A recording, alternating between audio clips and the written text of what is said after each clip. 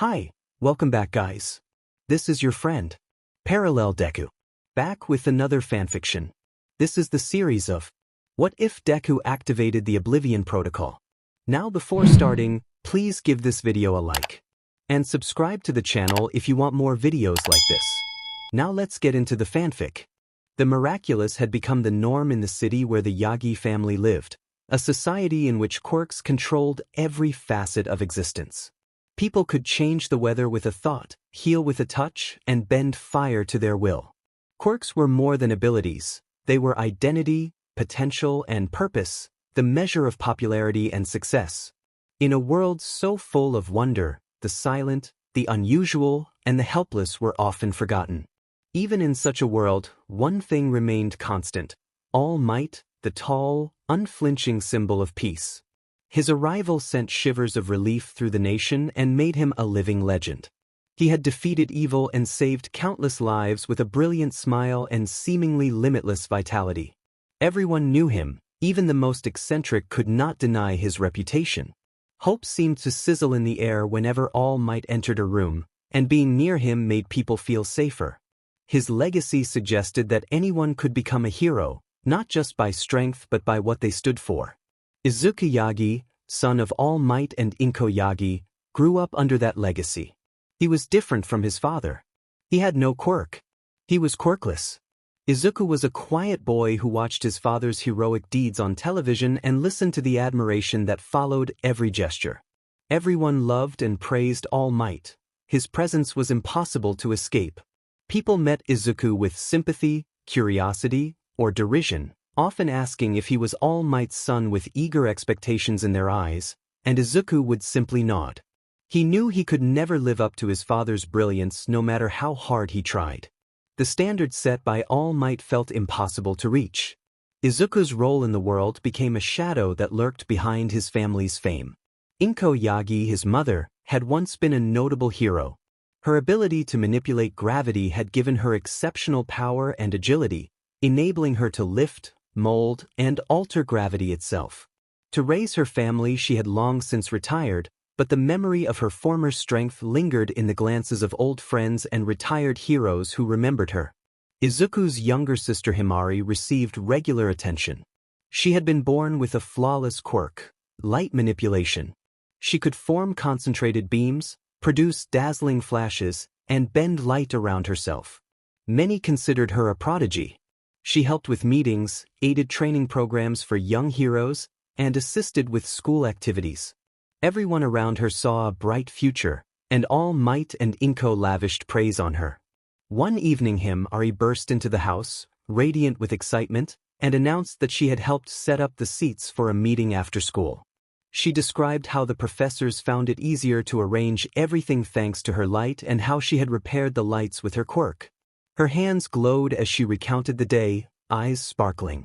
Izuku, busy preparing dinner, looked down at her daughter with a proud smile and praised her, telling her she had done something incredible and had a bright future. All Might stood in the doorway, towering and beaming, and patted their daughter on the head while praising her potential as a true hero. Izuku picked at his food at the edge of the table, his thoughts elsewhere. His parents' glowing admiration and Himari's bright grin felt like a faraway echo. The cautious, quiet child sitting among them went largely unnoticed. He could not remember the last time someone had looked at him and said he was doing well. Instead, people seemed to notice him only when something was wrong. He was the invisible son, the one who did not fit the expectations placed on a child of All Might. Izuku, however, was not like the rest. Izuku sat at the supper table, thinking about his most recent project. His thoughts wandered to a novel concept he had been developing for several weeks, an apparatus capable of controlling electromagnetic fields. Though it was a tiny prototype, it belonged to him and, while modest compared to his parents' inventions, it was something only he could fully understand. Work could only be made by him.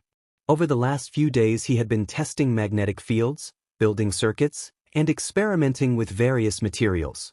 The outcomes had been encouraging. Like people with quirks, he would soon have something that could change the surroundings. He intended to make an impression without a quirk. Still, the same unspoken fact persisted. He had grown up in a world full of heroes, where everyone had something valuable to contribute, but Izuku had nothing. To those around him it appeared that way. Izuku, however, was wiser. He planned to disprove them. He would be something better than his father in his own way, but he did not intend to become a hero. He would change the world on his own terms. In many respects, school served as a battlefield. For most students it was a place to refine quirks and prepare for the future. Izuku Yagi saw it as a laboratory, a controlled setting with many variables that allowed the analysis, prediction, and neutralization of recurring patterns of human behavior. Izuku had already recognized a crucial weakness in the society of this quirk-ruled world. Without intelligence, strength was just chaos. Mayhem could be managed with the right understanding. The Yagi siblings were opposites at school. Himari was the class's brightest star, exuding charisma and confidence. Her ability to manipulate light enhanced her natural charm, drawing teachers and students to her.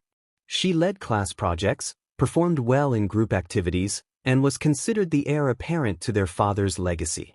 Izuku, by contrast, was a mystery, quiet and eccentric, receiving neither admiration from peers nor praise from teachers. That did not mean he provoked their outright contempt. Their family name shielded him from direct derision, but sneers and dismissive looks persisted. He felt indifferent. His classmates were data points predictable in their limitations, their actions reducible to algorithms of envy, insecurity, and pride. They were instruments he could use if needed or barriers that could be carefully removed. When the lunch bell rang, students poured into the cafeteria, filling the room with the clatter of chairs on tile. Izuku remained behind, organizing his notebook with care. Every page served as a repository of ideas, observations, and theories.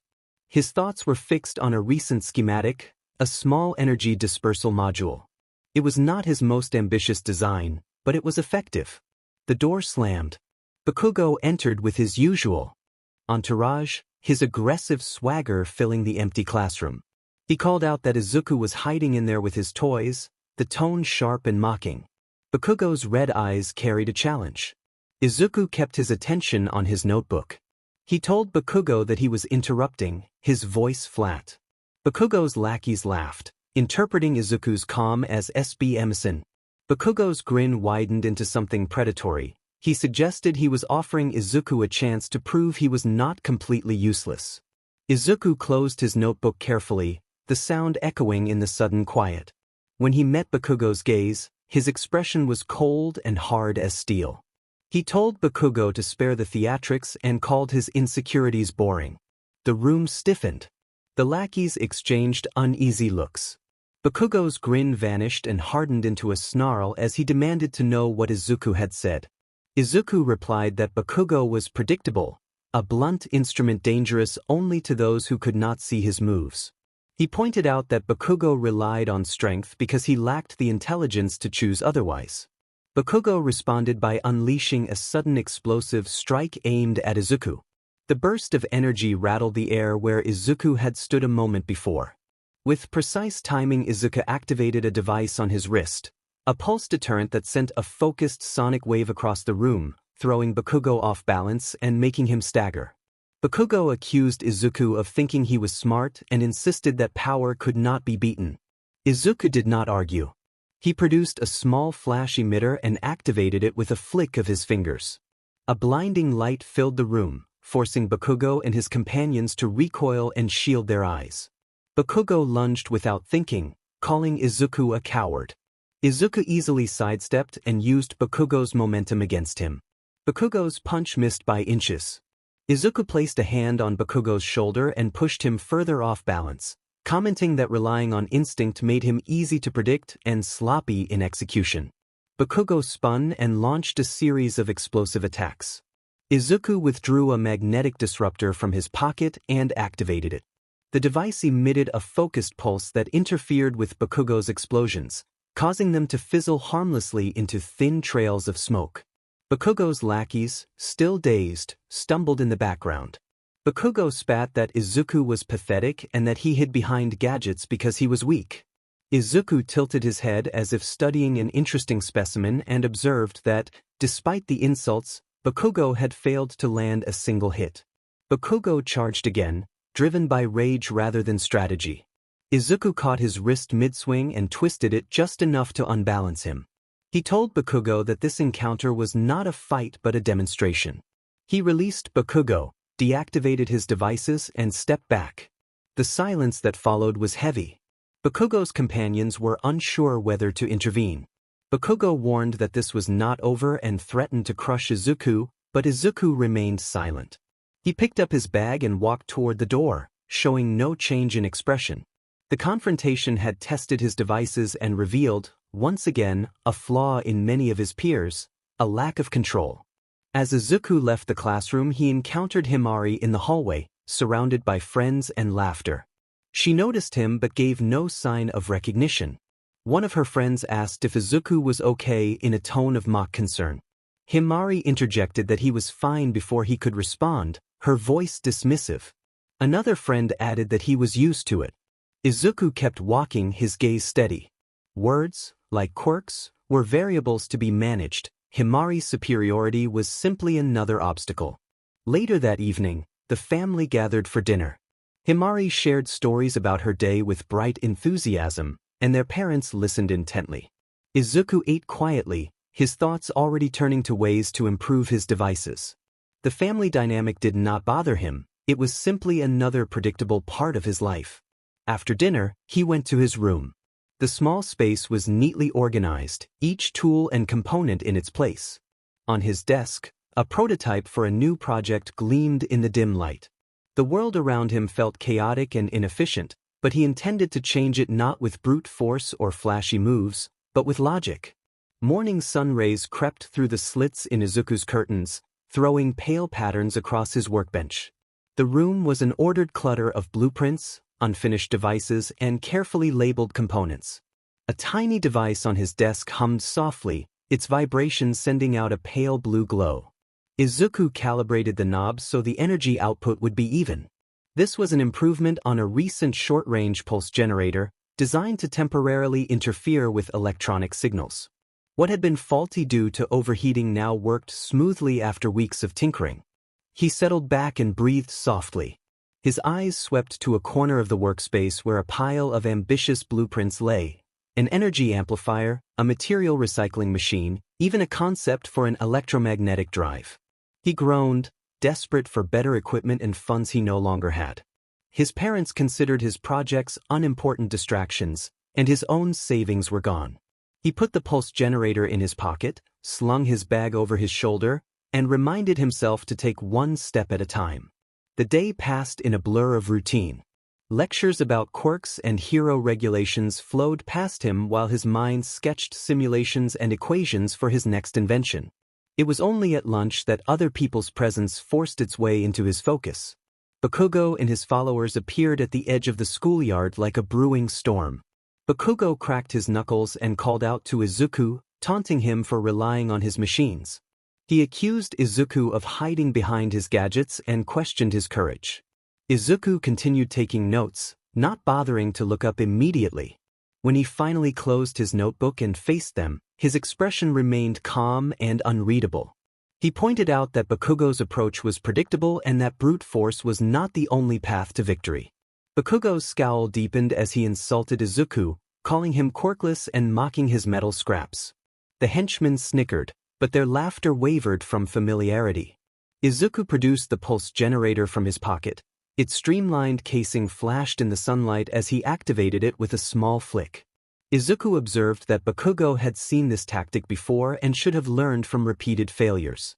Bakugo threatened to destroy the device, but before he could act, Izuku triggered the pulse. A clean ripple of energy expanded outward, unsettling the group and causing them to stumble and clutch at their balance. Without hesitation, Izuku moved around them with his usual measured calm, leaving Bakugo fuming and his friends unsteady. The rest of the school day went by with occasional hostile looks from Bakugo, which Izuku ignored. As the final bell rang, Izuku gathered his things.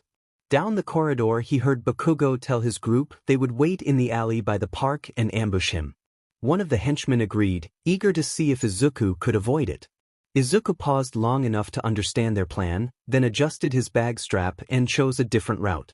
He smiled faintly to himself and decided he would not walk into another trap. The air smelled of rust and salt where he found himself at the beach.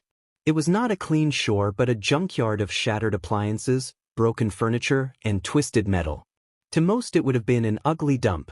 To Izuku it was a trove of potential.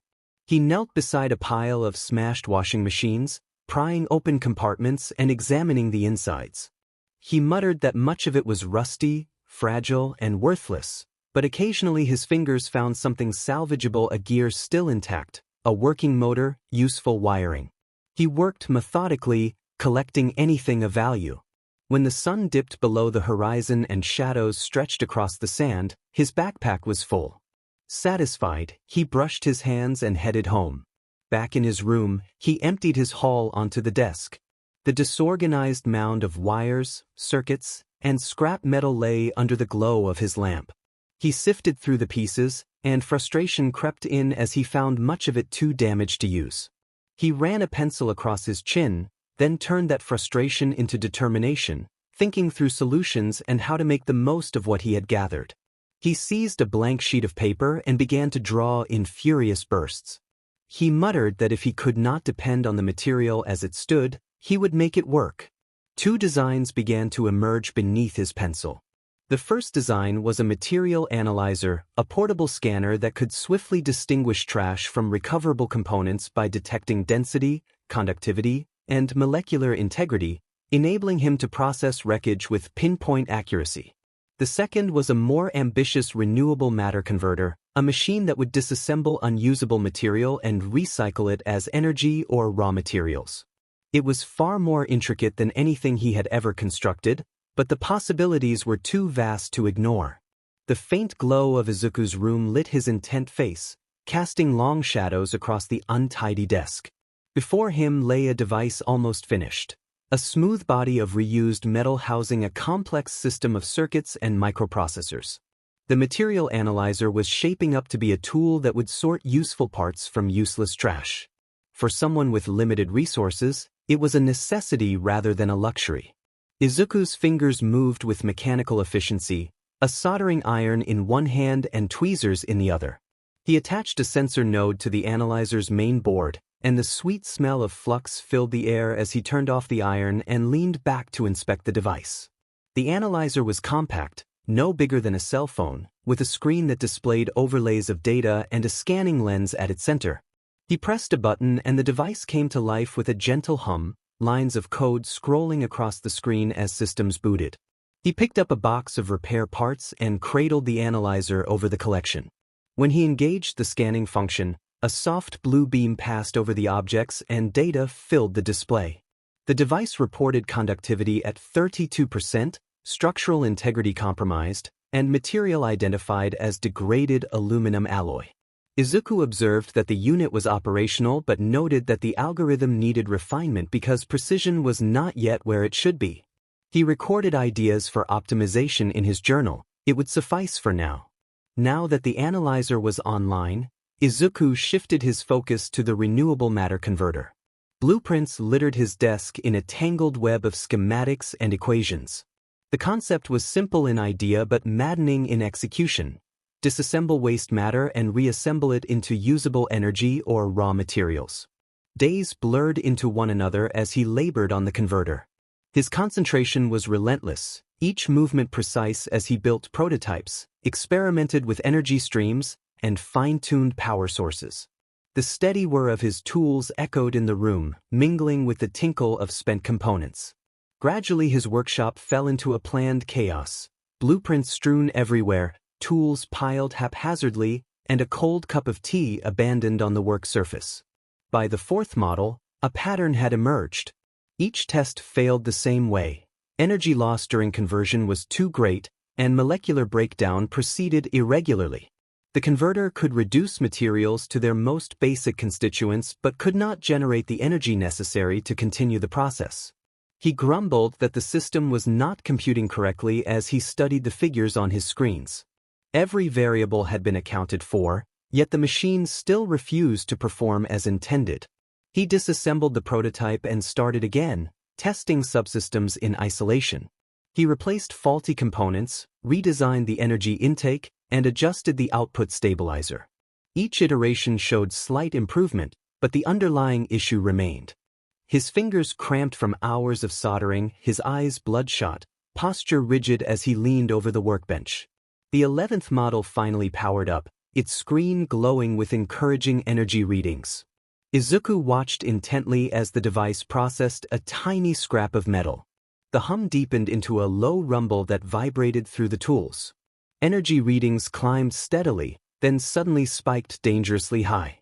Izuku slammed the emergency cutoff and the machine shut down with a metallic snap.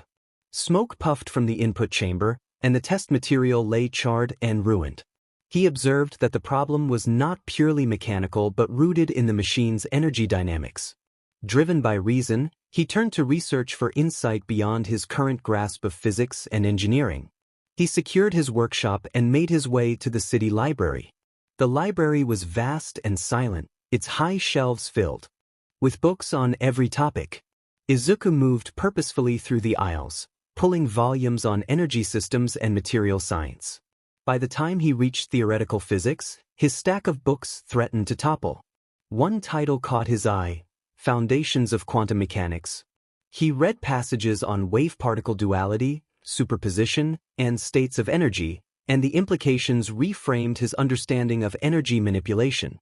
He realized the gaps in his designs were not mechanical failures but failures of perspective. Energy did not flow as a smooth continuum but existed in discrete packets subject to probability and quantum effects. He acknowledged that this new understanding explained the irregularities he had been seeing. Back in his workshop, Izuku cross-referenced the quantum mechanics material with his notes and blueprints. He recognized that energy transfer involved quantum tunneling, resonance stabilization, and state transitions. With this in mind, he redesigned the renewable matter converter from the ground up. His pencil traced careful strokes, producing designs that respected quantum coherence and energy efficiency. Equations filled his notebook, variables refined to precise values. The new model was more streamlined and included quantum stabilizers and state regulators. He assembled the components with unwavering focus. Days passed without distinction, but his determination remained intact. As the final contact was made, Izuku activated the prototype. The device whirred quietly and its energy output held steady and constant, signaling that the core problem had been addressed and the converter was functioning as intended. He inserted a small piece of corroded metal into the input chamber and activated the process. The blue light passed over the material, disintegrating it with sterile accuracy. Energy levels rose steadily, and soon the operation was complete. The output chamber opened to reveal a small, immaculate ingot of raw metal. Izuku grasped the ingot and examined its texture and makeup, stating bluntly that it was acceptable. He noted in his journal that parameters were optimal and efficiency was 98.7%. The sun reflected off a sea of crushed metal and broken glass as Izuku knelt on the coarse sand. His material analyzer whirred quietly in his palm, an island of soothing precision amid the devastation on the beach. The screen produced a live reading of the object in front of him, a rusty, serrated pipe. The analyzer identified it as iron with 78% integrity and marked it processable. Izuku considered it good enough and tossed the pipe into the usable pile. To his right, a burgeoning heap of worthless trash-bent wires, broken plastics, and composites beyond salvage waited for another day when his equipment was improved. For now, efficiency came first. The next item was a broken console screen with jagged edges that flashed in the sunlight. Izuku narrowed the scanner's field to obtain a clearer reading. The material register returned mixed silicates with only 21% integrity and limited processability at a high energy cost. He concluded it was not worth the trouble and set it aside. The exercise was not merely about saving materials. It was about honing judgment, making sure every decision was deliberate. The beach hummed with subdued purpose. The renewable matter converter worked in the distance, breaking down unusable materials into dense, energy-rich blocks. It was not as efficient or quick as Izuku wanted, but it was a work in progress, like so much of his life. He stepped back and looked critically at the skeletal frame of his workshop. Steel beams gathered from discarded ruins formed the main supports, and bolted panels served as makeshift walls. It was far from ideal, but it was an outward sign of relentless drive. He wiped sand from his hands and admitted that the structure would have to do for now. The sun dipped lower on the horizon, the burnished orange light reminding him how late it was. He did not want to risk being gone too long. His absence should not draw attention. When he stepped into the house, bright, cheerful voices floated from the living room. His mother spoke brightly, asking Himari how training had gone that day. Himari answered confidently that her father said she was improving at using her quirk and that she had landed a proper punch during sparring. Izuku could almost imagine All Might's thunderous laugh answering the praise. Izuku paused in the hallway just out of sight before slipping into his room unseen and closing the door softly behind him. His bedroom was small but meticulously organized. Blueprints covered the walls, each one detailing his inventions. Notebooks filled with figures and revisions sat in neat piles on the desk, alongside a selection of tools and half-built gadgets. He sat down, retrieved notes from the previous session, and opened to a diagram of the pulse generator upgrade. His pencil danced above the paper as he ran calculations to address the inefficiencies revealed during the last test. Below him, the conversation about Himari's training continued but faded as he concentrated. The following day, Izuku sat at the back of the classroom with his notebook open. While the teacher lectured on Newtonian mechanics, his mind roamed into design. He sketched a new device and filled the margins with figures for energy yield, field stabilization, and potential failure points. He balanced the notes in one hand with a borrowed quantum mechanics textbook in the other, every line sparking fresh ideas. His immediate aim was to tune the energy shield prototype to endure greater stress while remaining efficient. The teacher called his name sharply, addressing Izuku Yagi and instructing him to solve the problem on the board. Izuku rose and walked to the front of the room, computed the kinetic energy equation mentally, and wrote the solution with measured care. He announced that the answer was 3,600 joules and returned the chalk. The teacher's frown deepened, and she suggested that he might try listening more attentively. Whispers rippled through the class. One student grumbled that Izuku must think himself a genius. Another snickered and made a boastful comparison to All Might. Himari swiveled in her seat and smiled, telling the others not to be so rough and teasing that being quirkless was not the same as being useless. The room laughed quietly, but Izuku remained unfazed, pencil moving as his concentration held. When he returned to the beach that evening, the sky bled red and gold. His backpack was heavier than usual, loaded with equipment and parts retrieved from the day's salvage. He went to work immediately, fastening panels and bracing the workshop frame. The generator purred as he connected it to power his lights and tools, bathing the interior in steady illumination. With the workshop coming together, he focused on the pulse generator.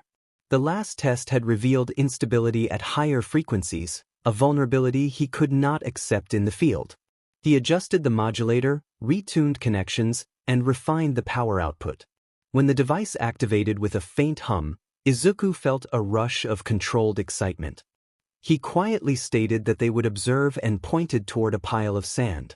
The pulse spread outward in a controlled wave, sending the sand into a dramatic, yet orderly eruption as the generator performed as designed. The motion was smoother than ever, the energy more concentrated. Izuku noted that stability had improved and efficiency had risen by 12%. More adjustments were needed. He wrote the findings in his notebook, already thinking of ways to refine the next version. Night had settled by the time Izuku exited the workshop, his bag on his shoulder and his devices secured. He moved with purpose, his footsteps ringing through the quiet streets. The weight in the bag was not just tools and gadgets but potential every device carefully crafted and upgraded. Tonight was not a casual test. It was data collection and validation. As the streets grew darker, the hum of the city faded. Izuku steered toward the quieter, more decrepit part of town. Flickering streetlights cast erratic shadows, but he remained calm. He had scouted this area and chosen an alley that ended in a dead end he could control. Footsteps confirmed his expectation. He glanced over his shoulder and saw a group of 4 men emerging from the shadows, their laughter and coarse voices echoing down the narrow street. One of them narrowed his gaze and demanded to know what they had there. Another sneered and asked if he was lost. The leader barked at him, calling him a brat as the thugs closed in. Izuku did not answer aloud. He quickened his pace ever so slightly, leading them deeper into the alley until he stood a meter from a chain-link fence at the dead end. He set his bag down with care and knelt to unzip it. The wiry man with a cheek scar smirked and suggested there might be something in the bag for them, maybe cash or a phone. The heavy-set thug with tattoos guessed the boy thought he was a mechanic. Izuku remained silent, his hands moving with practiced precision as he retrieved the pulse generator. The device hummed faintly, its glow casting a pale light on the alley walls. The scar-faced man squinted at the gadget and asked what it was. Izuku engaged the device. A shockwave rippled through the air with a low-frequency thrum. The leader staggered as the force disrupted his balance. His companions reeled and clutched at their heads as the pulse disoriented them. Izuku watched and made notes. Pulse generator, effective within 6 meters. Disruption of inner ear balance consistent. Delay in secondary recovery noted. Adjust emitter frequency for faster neural disruption. The wiry thug with the blade was the first to recover, rage contorting his face as he lunged. Izuku anticipated the diagonal slash aimed at his upper torso and sidestepped with precise timing. He drew the grapple line and fired it. The cord wrapped around the thug's wrist and pulled him off balance, sending him into the brick wall with a heavy thud. The blade clattered free. Izuku tightened the line to hold the man in place until he slumped, dazed. Grapple line, tensile strength verified. Note, recoil delay tolerable but could be optimized. The heavy-set man charged next. Izuku activated the shockwave gauntlet, adjusted the output with a quick twist of his wrist, and delivered a calculated strike. A kinetic burst pushed the man backward into a stack of rusted barrels, which toppled and scattered, leaving him stunned amid the fallen debris. Shockwave gauntlet, range and force output effective. Test against reinforced targets pending. The brass knuckles thug hesitated as his comrades fell. He mocked Izuku's toughness and stepped forward with fists raised. Izuku created an energy shield on his forearm, the translucent barrier absorbing the force when the punch landed. Sparks flashed where metal met the shield, but the impact dispersed harmlessly. Izuku used the shield to shove the man back and followed with a controlled kick to the knee, bringing him to the ground. Energy shield, power consumption minimal. Impact resistance satisfactory. The scar-faced leader, having recovered, grabbed a discarded pipe and swung wildly. Izuku ducked as the pipe whooshed past, then activated the sonic disruptor. A high-pitched frequency filled the air, overwhelming the leader's senses and causing him to drop the pipe as he clutched at his ears. Izuku moved in and applied a precise strike with the gauntlet that drove the leader to the ground, breathless and incapacitated. Sonic disruptor, frequency output verified. Adjustment required for prolonged exposure, risk of device overheating noted. Izuku scanned the scene, noting the positions of each subdued opponent. The alley fell quiet except for groans and the faint hum of his gear. He knelt, pen in hand, and wrote final observations. General combat notes, efficiency satisfactory. Energy consumption levels stable across all devices. Areas for improvement identified in grapple line and sonic disruptor. Future tests required to assess long-term device durability. He rose and gathered his bag and gadgets. The scar-faced leader, barely conscious, croaked out a question about what he was. Izuku glanced over his shoulder with an expressionless face, then secured his bag and walked away. He noted that the result was efficient. Without another word, he disappeared into the shadows, leaving the thugs stunned and bewildered. Back at his workshop, Izuku carefully disassembled the sonic disruptor, examining its components for signs of stress. The faint glow of his work lamp illuminated the organized chaos of the space blueprints, tools, and spare parts scattered across the table. He made notes for adjustments, already envisioning the next iteration. Each confrontation was a step forward. Each flaw exposed was a lesson learned. Izuku Yagi did not fight for glory or recognition. He pursued perfection one device, one calculated action at a time. The fluorescent lights hummed softly above the classroom. Idle chatter, papers, rustling, and the sharp clack of shoes filled the room while Izuku sat at his desk, entirely unfazed. He turned the page of quantum mechanisms and theories of dimensional overlap with slow, precise fingers, his pencil tapping as he annotated the margins with careful notes. One student sneered that Izuku could not possibly understand what he was reading. Another laughed, suggesting he was only pretending to look smart because he had no quirk. The snickers spread, cruel and predictable, but Izuku did not respond. His attention remained fixed on the page, every turn of the paper deliberate and measured. One of the boys muttered that it was pathetic and walked away disappointed by Izuku's lack of reaction. A passage in the book caught his attention. The text proposed that if reality were a series of frequencies and vibrations, then one might harmonize those frequencies to create a bridge, a portal from one point in space to another. Izuku's pencil paused. His eyes narrowed as his mind processed the sentence with clinical efficiency. For a moment, everything else faded. His body stayed still, mirroring the mechanical precision of his thoughts. Harmonizing frequencies to create a bridge presented a logical problem to be evaluated, refined, and tested. He resumed writing, already running through a sequence of calculated possibilities. The classroom door slid open and the teacher arrived. Izuku moved without hesitation, slipping the book into his bag with exact motions and filing the new concept away mentally for later analysis in the quiet of his workshop. The teacher ordered everyone to take their seats, and the classroom settled into uneasy quiet as Izuku's focus shifted back to the present while his mind remained several steps ahead. The day eventually ended. The bell rang and students rushed out while Izuku stayed behind to pack his books and finish copying a final note. The door slid open and 3 figures stepped in. Izuku recognized Bakugo before he looked up. Bakugo called him Deku with a sharp edge. Izuku observed that Bakugo was early and remarked that he needed test subjects for some new gadgets. One of Bakugo's lackeys snarled that they were not Izuku's test subjects and warned him to watch his mouth. The boy lunged with a wild punch, but Izuku's hand moved with calm precision. A shimmering hexagonal energy shield flickered into being and absorbed the blow. Izuku then swept the boy's legs in a swift, controlled motion, sending him crashing to the floor. The second lackey rushed in, but Izuku activated his glove and red metal panels clicked into place. A concussive pulse emitted from the device in a controlled burst, propelling the second boy backward into a desk with a thud. Izuku noted to himself that he was learning as he released the glove's locking mechanism. Bakugo grinned and crouched low, sparks gathering on his palms as he indicated he would not be tricked into a head-on attack. Then Bakugo changed approach, moving toward Izuku's blind spot.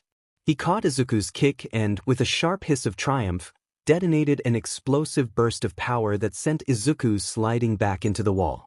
Dust and debris fell from the ceiling and the room fell silent. Their teacher strode in and demanded to know what was happening. Bakugo quickly blamed Yagi, pointing accusingly at the empty corner where Izuku had been. The teacher looked for Izuku and questioned whether they meant Izuku Yagi, then ordered them to stop wasting time and to clean up the mess. He left after grabbing some papers, and Bakugo's expression turned from triumph to confusion. He stared at the floor and noticed a small, faint footprint leading toward the door. Outside the school gates, Izuku's silhouette resolved from the air like a mirage becoming solid. He removed a sleek, matte gray helmet and ran his fingers along the smooth surface, tracing a small dent near the ear. He noted that it still needed work and tucked the helmet into his bag. Back at his workshop, Izuku sat motionless at his desk under the overhead lamp, shadows cutting across his face. His fingers traced the edges of the book as his mind absorbed every concept. It had taken him hours to read and analyze, and he was already planning the next steps. Yet, despite the depth of the information, it was not enough. The theories were insightful but incomplete, fragments of a puzzle he had already begun to piece together with one crucial piece still missing. Izuku needed more data, more clarity, more precision. He needed to understand the mechanics fully before he could take any meaningful step forward. He closed the book and leaned back in his chair, the leather creaking in the quiet room. He did not indulge in idle thoughts or hesitation. This was a problem that required resolution, not deliberation. His eyes scanned the workshop and its scattered gadgets and blueprints, but he knew the answer would not be found there. The information he sought lay elsewhere. He stood, slipped the book into his bag, and headed for the city library where the knowledge he needed was most likely to be found. The familiar scent of old paper and dust greeted him as he entered the library. Fluorescent lights hummed softly overhead and the rustle of pages made the space feel timeless. It was one of the few places where Izuku felt at peace. The librarian glanced up from her desk and noted with mild amusement that he was back again. He handed over the book he had borrowed the previous week. She scanned the title and remarked that quantum mechanisms indicated he was still on a science binge. He did not respond, moving with purpose to the science section. His fingers swept across Spine's quantum fields, wave resonance, harmonic vibrations until they settled on a volume titled Wave-Particle Duality and Spatial Overlap. He tucked it under his arm and continued to collect several more books before bringing the stack to the front desk. The librarian raised an eyebrow at the number of volumes and commented that it was an interesting choice, noting they would take a moment to scan. She also observed that she had never seen someone his age so dedicated to reading. Most his age played outside, but he always seemed to be studying. Izuku indicated that he wanted to borrow all of the books, and she teased him about carrying so many before warning him jokingly not to break his back. He gave a small nod and left with his arms full. Back at the workshop, Izuku unpacked the books and spread his notes across the desk. He opened Wave-Particle Duality and Spatial Overlap and read with pencil at the ready and a notepad beside him. Hours passed unnoticed as the sun set and the room cooled. Pages were turned, notes scribbled, and sketches filled the margins. He occasionally muttered that he had found something or that a concept was still not quite right as connections formed and rearranged in his mind. At midnight, after stretching to relieve the ache of a long sitting, he packed his notes and locked up the workshop. The house was dim except for the kitchen light. Izuku set his bag down and found a plate waiting beneath a lid on the counter. Rice, fermented soybean soup, and fried fish. He lifted the lid and sat down to eat, but his mind remained in the workshop, sketching diagrams and calculating frequencies. He ate with utensils while his thoughts returned to Dr. Kuroda's book and the repeating idea that reality might be structured by frequencies. Each repetition revealed new possibilities. After finishing, he washed the dishes and went upstairs to his modest bedroom, where a simple bed, a desk, and a corkboard covered in pinned notes greeted him. He took out a new acquisition, resonance theory. A deeper look, and read until dawn light crept through the window. Weeks later, the workshop had transformed. Pages of notes were no longer scattered. They were organized in a system only Izuku understood. Each page was pinned in meticulous sequence, equations connected by red string forming a web of logic. The earlier chaos had evolved into a coherent plan. Izuku stood at the center of it all, pencil tucked behind his ear, scanning the layout like a general surveying a battlefield. His notebook lay beside a fresh set of sketches. There it was, the frame, the containment field, the emitters, and the power source. Each component had been theorized, calculated, and refined. What had begun as random thoughts and half-formed ideas had become something else entirely. He stepped back, arms crossed, feeling the weight of weeks of sleepless nights and relentless research settle on his shoulders. It did not feel heavy. He glanced at his notebook one last time and muttered to himself that there would be no more reading. It was time to build. The workshop buzzed faintly with the rhythmic hum of tools as he stood before the skeletal frame of his latest experiment, the portal. This was the third iteration, each more refined than the last. His hands moved with practiced precision, securing components and assessing each piece of the puzzle that was slowly taking shape. The space was a blend of organized chaos, blueprints pinned to walls and diagrams of frequency harmonization and spatial resonance covering every surface. There was no room for distraction. Every failure and adjustment had been a necessary step toward the design he now assembled. Piece by piece, the portal took form. Bolts were tightened, wires connected with exacting care, and the device inched toward completion as hours blurred. When the final bolt was secured, Izuku stepped back to survey the structure. It rose as a towering frame, lined with harmonic emitters and capped by a gleaming containment field generator. His sharp gaze lingered for a moment, inspecting the mechanics. There was no pride in his observation, only cold calculation. He turned to the control panel and tapped a few buttons, feeding power into the portal's systems. A faint hum echoed through the workshop as the first surge of energy passed through, but nothing happened. Izuku's fingers hovered over the controls, his mind already anticipating the failure. The emitters flickered weakly, barely responding to the influx of energy. Without warning, a surge of sparks erupted from the base of the portal. Metal twisted with a harsh crack and a burst of force threw tools and panels across the floor. Izuku's movements were precise and instinctive. His energy shield flared to life around him and deflected the worst of the blast in a flash of light, leaving the room scattered but intact. When the chaos subsided, the workshop fell into a heavy silence. Izuku deactivated his shield and calmly approached the wreckage of the portal. His gaze was detached and methodical as he crouched and examined the twisted components. Picking up a fragment of metal, he scrutinized the edges and noted the areas of stress and damage. He murmured to himself that stabilization was insufficient and that there was a frequency misalignment in the secondary emitters. He straightened and scanned the workshop. The remains of the portal lay scattered across the floor, but there was no frustration in him, only assessment. He gathered the debris and fed it into the renewable matter device that hummed softly in the corner of the room. The machine absorbed the material, breaking it down and reconstructing it into usable resources. In minutes, the pieces were restored and deposited into a neat tray beside the device. Izuku returned to his workbench without hesitation, jotting down notes as his mind moved on and calculated the next steps. He told himself to rework the frequency calibration and adjusted equations with quick, precise strokes of his pen. Time passed without ceremony. By noon, the portal's design had been reworked, flaws identified, the next course of action clear in his mind. Though his body began to register the weight of exhaustion, he ignored it. He packed his notes and left the workshop. The day's work had concluded, but it was only a small step in a much larger plan. The next day, Izuku bypassed school entirely. His mind had moved beyond social interaction. School was a necessary inconvenience. He attended just enough classes to avoid suspicion and spent the rest of his time inside the workshop, relentlessly refining the portal. Hunger, thirst, fatigue, those things faded into the background. Only the pursuit of perfection remained. He spent countless hours refining the project. His understanding of quantum mechanics, spatial resonance, and harmonic frequencies expanded with each failure. When a test failed, he did not lash out in frustration. He dissected the error, adjusted the design, and moved forward with greater precision. Each misstep became data, a small correction toward an ideal outcome.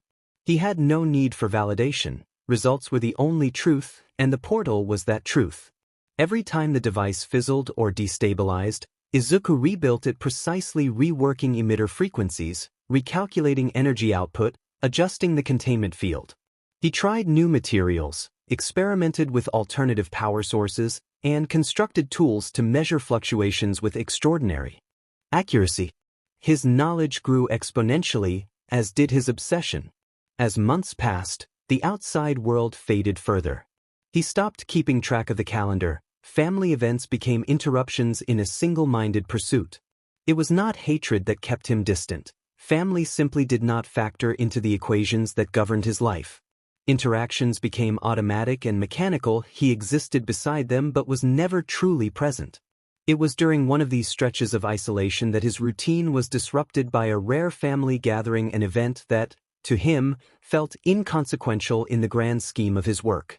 On his way to the workshop one cool morning, Izuku walked across the beach with his thoughts already absorbed in calculations for the next iteration. His mother called from behind and reminded him that it was his sister's birthday and asked if he could help. He paused, processed the request with mechanical precision, and agreed to help, his voice steady and neutral. Helping was another task to be completed, nothing more. Preparation for the small family celebration unfolded the same way his work did, methodically. He hung decorations, arranged gifts, and set the table with hands that moved on autopilot while his mind stayed fixed on equations. The laughter and voices around him felt distant and superficial. Once his obligations were met, he retreated to the workshop and shut the door, letting the household noise fade behind him. By evening, he returned to his workbench. The portal's latest iteration neared completion, and he fit the final piece into place with deliberate movements. The sun dipped below the horizon and shadows stretched across the room as he finalized the last adjustments. The machines hummed, and the containment field generator thrummed softly. When the final step was complete, he activated the portal. At first, nothing happened. The silence was only broken by the faint mechanical hum. Izuku's focus sharpened as he calculated potential errors, but before he could act, the vortex flared to life. A pale glow emanated from the frame and a shimmering aperture formed within the ring. He studied it with the detached curiosity of a scientist. Just as quickly, the vortex collapsed and the portal powered down with a low, disappointed whine. He noted that the power output was insufficient and jotted down observations in his notebook, his mind already cataloging the failure and planning the next attempt. There was no sense of frustration, only curiosity about the root cause. Izuku concluded it was a minor energy imbalance, easily rectified. Late that night, Izuku stood outside a nearby power plant, the cool air sharp against his skin. He had calculated the exact energy requirements for the portal, and it was clear that the plant's output would suffice. With precision, he tapped into the grid, creating a makeshift conduit to feed the necessary power into his workshop. The process was meticulous. He masked the surge to avoid tripping alarms. The lights flickered briefly, a faint ripple in the city's electrical network, but Izuku adjusted the flow with swift, calculated movements. Returning to the workshop, he connected the portal to the plant's grid. The city's lights faltered before plunging into darkness. Inside the workshop, the portal roared to life. The vortex stabilized, its edges glowing with an otherworldly light. Izuku observed it for several moments to confirm its stability. Satisfied, he disconnected the conduit and ensured no evidence remained. By the time the city's power returned to normal, Izuku had already dismantled his setup, leaving only the functional portal as a silent witness to his work. The portal shimmered, its edges crackling with volatile energy that rippled like liquid light. Izuku stood motionless before it, his fingers grazing the smooth, cold surface of the device. Anticipation warred with a gnawing uncertainty. The steady hum of the portal vibrated through the room, a constant reminder of the leap he was poised to take. This would not be a simple step forward. It was a dive into the unknown, a decision that could irrevocably alter the fabric of his existence. Izuku tightened his grip on the controls, breath steady but shallow. He replayed countless scenarios, his mind racing to account for every variable. No amount of preparation could erase the simple truth: the unknown lay ahead, vast and indifferent. With a final, resolute breath, Izuku stepped forward. The moment his foot crossed the threshold, he was swallowed by an abyss of nothingness. The oppressive silence, the absence of gravity, and the sterile void struck him all at once. As the void enveloped him, he catalogued every sensation as data rather than cause for panic. His chest tightened as his lungs burned for air. The void was merciless and unforgiving. Retreat. His arm shot out, fingers clawing for the portal's edge. The surface felt both solid and fluid, like cool mercury beneath his touch. His body drifted farther into the expanse, inertia working against him. Summoning every ounce of control, he grasped the edge and propelled himself backward. The instant his body passed through, gravity reclaimed him. He staggered, inhaling deeply as air rushed into his lungs, its sweetness a stark contrast to the sterile nothingness he had just escaped. Izuku collapsed to one knee, immediately dissecting the experience in his mind. His thoughts raced to identify the flaws in his approach and the vulnerabilities that had left him exposed. The void was not a hindrance but an anomaly to be analyzed and overcome. The workshop buzzed with activity, a symphony of clicks, hums, and the occasional spark. Izuku worked at the center of the chaos, green eyes narrowed in focused determination. The smell of metal and oil filled the air, mingling with the faint tang of burnt circuits. Tools and components lay scattered across the workbench in meticulous disorder that matched the calculations running through his head. Every movement was deliberate, each step mapped out with precision. The framework of the suit began to take shape under his skilled hands. He started with the foundation, layers of insulating fabric designed to regulate temperature and withstand extreme conditions. Next came airtight seals, each one meticulously tested for absolute integrity. Failure was not an option. Hours passed without his focus wavering. He assembled radiation shielding, oxygen recycling systems, and enhanced durability into the suit's sleek design. Each piece was a testament to his ingenuity and resolve. When the final component clicked into place, the workshop was littered with discarded tools and scraps of material. Izuku stepped back and surveyed his work with a critical eye. The suit stood before him, a masterpiece of engineering and survival. Its dark, streamlined exterior was both functional and imposing, the internal systems humming softly as he powered it on. He adjusted the helmet and felt the snug fit as it sealed around his head. The suit's systems came alive, the gentle hiss of oxygen cycling through its filters reassuring. He flexed gloved fingers to test the range of motion and then turned back to the portal, its shimmering surface beckoning. He was ready.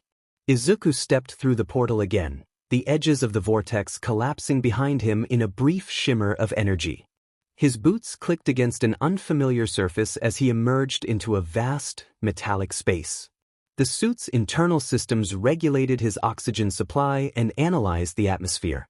The room was expansive, its walls reflecting faint lines of pulsating light.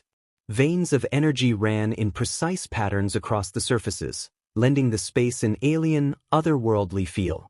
The air was sterile and the silence overwhelming, broken only by the faint hum of unseen machinery. Izuku's visor highlighted details as his mind processed them. He reported through his comms that the material composition was unknown and that the energy transfer patterns appeared consistent. He advanced methodically, boots leaving faint impressions on the pristine floor. The corridors stretched out in unnerving symmetry, their geometry so perfect it felt almost unnatural. Along the way, his visor flagged sections of damaged scorch marks and stress fractures in an otherwise flawless structure. He noted localized damage and observed evidence of external stress, concluding that the impact on internal systems was minimal. After several minutes of walking through the eerily precise corridors, Izuku reached a set of massive double doors. They parted with a soft hiss, revealing a vast control room beyond. He stepped inside and felt the scale of the space press against him. Consoles lined the walls, surfaces covered in unfamiliar symbols and faintly glowing panels. Screens flickered weakly, casting intermittent light across the room. The hum of dormant machinery was more felt than heard. It did not take long for him to notice that something about the room suggested a level of technology far beyond anything he had encountered. But it wasn't until he reached a large, curved panel embedded in one of the walls that the full scope of his situation hit him.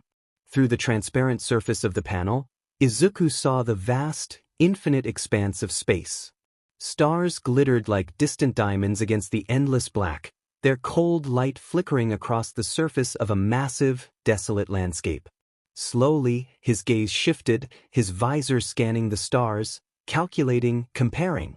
His mind quickly pieced the puzzle together. He was not on some unknown planet as he had initially assumed. He was in space aboard some sort of colossal vessel, drifting among the stars. Izuku took a step back, his eyes still locked on the view outside. The room around him suddenly felt less like an isolated chamber and more like a small part of something much larger. The enormity of it all did not affect him emotionally, but it sharpened his focus. The sense of place shifted from unknown terrain to the realization that he was aboard a ship alone, adrift in the vastness of space. Turning away from the window, his visor automatically adjusted to scan the rest of the room. In the center stood a massive pillar, its surface engraved with intricate patterns that pulsed faintly with light. The pillar stretched from floor to ceiling, and surrounding it were dormant panels integrated into the ship's systems. The room had once been a control hub, or at least it looked like one. Izuku approached the pillar, his visor processing data at a rapid pace. The material was unlike anything he had ever encountered, and the energy readings fluctuated wildly, hinting at a technology far more advanced than anything from his world. It was clear that the pillar was central to the functioning of the ship or whatever this place had been. The portal's shimmering energy dissipated behind Izuku as he stepped into the stillness of his workshop. The soft hum of the machines greeted him, but it felt distant, as though the world itself was holding its breath. His movements were fluid, almost mechanical, as he unlocked the helmet of his makeshift spacesuit.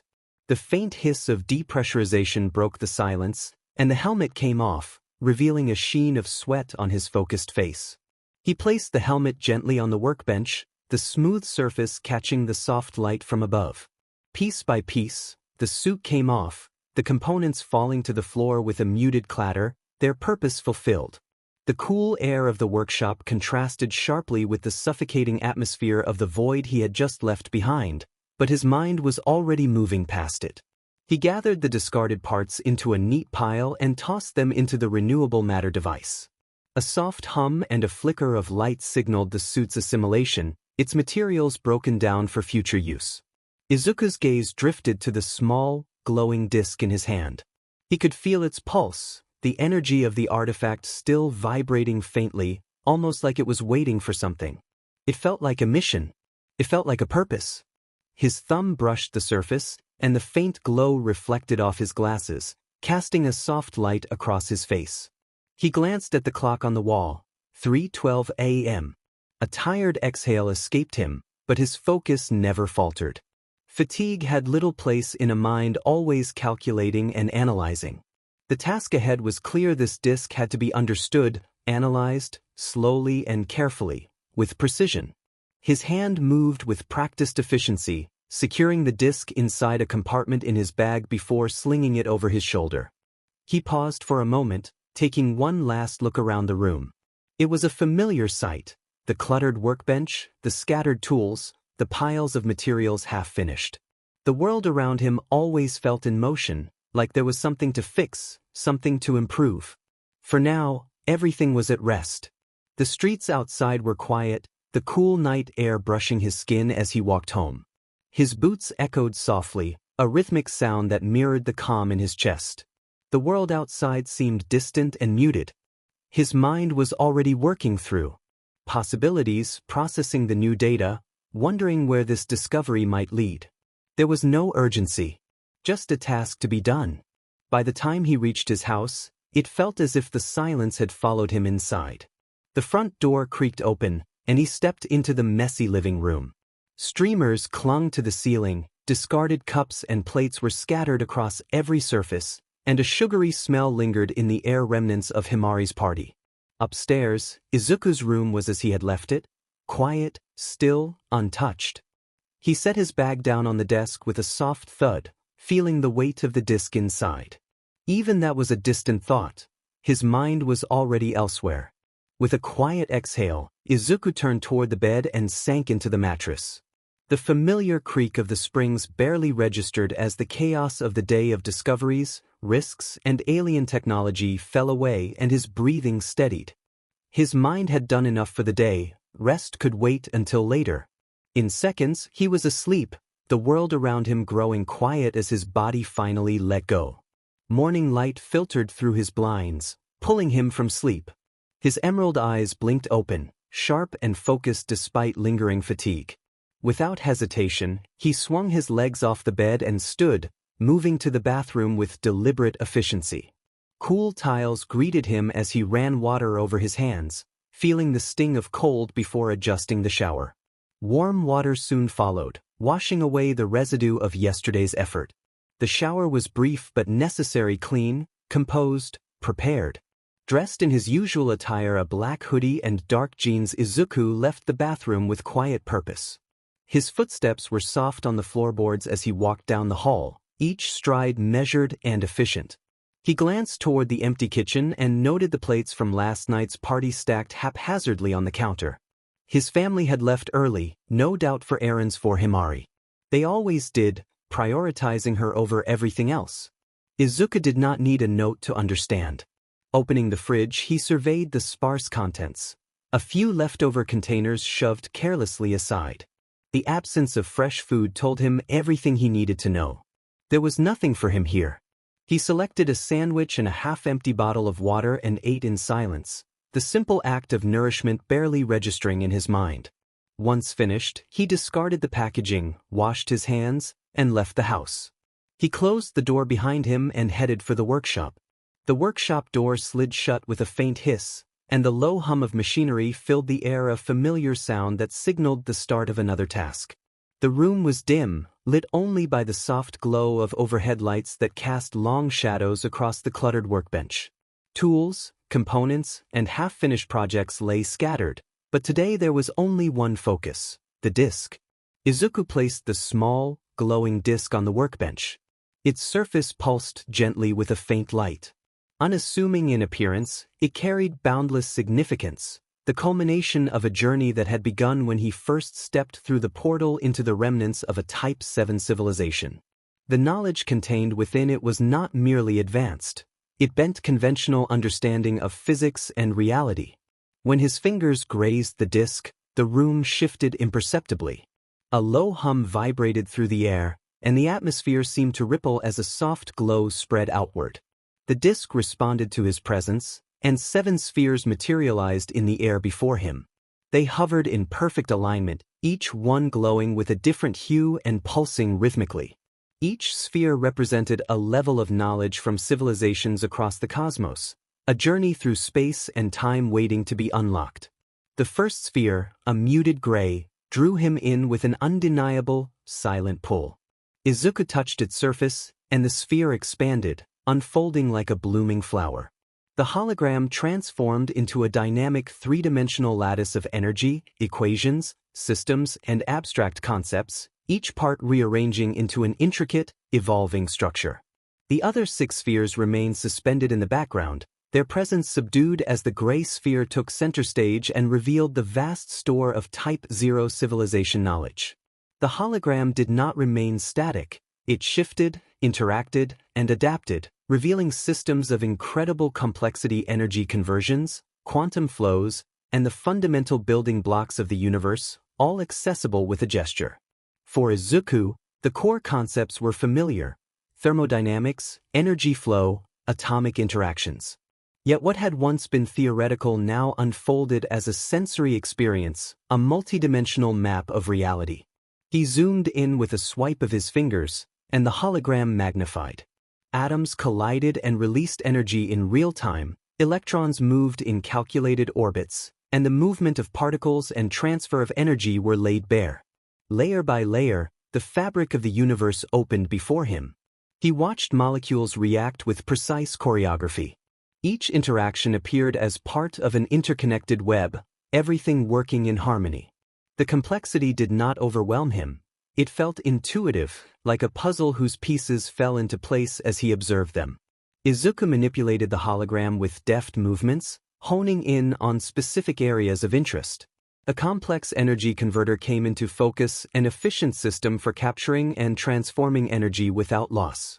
As the layers expanded, the display revealed how it captured temporal energy fields and used them to stabilize power flow. His mind raced. He had tinkered with energy conversion before, but this represented an entirely new approach that eliminated common inefficiencies. He traced quantum interactions with a focused eye. The hologram showed how energy could be captured, stored, and redistributed without the usual losses. Each component of the converter was intricately designed and worked in synchrony. He could see the quantum relationships that allowed the device to exist in a state of perpetual equilibrium. It was a marvel of engineering, and yet it felt like a beginning rather than an end. Izuku did not remain a passive observer. As the design revealed itself, his mind began to iterate. The hologram bent to his will as he adjusted pathways and recalibrated stabilizers. He murmured that he was stabilizing energy flow and scribbled ideas in his notebook, optimizing energy transfer using nanomaterial conductors, employing superconductive coils, for zero-loss conduction, and minimizing heat dissipation with advanced quantum coatings. A deeper sense of possibility stirred within him.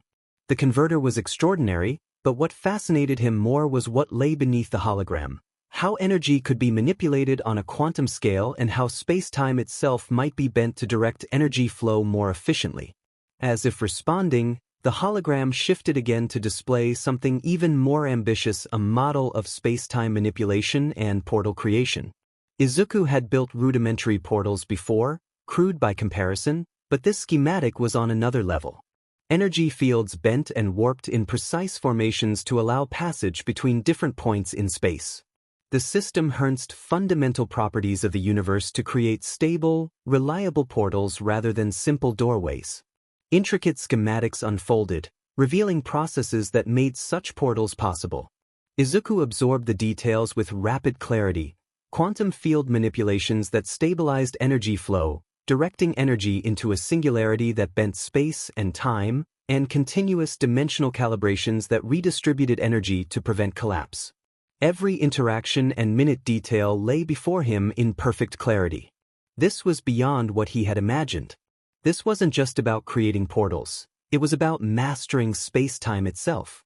Izuku zoomed in on specific areas of the design, watching the flow of energy ripple through the system. The complexity was staggering. He observed how the system adjusted the portal's entry and exit points in real time and how the energy needed to stabilize the passage was modulated by quantum particles. This was more than opening doors, it was an infrastructure, an interdimensional transport network connecting the far reaches of space and time. He traced the paths where energy converged and studied the intricate mathematical equations governing these interactions. Izuku's mind spun with possibilities.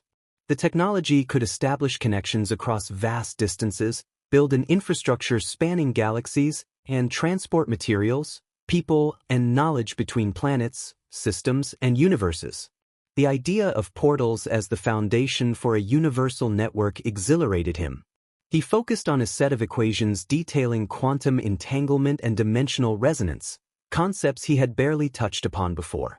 As he zoomed in, the equations adapted to his understanding and clicked into place.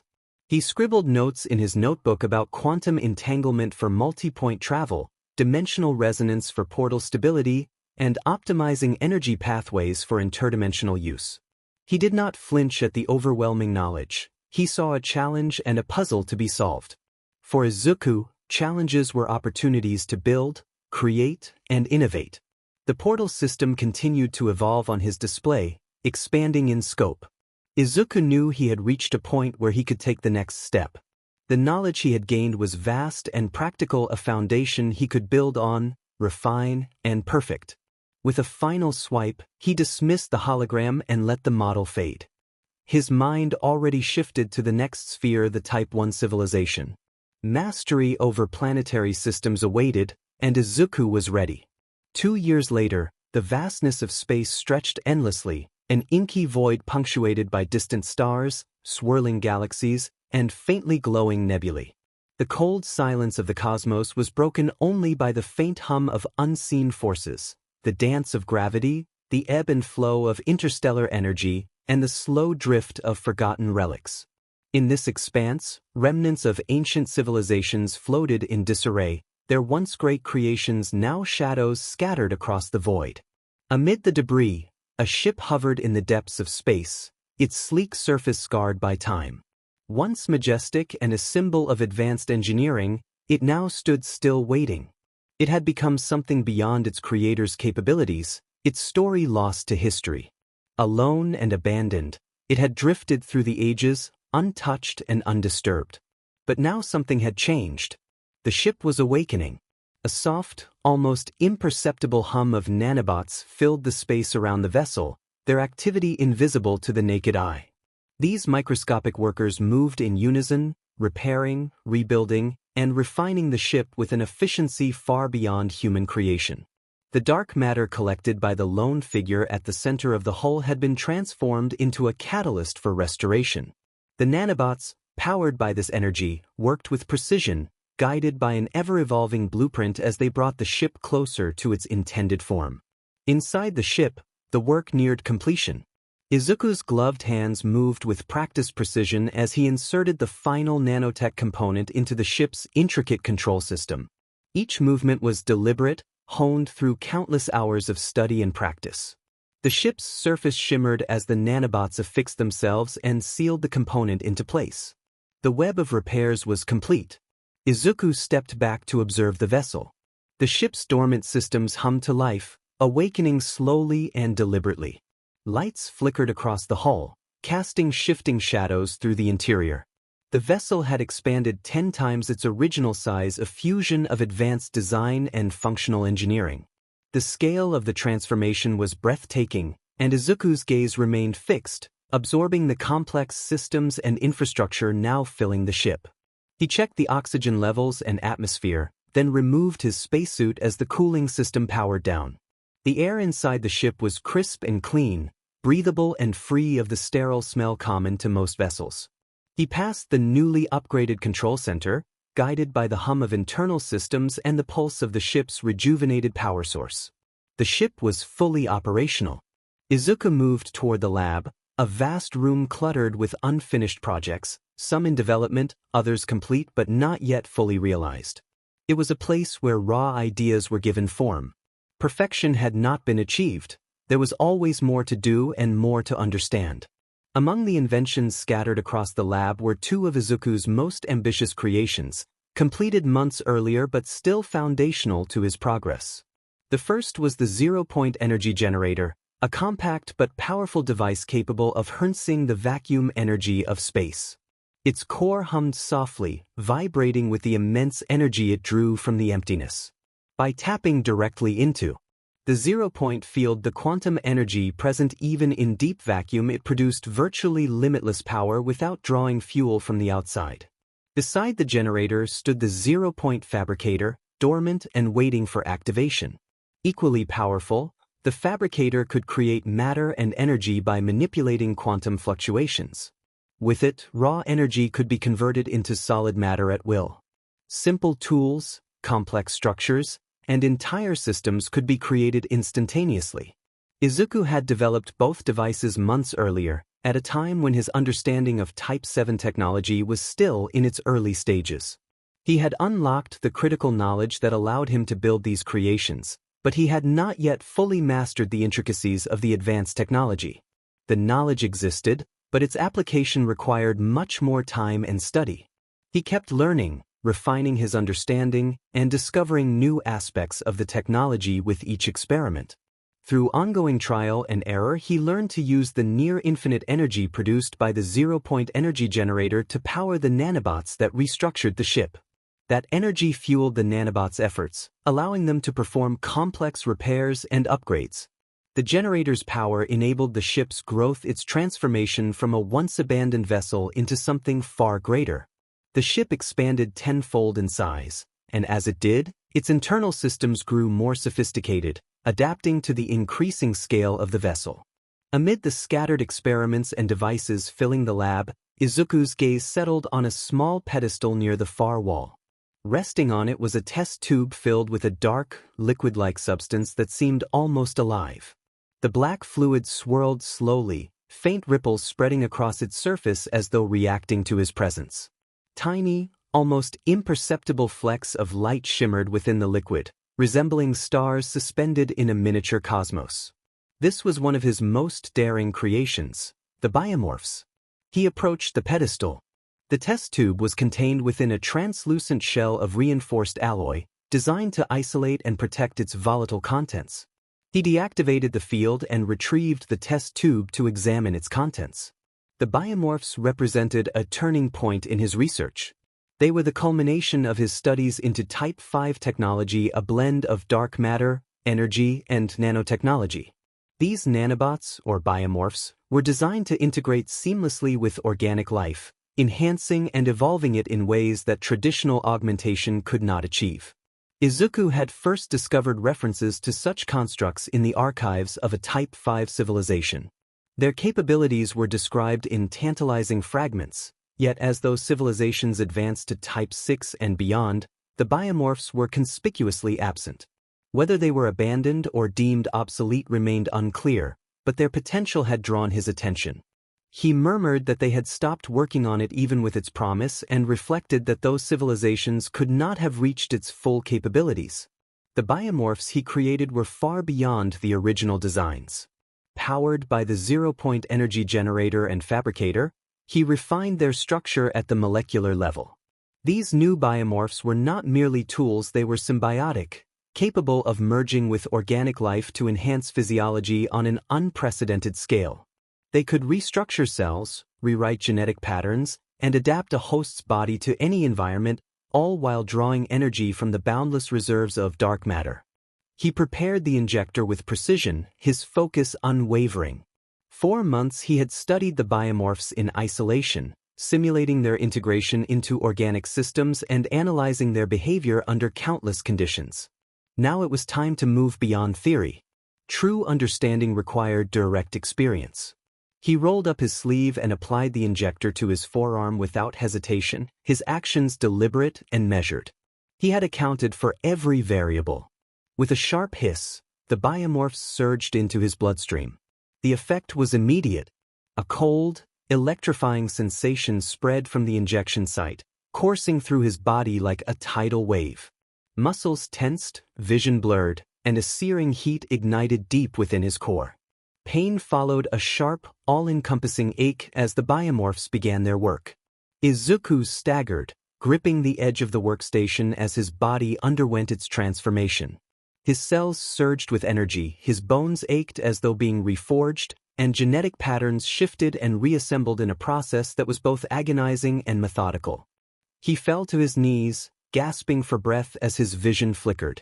His veins pulsed with an eerie black glow, the biomorph's presence visible beneath his skin. Even through the pain, a growing sense of power emerged, a hum that resonated through his being. Minutes passed before the pain began to subside. Izuku steadied himself, feeling the faint hum of the biomorphs reverberate through his body. The sensation was immediate and intense, something foreign yet undeniably present. He closed his eyes for a moment and focused inward. His senses were the first to register the transformation. His sense of smell sharpened first.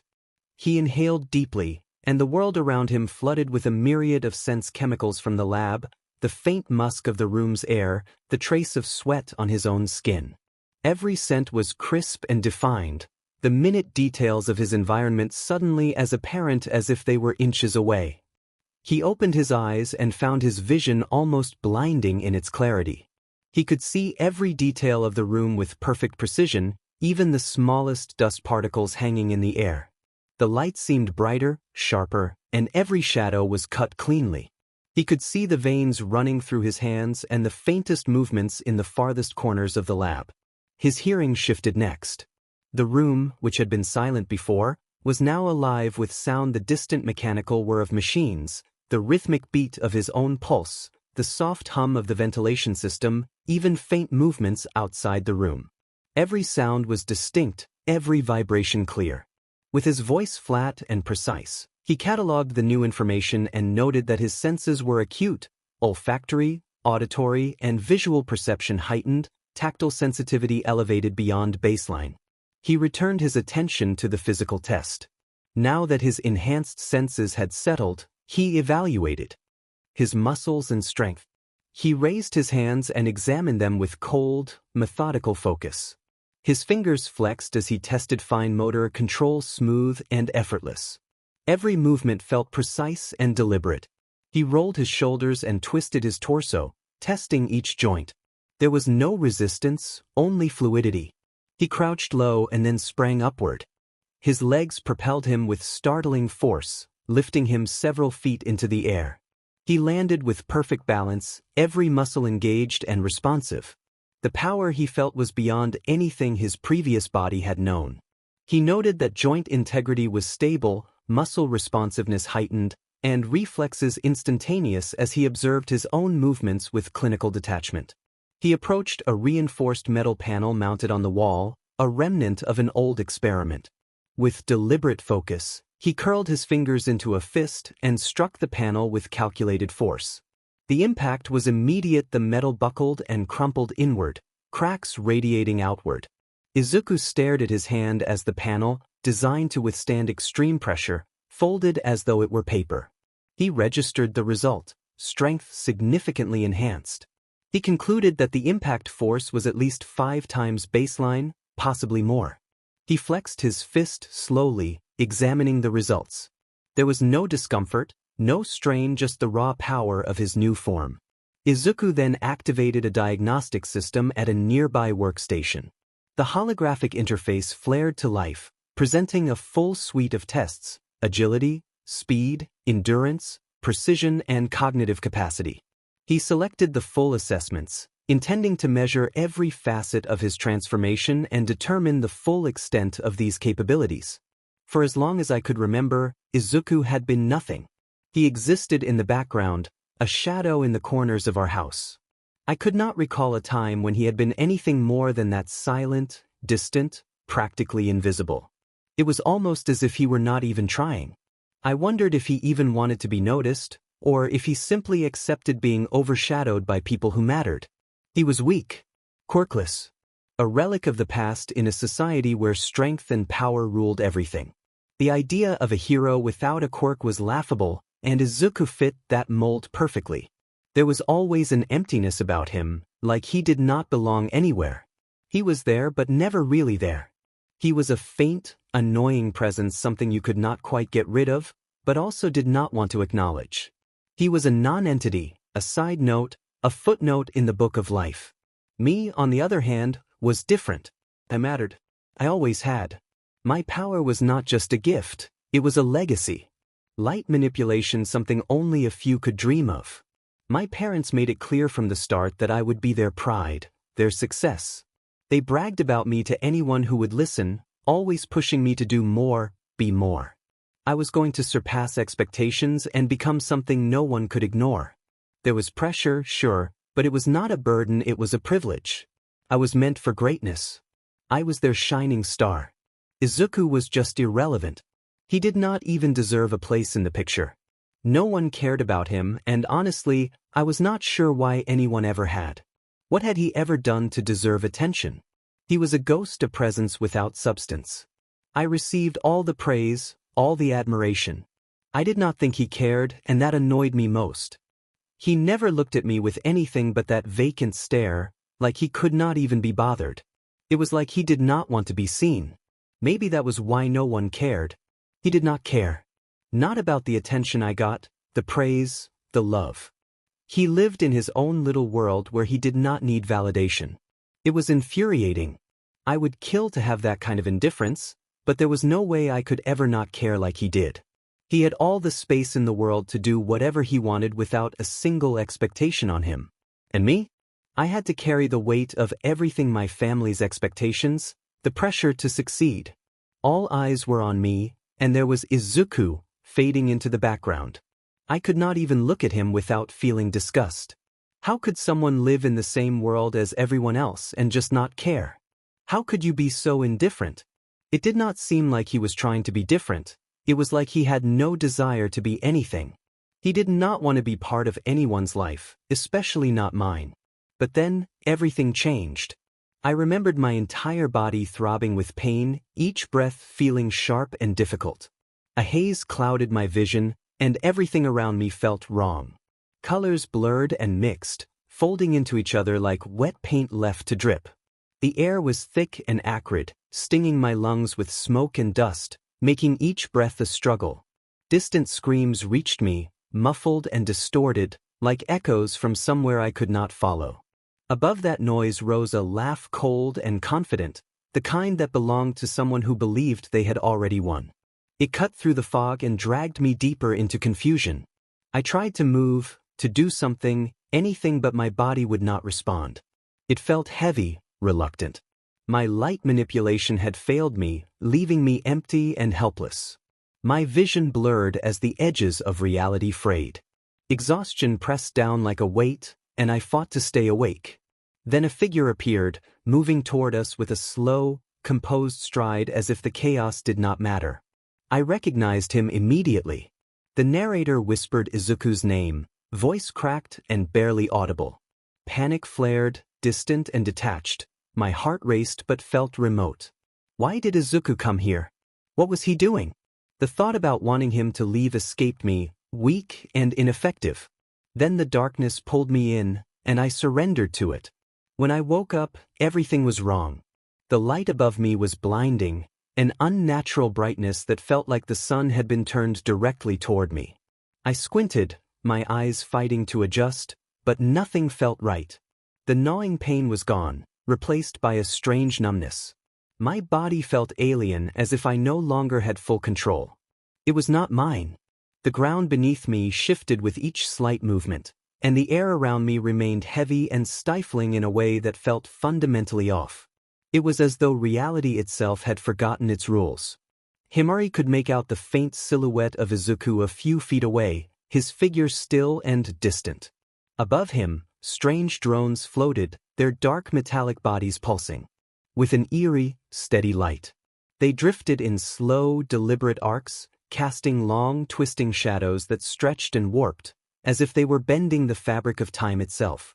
The whole scene felt like a dream, surreal and unreal. Himari's voice cracked as she asked what was happening, barely escaping her throat. It sounded hoarse and distant, as if coming from far away. Her thoughts slipped through her fingers, too heavy to hold onto. Izuku did not turn. He did not acknowledge her at all, yet the stillness in his posture and the calm, unfaltering way he stood felt wrong. Too calm. As if he did not feel the weight of the situation, as if nothing could touch him. Then she saw him, a man charging toward them, a massive blur of raw power and rage. His movement was a storm, too fast for the mind to process.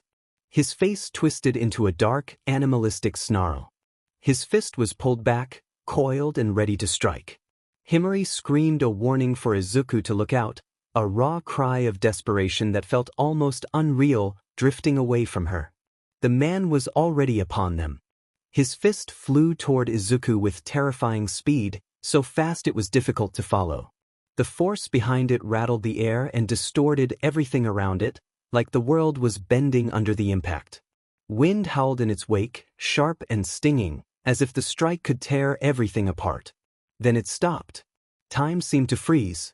The man's fist hung suspended in midair, frozen inches from Izuku's face, as though an invisible wall had materialized out of nowhere. The space between them warped, twisting like water disturbed by an unseen force. The very air shuddered and shimmered, as if reality itself had buckled.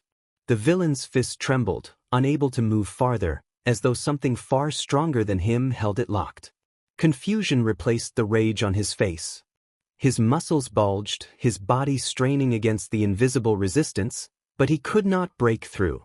He tried again, snatching forward with even more force. The air around his arm crackled with power.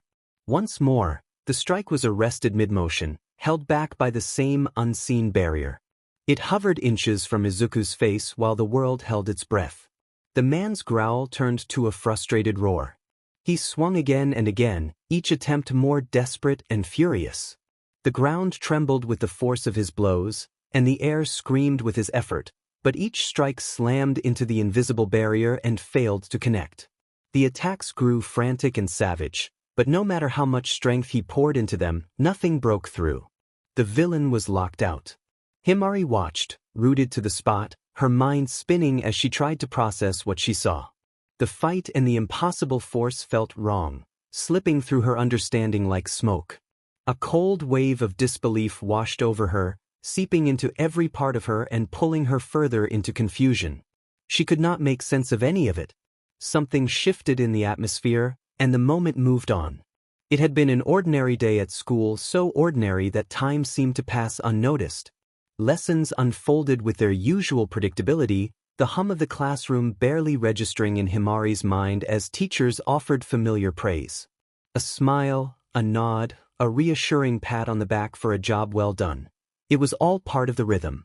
She had grown accustomed to it, like the bell marking the end of each PRD or the faint scent of chalk dust and coffee in the hallways. When the final bell rang, the world picked up its pace. Students rushed out with backpacks slung over shoulders, chatter filling the air. Himari moved with calm ease, as if separate from it all. Her school bag rested over her shoulder, and her thoughts drifted towards small, unimportant things. She navigated through the crowd outside the school without really seeing them, eyes lost in the rhythm of familiar streets. The usual hum of the city surrounded her, cars honking, distant conversations, the occasional ring of a bicycle bell, yet something felt off. A stillness crept over her, an odd quiet that made the world seem muffled. The streets, usually bustling after school, now felt unnervingly empty. Her steps echoed on the pavement in a way that heightened the silence. There was no chatter, no clatter of voices, no impatient honking. The distant thrum of helicopter blades sliced through the quiet, growing louder by the second.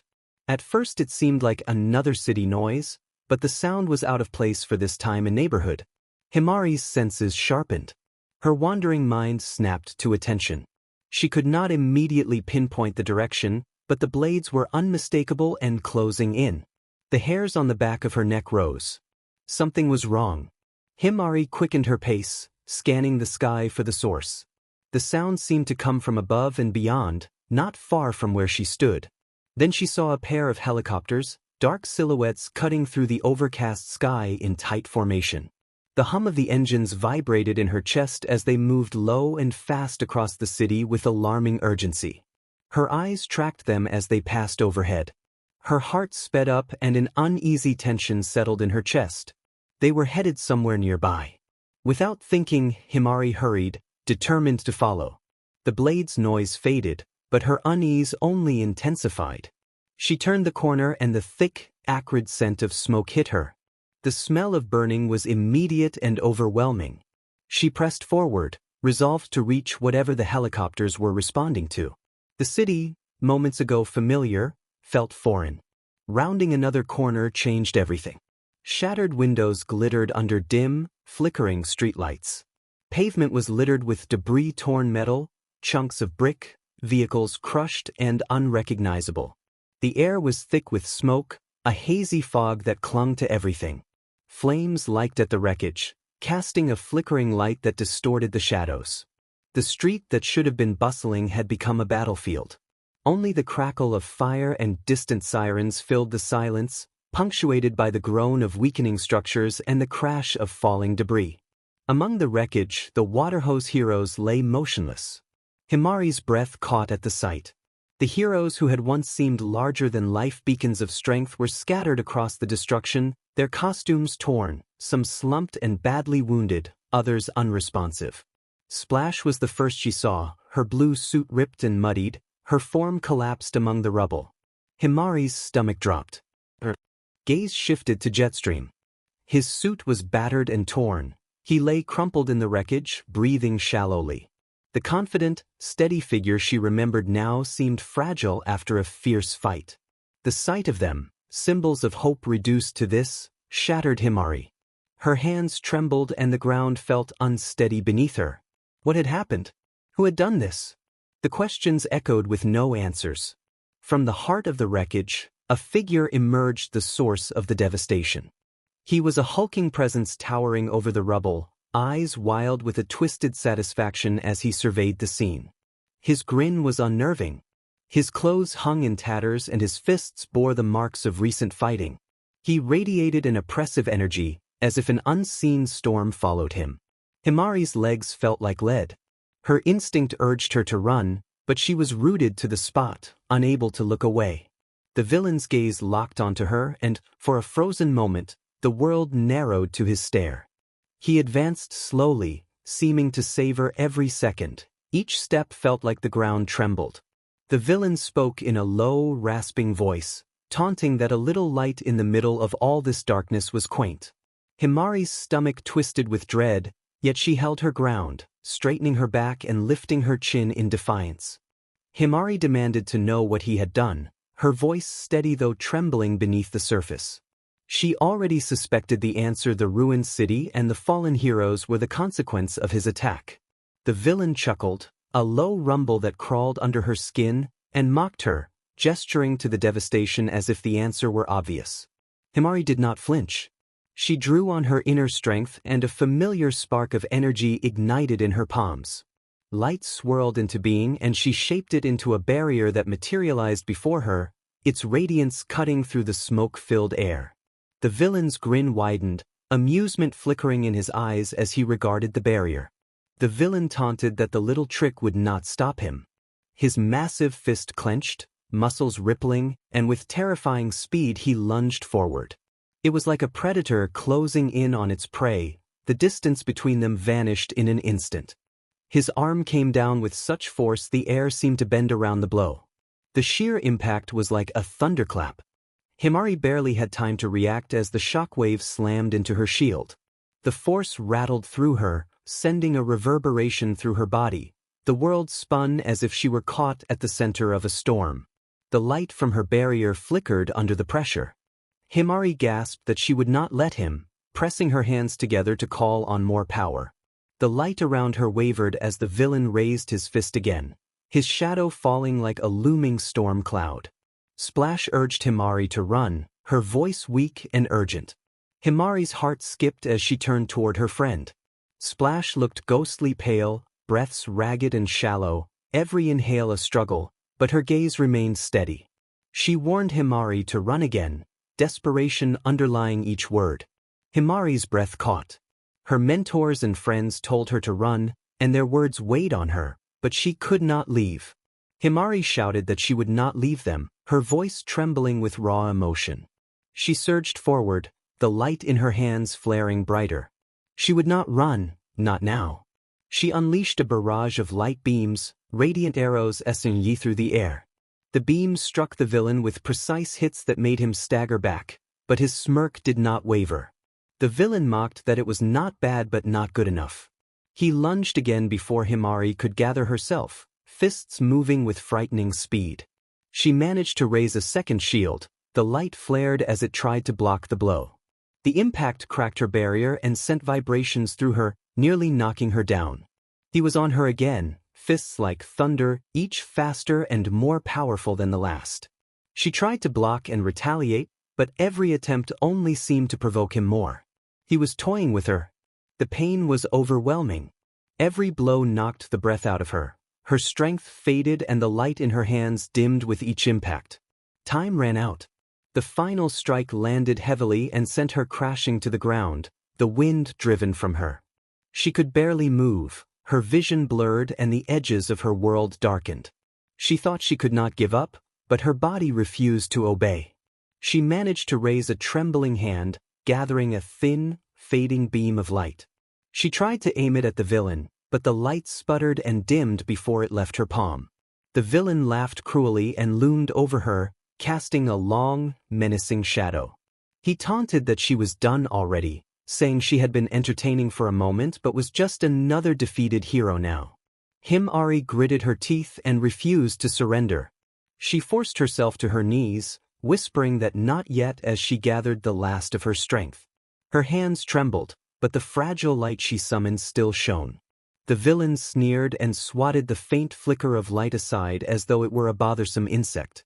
His victorious laugh echoed through the ruined city. Exhaustion overtook her. Her arms gave out and she crumpled to the ground, vision blurring.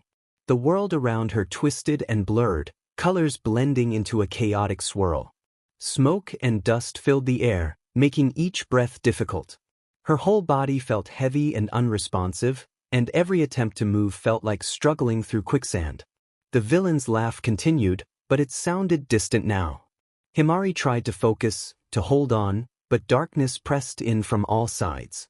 Through the haze she saw a shadow moving toward her through the wreckage. Each step was deliberate and calm, as if the destruction around them were a distant echo. Himari breathed Izuku's name in a cracked whisper, the word barely audible. She wanted to scream and warn him to run, but her throat closed. Panic clawed at her, and her thoughts unraveled as the world tilted. The last thing she saw before the darkness took her was the figure stepping forward, standing unwavering amid the rubble.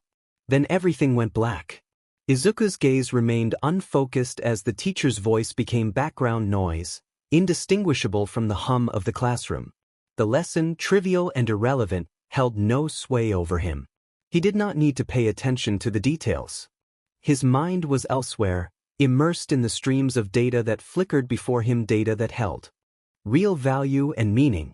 Everything else was just noise. His attention shifted to the streams of information surrounding him. 4 holographic windows were suspended in front of Izuku, each displaying a different aspect of the world he was observing. The first window showed live traffic data. Every vehicle and piece of machinery moving outside the school was tracked with precision, speed, trajectory, and minor fluctuations in movement. The cars and buses weaving through the streets were static markers in a pattern Izuku had long since learned to read. He considered it predictable and unimportant. The second window displayed multiple news feeds running in sync live broadcasts from various local stations. A building fire that had already been contained, a robbery thwarted by a low-ranking hero, petty political drama. These events were commonplace, recycled on a loop until their patterns were ingrained in his mind. He dismissed them as unimportant. The third window tracked local power grids. Izuku scanned the data for fluctuations in energy levels, potential overloads, and irregularities. Small dips and spikes registered, but nothing out of the ordinary. The city's infrastructure hummed along as always. There was nothing requiring his attention. The fourth window monitored public infrastructure, traffic lights, sewage systems, emergency services. Alerts flashed for minor issues, like a stalled train or a malfunctioning stoplight. They were insignificant, routine problems that would resolve themselves. Then something shifted. A subtle change appeared in the flow of data. A spike in energy levels, a fluctuation that broke the predictable pattern. At first it was almost imperceptible, a slight anomaly, but it stood out as a disturbance. Izuku narrowed his eyes and expanded his focus. Another window materialized, a live feed of the disturbance. It showed a battle. Two water-based heroes, Jetstream and Splash, were engaged with a massive, muscular villain. The heroes fired powerful jets of water and generated thick clouds of vapor, but the villain Goto Imasuji seemed largely unaffected. His quirk amplified his muscles, granting him immense strength, speed, and durability. Water blasts dissipated against him with little consequence. His counterattacks produced shockwaves that shook the ground. He moved with a terrifyingly fluid power, outmatching the heroes in force and momentum. Izuku's system began running its analysis automatically. In milliseconds, a new window opened with profiles of the two heroes. Jetstream's quirk allowed manipulation of high-pressure jets of water, effective for crowd control and disabling foes, but the agent judged it ineffective against Goto's raw power. Splash could generate dense clouds of vapor to obscure vision and disorient enemies, but Goto's enhanced senses let him navigate the mist without losing orientation. The system's brief assessment concluded that their individual strengths would not be decisive in this matchup. Without taking his gaze from the feed, Izuku accessed the city's central villain database. The screen flickered and presented the relevant profile, Goto Imasuji. The database compiled past encounters and the quirk classification. Goto's quirk was recorded as muscle augmentation. The files explained that it provided a massive boost to physical capabilities, strength, speed, and durability far beyond normal human limits. His body could absorb impacts and continue fighting in ways most could not. Past battle reports showed a consistent pattern. His opponent's attacks failed to incapacitate him, and he often overwhelmed them through sheer force and momentum. Izuku scrolled through past encounter summaries. Hero after hero had faced Goto and failed to subdue him. Each profile detailed quirks used, battle strategies, and aftermaths that ended with the villain prevailing. The system flagged muscle augmentation as highly dangerous, marked with a red warning to indicate the level of threat. To Izuku, however, it was merely data. He opened another window, his real-time analysis tool. The incoming information populated simulations and equations as his system adjusted to the battlefield conditions. He entered the specifics: hero quirks, Goto's abilities, environmental factors, and positions, and watched the numbers update across the interface. The system displayed a 60% probability for the heroes winning. That margin was enough to make the outcome statistically likely. Izuku treated it as a simple figure. It required no further attention from him. With a thought, he broadened his surveillance, opening a global array of windows.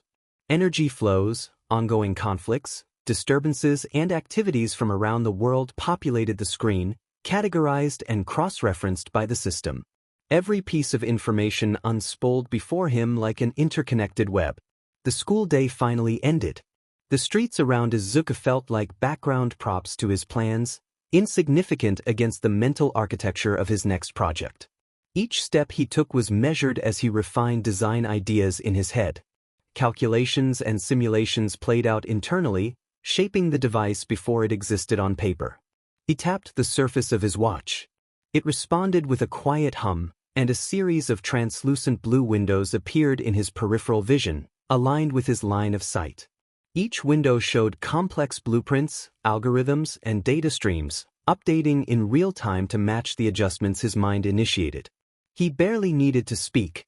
The interface responded to his thoughts, expanding one window here, adjusting parameters there. Lines of code scrolled through Izuku's vision, running simulations faster than he could consciously follow. Calculations flowed smoothly, numbers and formulas aligning into coherent patterns. Something disrupted the steady stream of data, a fluctuation at the edge of his interface. He narrowed his gaze on the source. An energy spike appeared, sharp and sudden, a disturbance he had seen earlier that day. It had intensified, growing in magnitude and frequency, and thermal readings surged. This was not a random fluctuation but the signature of combat. His system pulled up earlier readings from the same area. The energy matched the chaos of a hero-villain encounter. The conflict was ongoing. Izuku faltered for a moment, then shifted gears. He activated the teleportation sequence and blurred across the city. One instant later, he stood atop a tall building, looking down at the scene below. From his vantage point, the fight unfolded like a high-stakes simulation. Two water-based heroes, Jetstream and Splash, lay motionless on the pavement, their powers clearly overwhelmed by the monster they had faced. Unconscious and motionless, they were a testament to how rapidly things could go wrong. The villain dominated the battlefield. Towering and unstable, his form shifted as though made of liquid, moving with a terrifying, fluid grace. A new opponent engaged him, a faster hero, a blur of motion, but Izuku's calculations rendered the outcome inevitable. The villain's power outmatched the newcomer. The confrontation would not last. Izuku cataloged the villain's movements, tracking the battle's trajectory in real time. He determined that the villain would win and judged the clash inefficient, unnecessary. He muttered that the situation was pathetic, his voice barely audible beneath the distant rumble of destruction. He remained on the rooftop with his attention split between the battlefield and the data streaming across his interface. His focus, however, was not solely on the fight. He wanted to test the limits of his own abilities. The shifting energies, the chaotic exchange, and the rapid changes in tactic provided valuable data for his enhancements. He adjusted his mental settings and processed the information far faster than any ordinary human could. It was not about proving what the biomorphs could do, they already exceeded normal bounds. He was testing his own potential in a live scenario. A flicker of motion at the corner of his vision drew his attention. A figure approached the battlefield. Izuku had heard about her quirk light manipulation and knew the theory behind it. It allowed a user to bend and control light, creating barriers, beams, and other effects. He had heard his parents praise it and recalled classmates mentioning her boasts in school. But he had never seen it in action. His time had been consumed by work in the workshop and testing his own upgrades. From the rooftop, he watched Himari step onto the field, light crackling around her. Her once boasted power manifested in a steady stream of energy as she rushed the villain. The light illuminated the wreckage while she engaged the monstrous foe. Her movements were quick and purposeful, but the energy around her felt raw and untamed. Izuku assessed that, though powerful, her quirk lacked refinement. Her attacks came across as wild and uncoordinated, as if the light resisted her commands. She could produce energy, but she could not shape it with finesse. With each failed strike, the glow around her dimmed and her strength drained. She had pushed herself beyond her limits. Eventually her form collapsed to the ground and her energy flickered out. She lay still. Izuku's expression remained unreadable. He descended from the rooftop and landed softly on the street.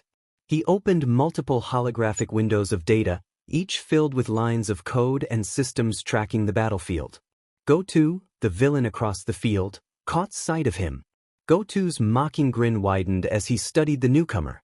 Goto chuckled and flexed his bulging muscles, openly mocking that they had sent a kid to deal with him. Izuku continued walking without breaking stride, eyes locked on Goto and his mind racing through data as he assessed the situation.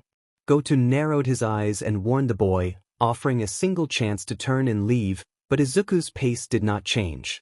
Goto erupted in a roar and launched himself forward with inhuman speed, his massive fist aimed at Izuku's chest. The punch had enough force to crush steel, but a burst of energy suddenly surged through the air and knocked Goto off course. He slammed into the ground, rolled, and staggered to his feet while Izuku kept advancing as if nothing had happened. Izuku tapped a few controls in the air and sent a swarm of small drones from his watch to spread across the battlefield. They scattered with precision, their metallic bodies glinting in the sunlight. Goto recovered and charged again, but Izuku calmly moved to stand between him and Himari as the drones dove overhead. The drones hovered above Himari and emitted a soft, restoring pulse.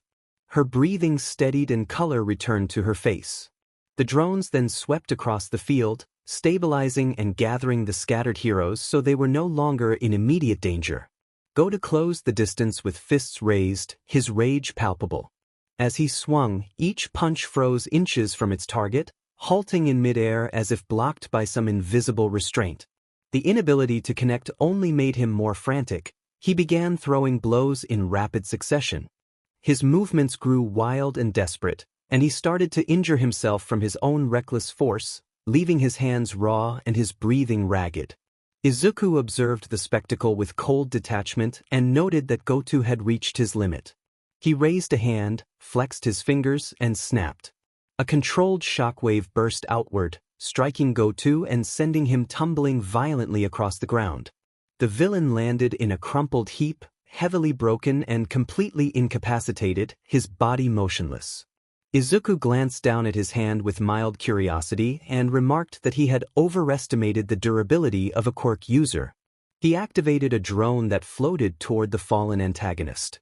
The device emitted a soft hum and bathed the villain in a gentle pulse. His wounds began to mend enough for the experiment's purposes. Himari stirred and stepped forward, concern and confusion on her face as she gently placed a hand on Izuku's shoulder. She called his name weakly, uncertain. Izuku responded tersely and indicated that he was busy, then turned his attention back to the situation. Himari hesitated, hand hovering for a moment before she withdrew, watching him with worry. Himari stood for a moment, feeling an unsettling chill in the air, before she turned away with her mind racing. She looked around and her eyes landed on the scattered bodies of several pro-heroes just a few feet away. Their bodies lay like discarded toys, but their injuries seemed to have vanished. No cuts, no bruises, no visible wounds. They looked healed, just like her. Confusion racked her. If their injuries were gone, then why were they not awake? She ran to them and shook them desperately, calling their names in a voice that mixed panic and disbelief, but the heroes did not stir. They remained motionless, eyes closed, as if merely sleeping. Her hands trembled as she shook them harder, but there was no response. At the edge of her vision, Himari noticed a police car with its lights flashing in the dim evening, sitting motionless in the street. The sirens were silent, the lights casting a pale, unnatural glow on the stillness. At first she could not make sense of it. Why would a car be parked in the middle of the road like that? The more she looked, the more she realized something was terribly wrong. There was no sound, no movement.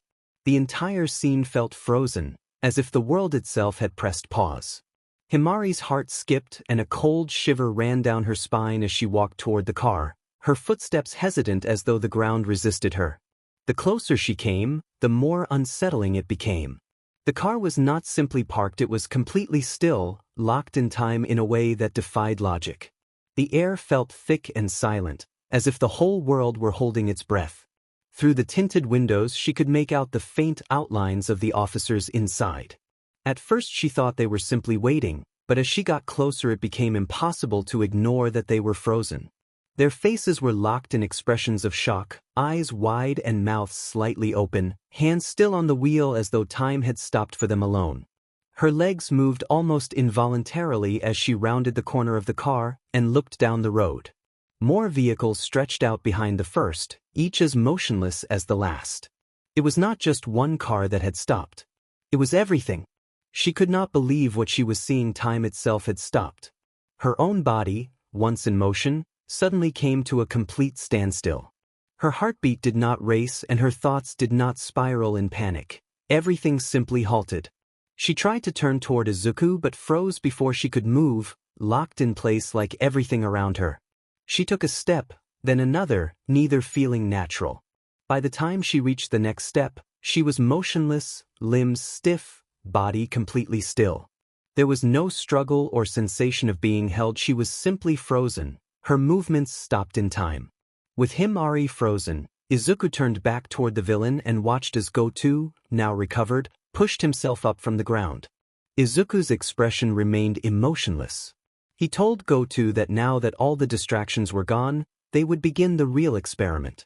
Goto rose with a ragged inhale, his massive frame shuddering as if the weight of his body were unfamiliar. The pain that had racked him moments earlier had vanished. The tremor that had lived in his hands after his earlier injuries steadied, and a new strength seemed to run through him. Still, an odd emptiness lingered in his chest. He remembered the moment when death had come close, the darkness, the disorientation, the sense of losing himself, yet here he stood, whole again on the scarred battlefield as if nothing had happened. Nothing made sense. He looked down at his hands, then snapped his gaze to Izuku, whose cold, impassive look only fueled his anger. Goto demanded to know what Izuku had done to him, his voice thick with frustration and burning fury. Izuku tilted his head slightly and tapped at the holographic interface on his watch. He observed, in a clinical and emotionless tone, that Goto had almost died from the encounter and that he had not realized Goto was so weak. The remark ignited Goto's rage further.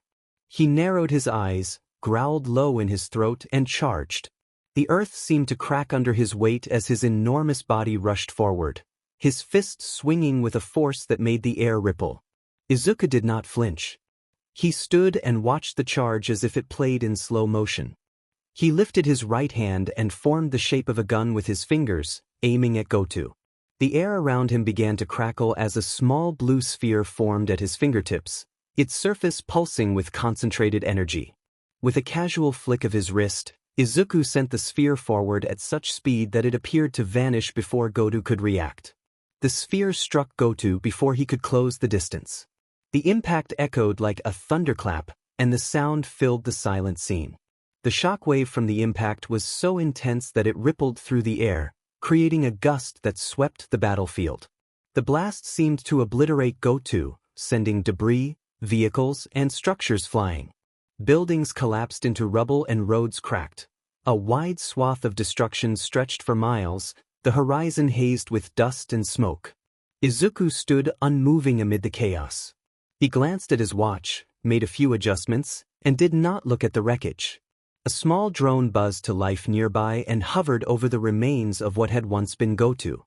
The drone emitted a soft pulse of energy, and Goto's shattered form began to reassemble in a flash of light.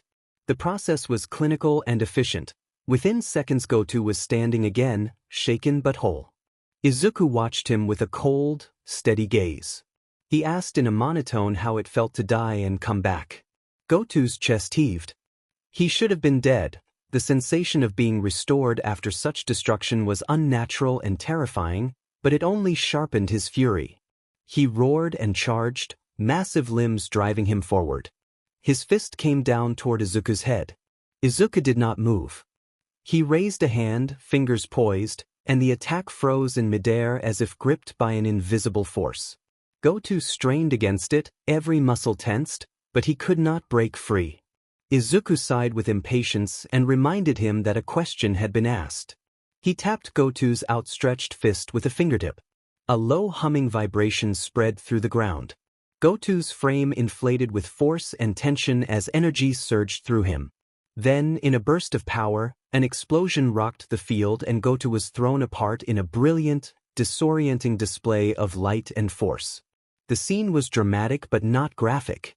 The drone pulsed again, and Goto reformed in another flash, gasping as if awakening from a dream. Izuku's voice remained cold and measured as he asked whether Goto was ready to answer. Goto's mind raced. He lunged once more, fury pushing him beyond caution.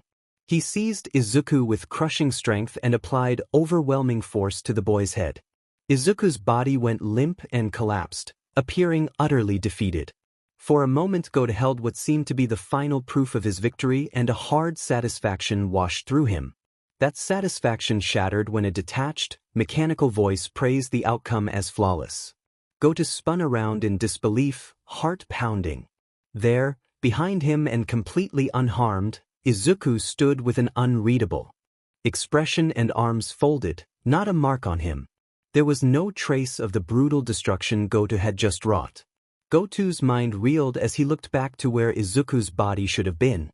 He could still see the remnants of his actions, a lifeless figure slumped on the ground, but it felt like it belonged to someone else, as if it had not been the same person who had stood there moments before. Izuku stood directly behind him, a ghost-like presence that made Goto stumble backward in disbelief, his heart pounding and his legs shaking. Goto asked, his voice trembling, what Izuku was, but Izuku offered no answer and did not acknowledge the question. His eyes were calm and focused, showing no concern. Suddenly Goto's body seized. A jolt of pain and a crushing heat overwhelmed him, and he cried out. Flames burst into being around him as if the air itself had ignited. The blaze rushed over his form with blinding intensity, scorching clothes and casting everything in a fierce light. He writhed and clawed at the air, trying to escape the fire, but the flames held him until finally his movement ceased. When the fire faded, only a dark, smoldering silhouette remained where he had been. The battlefield fell silent, the only sound the soft crackle of dying embers. Izuku stood watching without expression, then sighed quietly and noted that this was as far as Goto could handle. A heavy hush settled over the ruined city. Then Izuku's concentration shifted inward. His hand glowed a deep crimson, a steady ember-like light, and he raised it with deliberate calm. He turned his wrist in a counterclockwise motion, and reality itself rippled. The scorched streets and collapsed buildings unmade themselves in an instant, rebuilding as if the destruction had never occurred. Roads became whole, structures stood tall again, and the air smoothed into ordinary stillness. Himari remained frozen in place, caught within the loop of time Izuku had woven. He approached her with measured steps, then tapped his watch. The world snapped back into its normal rhythm and Himari jerked as though waking from a deep sleep. She started to speak but stopped when she realized he was standing right in front of her. Her breath caught and her eyes widened. She struggled to process the shock of the moment and asked where Goto, the villain, had gone. Izuku told her in a flat, monotone voice that she had taken care of him. Himari's brow furrowed and confusion deepened. She protested that she remembered being knocked out by the villain and being saved by Izuku, not doing what he described. Izuku did not reply immediately. Instead he tapped more buttons on his watch and a holographic screen flickered to life between them, bathing their faces in soft blue light. The recording showed the battle from another angle. The footage revealed Himari in control. She moved with precise, practiced efficiency, overwhelming Goto and leaving him no room to escape. She cornered him, executed decisive strikes, and forced him into a desperate retreat until he could not get away. The sequence presented her actions without hesitation, a display of skill and resolve that left Goto broken and unable to continue. Himari watched the recording in stunned disbelief and asked when she had done those things. Izuku remained silent for a moment, his gaze cold and distant. Himari's heart raced as confusion mounted, and she asked why, if he possessed such a powerful quirk, he had not mentioned it before or told her parents. Himari began to ask why, but Izuku responded flatly that it was not a quirk. Himari reacted with disbelief and rising frustration, listing the impossible things she had seen: the villain gone, the assumption that Izuku had defeated the villain and healed life-threatening injuries, the idea that he could even stop time. She stepped toward him, eyes narrowing and heart pounding as the weight of the situation pressed down. She demanded that he explain how, after all of that, he could claim not to have a quirk. Izuku told her to stop insisting and, without waiting for her response, shifted his gaze to his watch and began tapping buttons. The quiet hum of the device filled the air as he pressed several controls with mechanical precision. Himari's fists clenched at her sides and her mind reeled. She snapped at him, trying to force her questions forward, but he cut her off and offered only a curt good luck farewell before turning away. The indifference in his tone made her stomach churn. It felt as if everything battles, danger, the answers she needed meant nothing to him. Confused, Himari asked what he meant by wishing her luck. Izuku pointed behind her. She turned and saw All Might striding toward her, his usual heroic confidence replaced with concern and urgency. Behind him, a crowd of reporters surged forward, cameras flashing and voices clamoring. Himari began to ask when All Might had arrived, but her words faltered. She glanced back where Izuku had been, and he was gone. Panic tightened her chest as she scanned the crowd. She thought he could not have simply disappeared. All Might moved quickly to her side and wrapped his arms around her in a protective embrace. He asked if she was all right and checked her arms for injuries, his voice thick with concern. Reporters swarmed, their cameras flashing relentlessly. As the chaos unfolded, Himari's eyes scanned the skyline and found Izuku standing on a distant rooftop, his silhouette small against the sky. He stood perfectly still, his gaze fixed on the crowd around her and All Might. For a moment their eyes locked across the distance. Then Izuku glanced down at his watch, pressed a button, and vanished once more. 2 years passed since the Goto incident. In that time, Izuku ventured far beyond what anyone could imagine.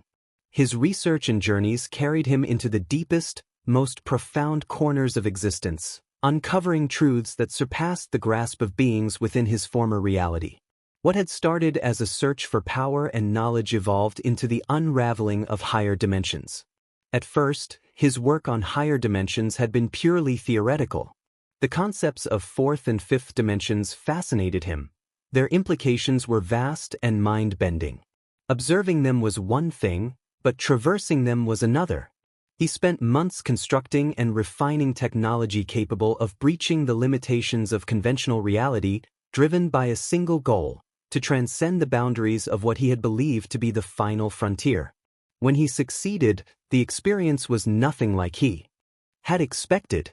He had already manipulated time and space on astonishing scales, but stepping beyond the confines of three-dimensional space revealed how primitive his previous understanding had been. What he had thought of as the apex of reality was only a thin surface layer of something far more complex. As he entered those higher dimensional realms, his physical form began to change. His human body, bound by three-dimensional limits, became incompatible with the new realms. The atoms that had made up his body transformed through transcendence rather than destruction. He ceased to be constrained by matter and became something different, a conscious expression of energy not limited to a single plane of existence. He was no longer part of a single universe or even a single multiverse. The concepts of boundaries and limitations fell away. He sensed the ebb and flow of countless realities, saw the shifting layers of existence, and traversed them as if moving through different rooms in the same vast mansion. Space and time no longer confined him. His technology evolved alongside him. No longer restricted to manipulating the multiverse, it expanded into multidimensional control.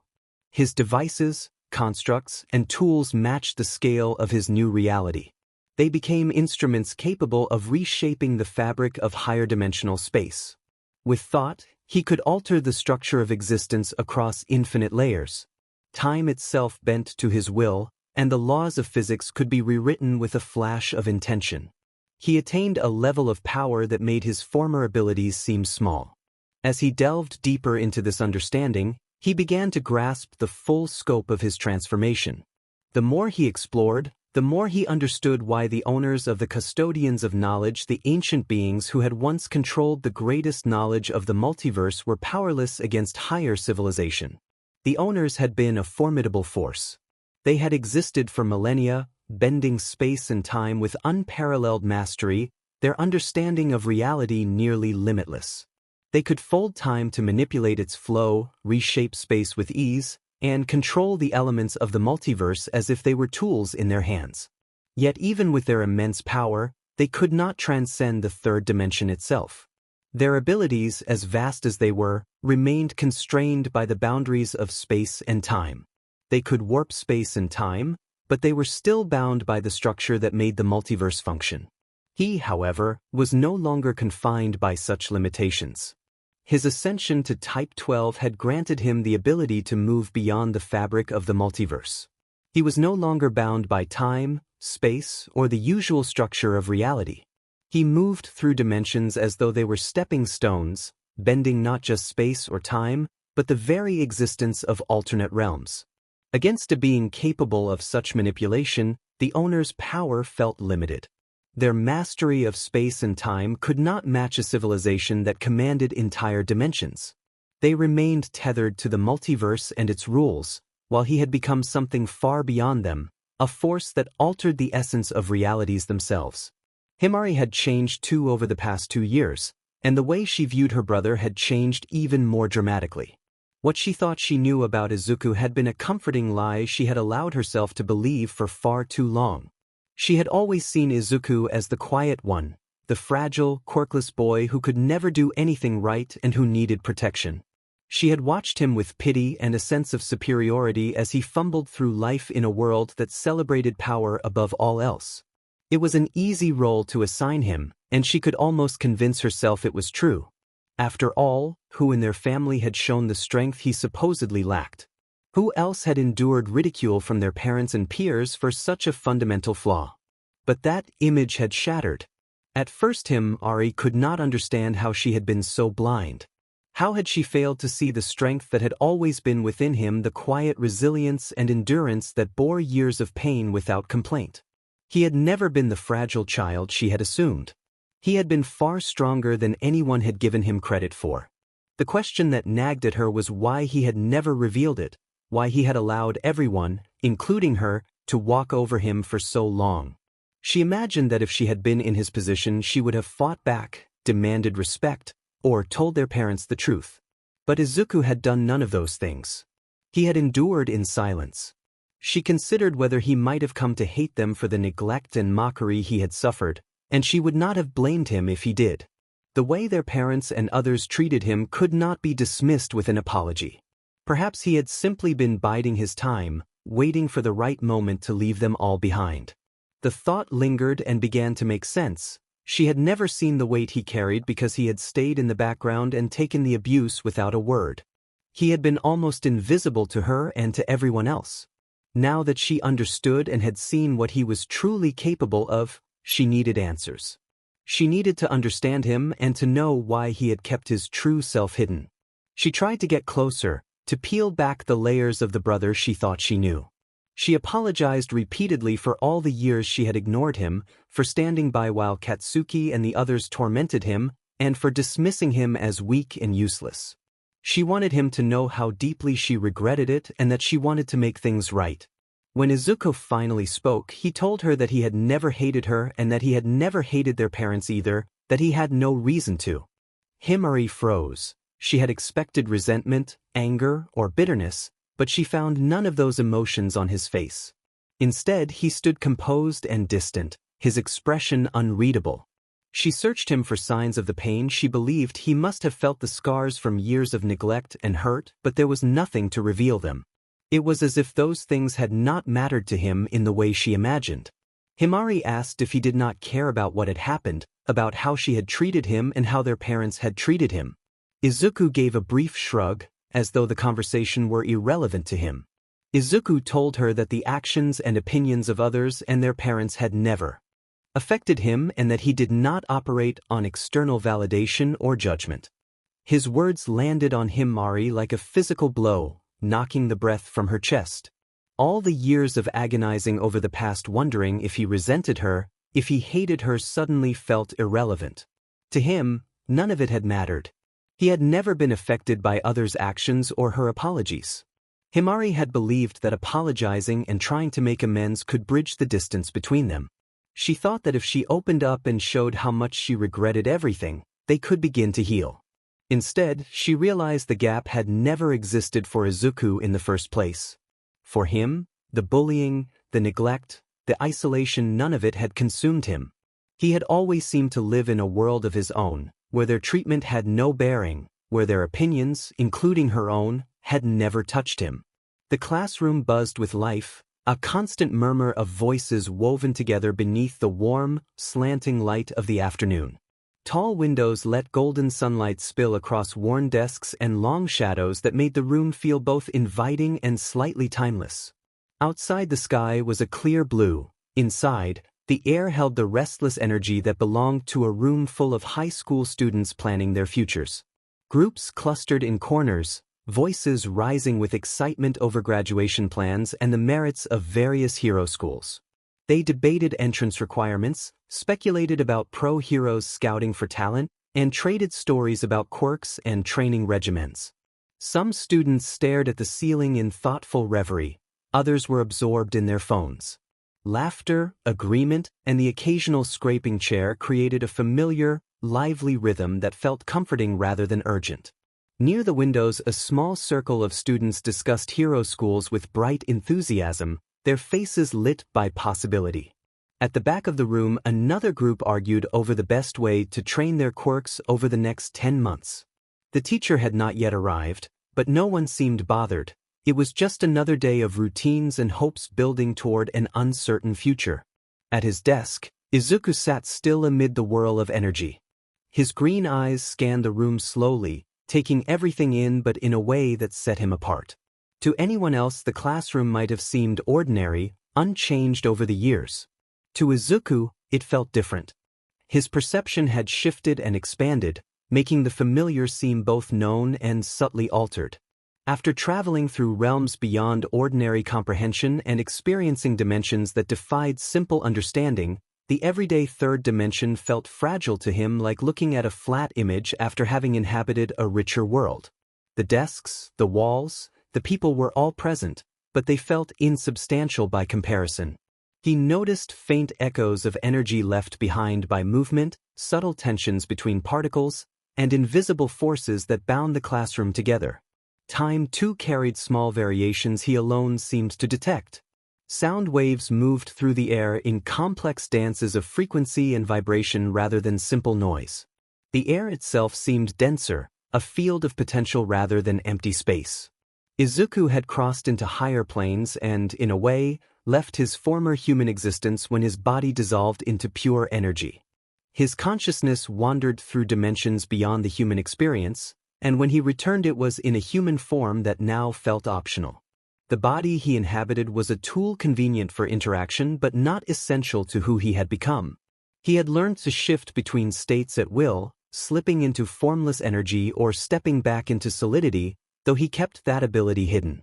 There was no benefit to revealing his true nature, not yet. He chose to remain unchanged in appearance and to keep his secrets beneath the surface.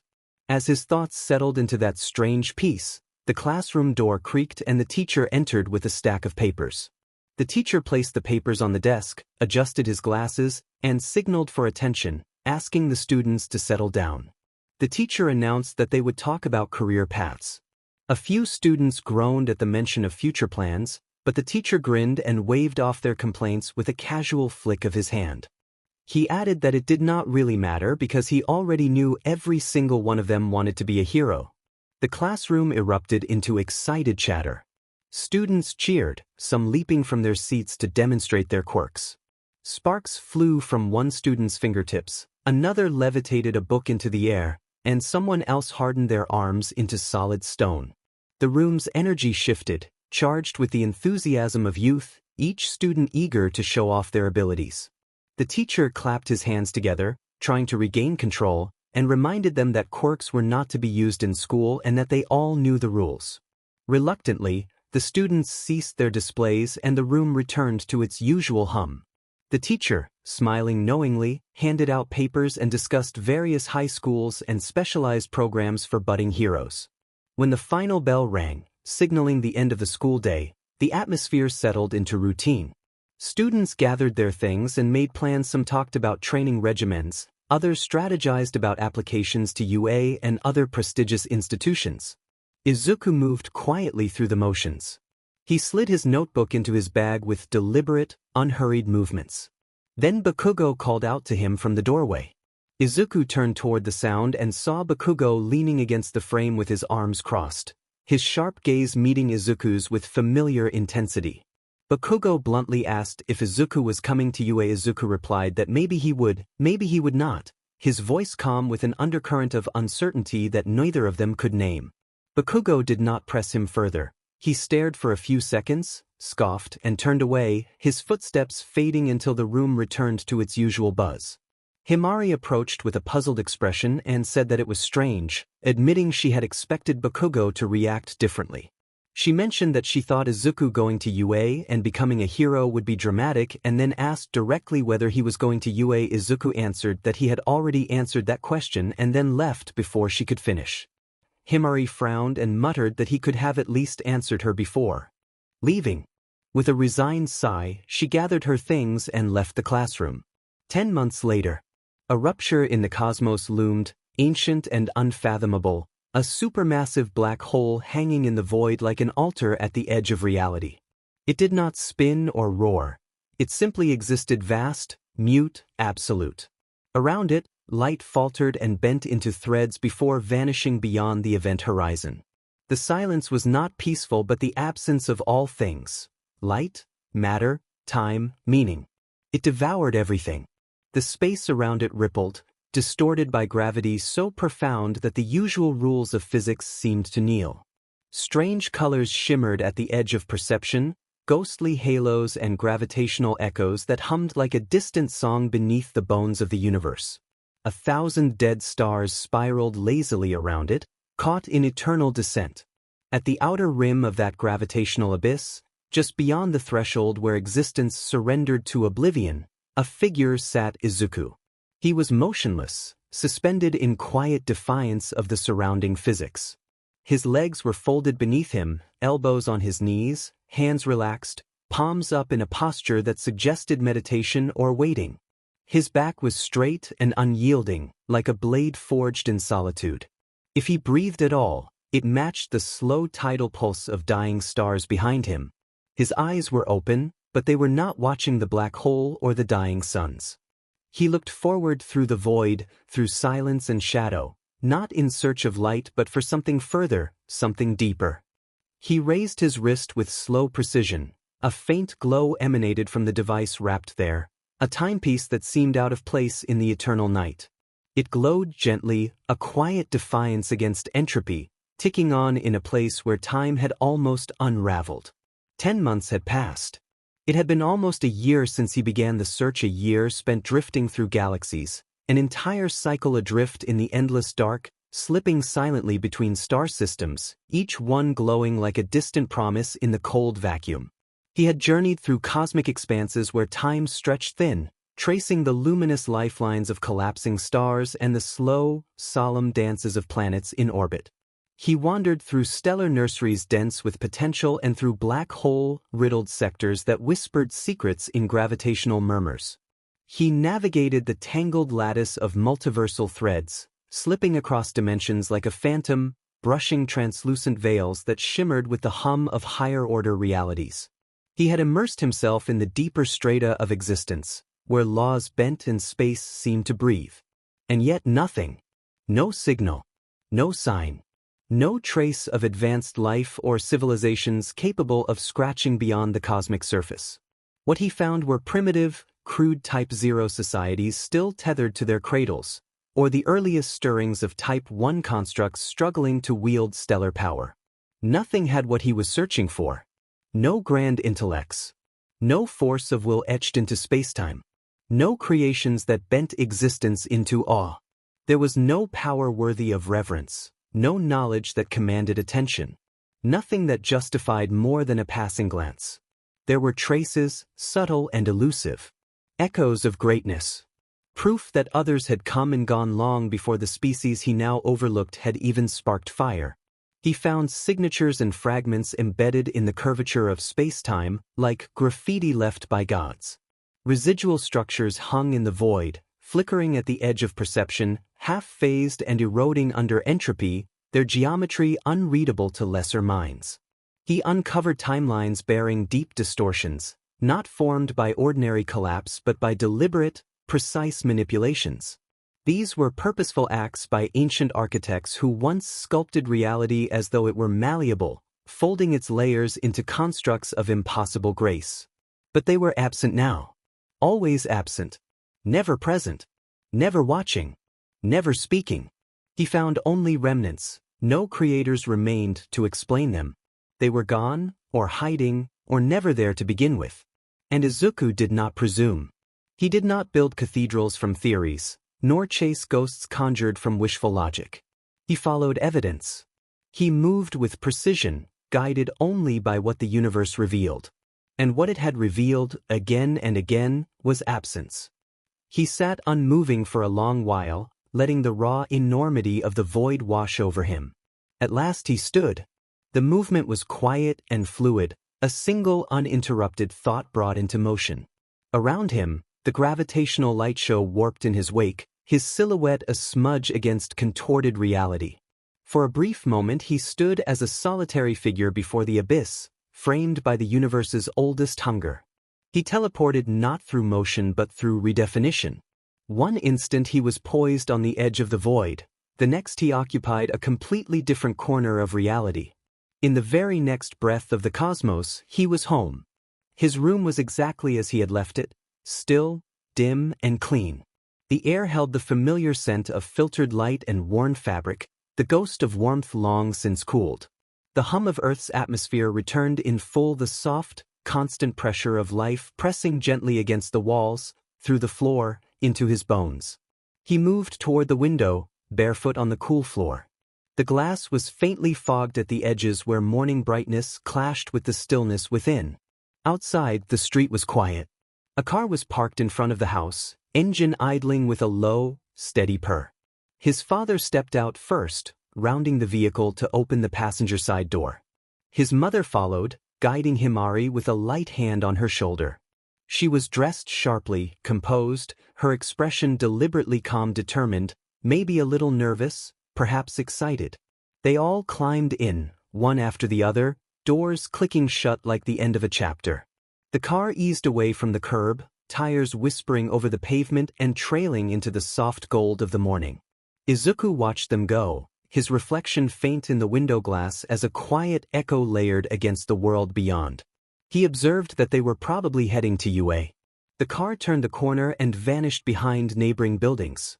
He stood a moment longer, eyes fixed on the empty stretch of road where it had disappeared. A breeze stirred, lifting dust and leaves across the cracked pavement and tugging at the hem of his jacket. He glanced at the display on his watch, 8:12 a.m.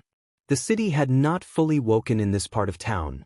Windows remained dark and a cat darted between trash bins on the other side of the street. The stillness felt suspended, as if the air were holding its breath. Izuku let the silence settle, then told himself that he would be joining a hero school. The shift came immediately. Light moved across his body in narrow, controlled bands, reshaping the clothes he wore.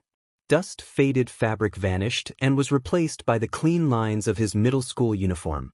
A breath later he disappeared without sound or visible rupture in the air.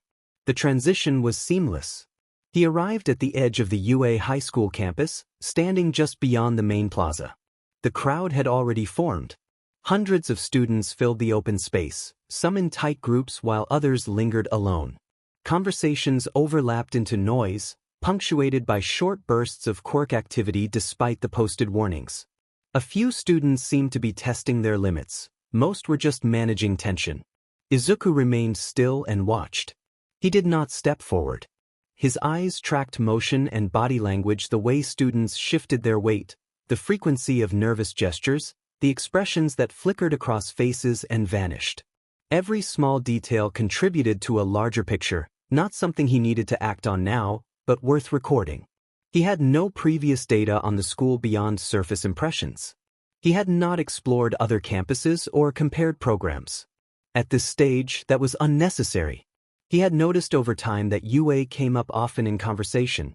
Classmates and his sister had mentioned it repeatedly. The name circulated enough to register.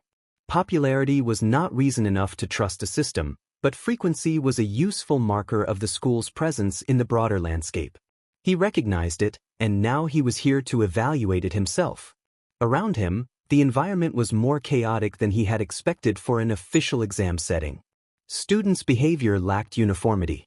Some students stood too close together, talking loudly. Others were already using their quirks, either to show off or as a reflexive outlet for stress. The school had posted signs clearly restricting ability use until the trial began, but enforcement appeared minimal. That detail required no judgment. It was simply part of the conditions. Any testing environment contained unpredictable elements. The important thing was noting them, adjusting accordingly, and maintaining readiness to respond when action became necessary. Above the crowd, balconies lined the second level of the main building. A handful of staff members stood there as proctors, likely observing from a distance. Their positions offered a clear vantage point over the entire plaza. Izuku did not look up directly, but he registered their presence in his periphery and the likelihood that they were tracking movement, behavior, and perhaps even quirk signatures. He had no expectations of the school itself and no investment in its reputation or goals. He did not come here chasing a dream or a legacy. His path had led him here, and this was the next step. Izuku stepped through the main gates of UA High, his gaze sweeping across the campus. The view before him was larger than he had anticipated. The school was not built with grandiose flair or to impress with beauty. There were no towering ornamental arches or oversized statues of past heroes. It was a space designed for one purpose: function. The building stretched outward, expansive and efficient. Wide hallways cut through the complex, ceilings towering above, giving the place an almost cavernous quality. Each wall was reinforced, and though the technology hidden just beneath the surfaces was invisible to the eye, Izuku could sense its presence. A subtle hum of embedded tech arrays like a heartbeat beneath the structure. It felt as if everything here had been designed with precision, each inch carefully considered not to impress, but to facilitate. Efficient was the word that kept running through his mind as he moved through the maze of corridors with no particular destination. Students clustered in groups, talking loudly in an attempt to drown out their anxiety. Laughter, forced and nervous, echoed off the walls. Half-hearted debates over strategy and tactics filled the air. Some tried to look confident while others fidgeted with nervous energy. The overall tone was one of anticipation, but to Izuku it was just noise. Eventually a corridor presented itself, marked with a small, unassuming sign indicating the written exam hall. The simple marker was enough. Izuku turned toward it without a second thought and stepped through the door. The door opened silently, revealing a room filled with rows of desks under cold, sterile lighting. The white fluorescent glow cast sharp shadows across the otherwise neutral space. The scent of printed paper lingered in the air, mingling with the faint odor of sterilized surfaces. The atmosphere was clinical, designed to keep distractions to a minimum and maintain focus on the task at hand. The room was already half filled with students. Some sat quietly while others fidgeted nervously, eyes darting over exam sheets. A few muttered to themselves, glancing down at the questions with confusion, and others scribbled with frantic speed as though their answers might change if they finished faster. Izuku's gaze swept the room, noting empty seats before settling on one near the back. It was unoccupied, so he took it not out of preference or desire for isolation, but because it was available. Moments later a staff member entered from the front and walked briskly down the aisle with a clipboard, distributing test sheets. The sound of paper shuffling was sharp and deliberate, a reminder of the formal atmosphere. When the staff member reached Izuku's desk, he handed over the test sheet with a quick glance. Izuku accepted the paper in silence. His eyes scanned the first lines. Hero Law, Tactical Analysis, Quirk Safety Protocols. Standard questions, problem-solving scenarios designed to test a candidate's ability to think critically under pressure. He did not hesitate. His mind processed the material immediately. The answers were clear. Each question presented a logical progression, and Izuku responded with the same precision that defined every action in his life. His hand moved fluidly, filling in blanks with methodical ease. His answers were deliberate, well thought out, and executed without error. Minutes passed. The room was quiet except for the rustle of paper and the soft scribbling of pens. Students around him varied between concentration and frustration. Some worked at a frantic pace while others sat with furrowed brows, trying to untangle questions. Izuku finished early. He set his pen down and let the quiet stretch around him. He stood, the chair sliding out beneath him, and walked to the front of the room. A few students glanced up with curiosity, exchanging murmured observations. His brisk pace and calm demeanor created a subtle shift in the atmosphere. Eyebrows rose, whispers began. When he reached the front, the instructor looked up, surprised. The instructor blinked and asked in disbelief whether Izuku was already done. Izuku replied that he was, offering nothing more than a steady, neutral tone. The instructor stared for a moment longer, muttering that it was unexpected and clearly trying to process what he had seen. Izuku turned and walked out of the room, his footsteps quiet against the floor. Behind him a low murmur rose as the remaining students exchanged glances. Some whispered that he was doomed, others predicted he would fail, and a few suggested he must have panicked. The instructor, still holding Izuku's test paper, prepared to collect the others, expecting to find messy answers or blank spaces. But as his eyes skimmed the answers, he stopped. The paper was neat, clear, without crossed-out answers or signs of hesitation.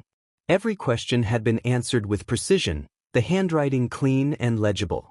A staff member blinked, scanned a few more answers, and muttered to himself that it might be a speed-based quirk. He leaned back in his chair, momentarily lost in thought. The paper sat there, evidence of a mystery he could not yet understand. The instructor's gaze flickered to the door, but Izuku was already gone. After finishing the exam, Izuku did not head straight to his next designated area. There was no rush. The task was done, and he walked the halls out of habit.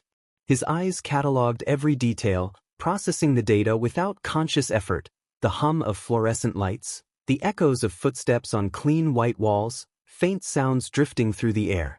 The building was functional rather than spectacular, designed with purpose rather than ostentation. You did not rely on flair.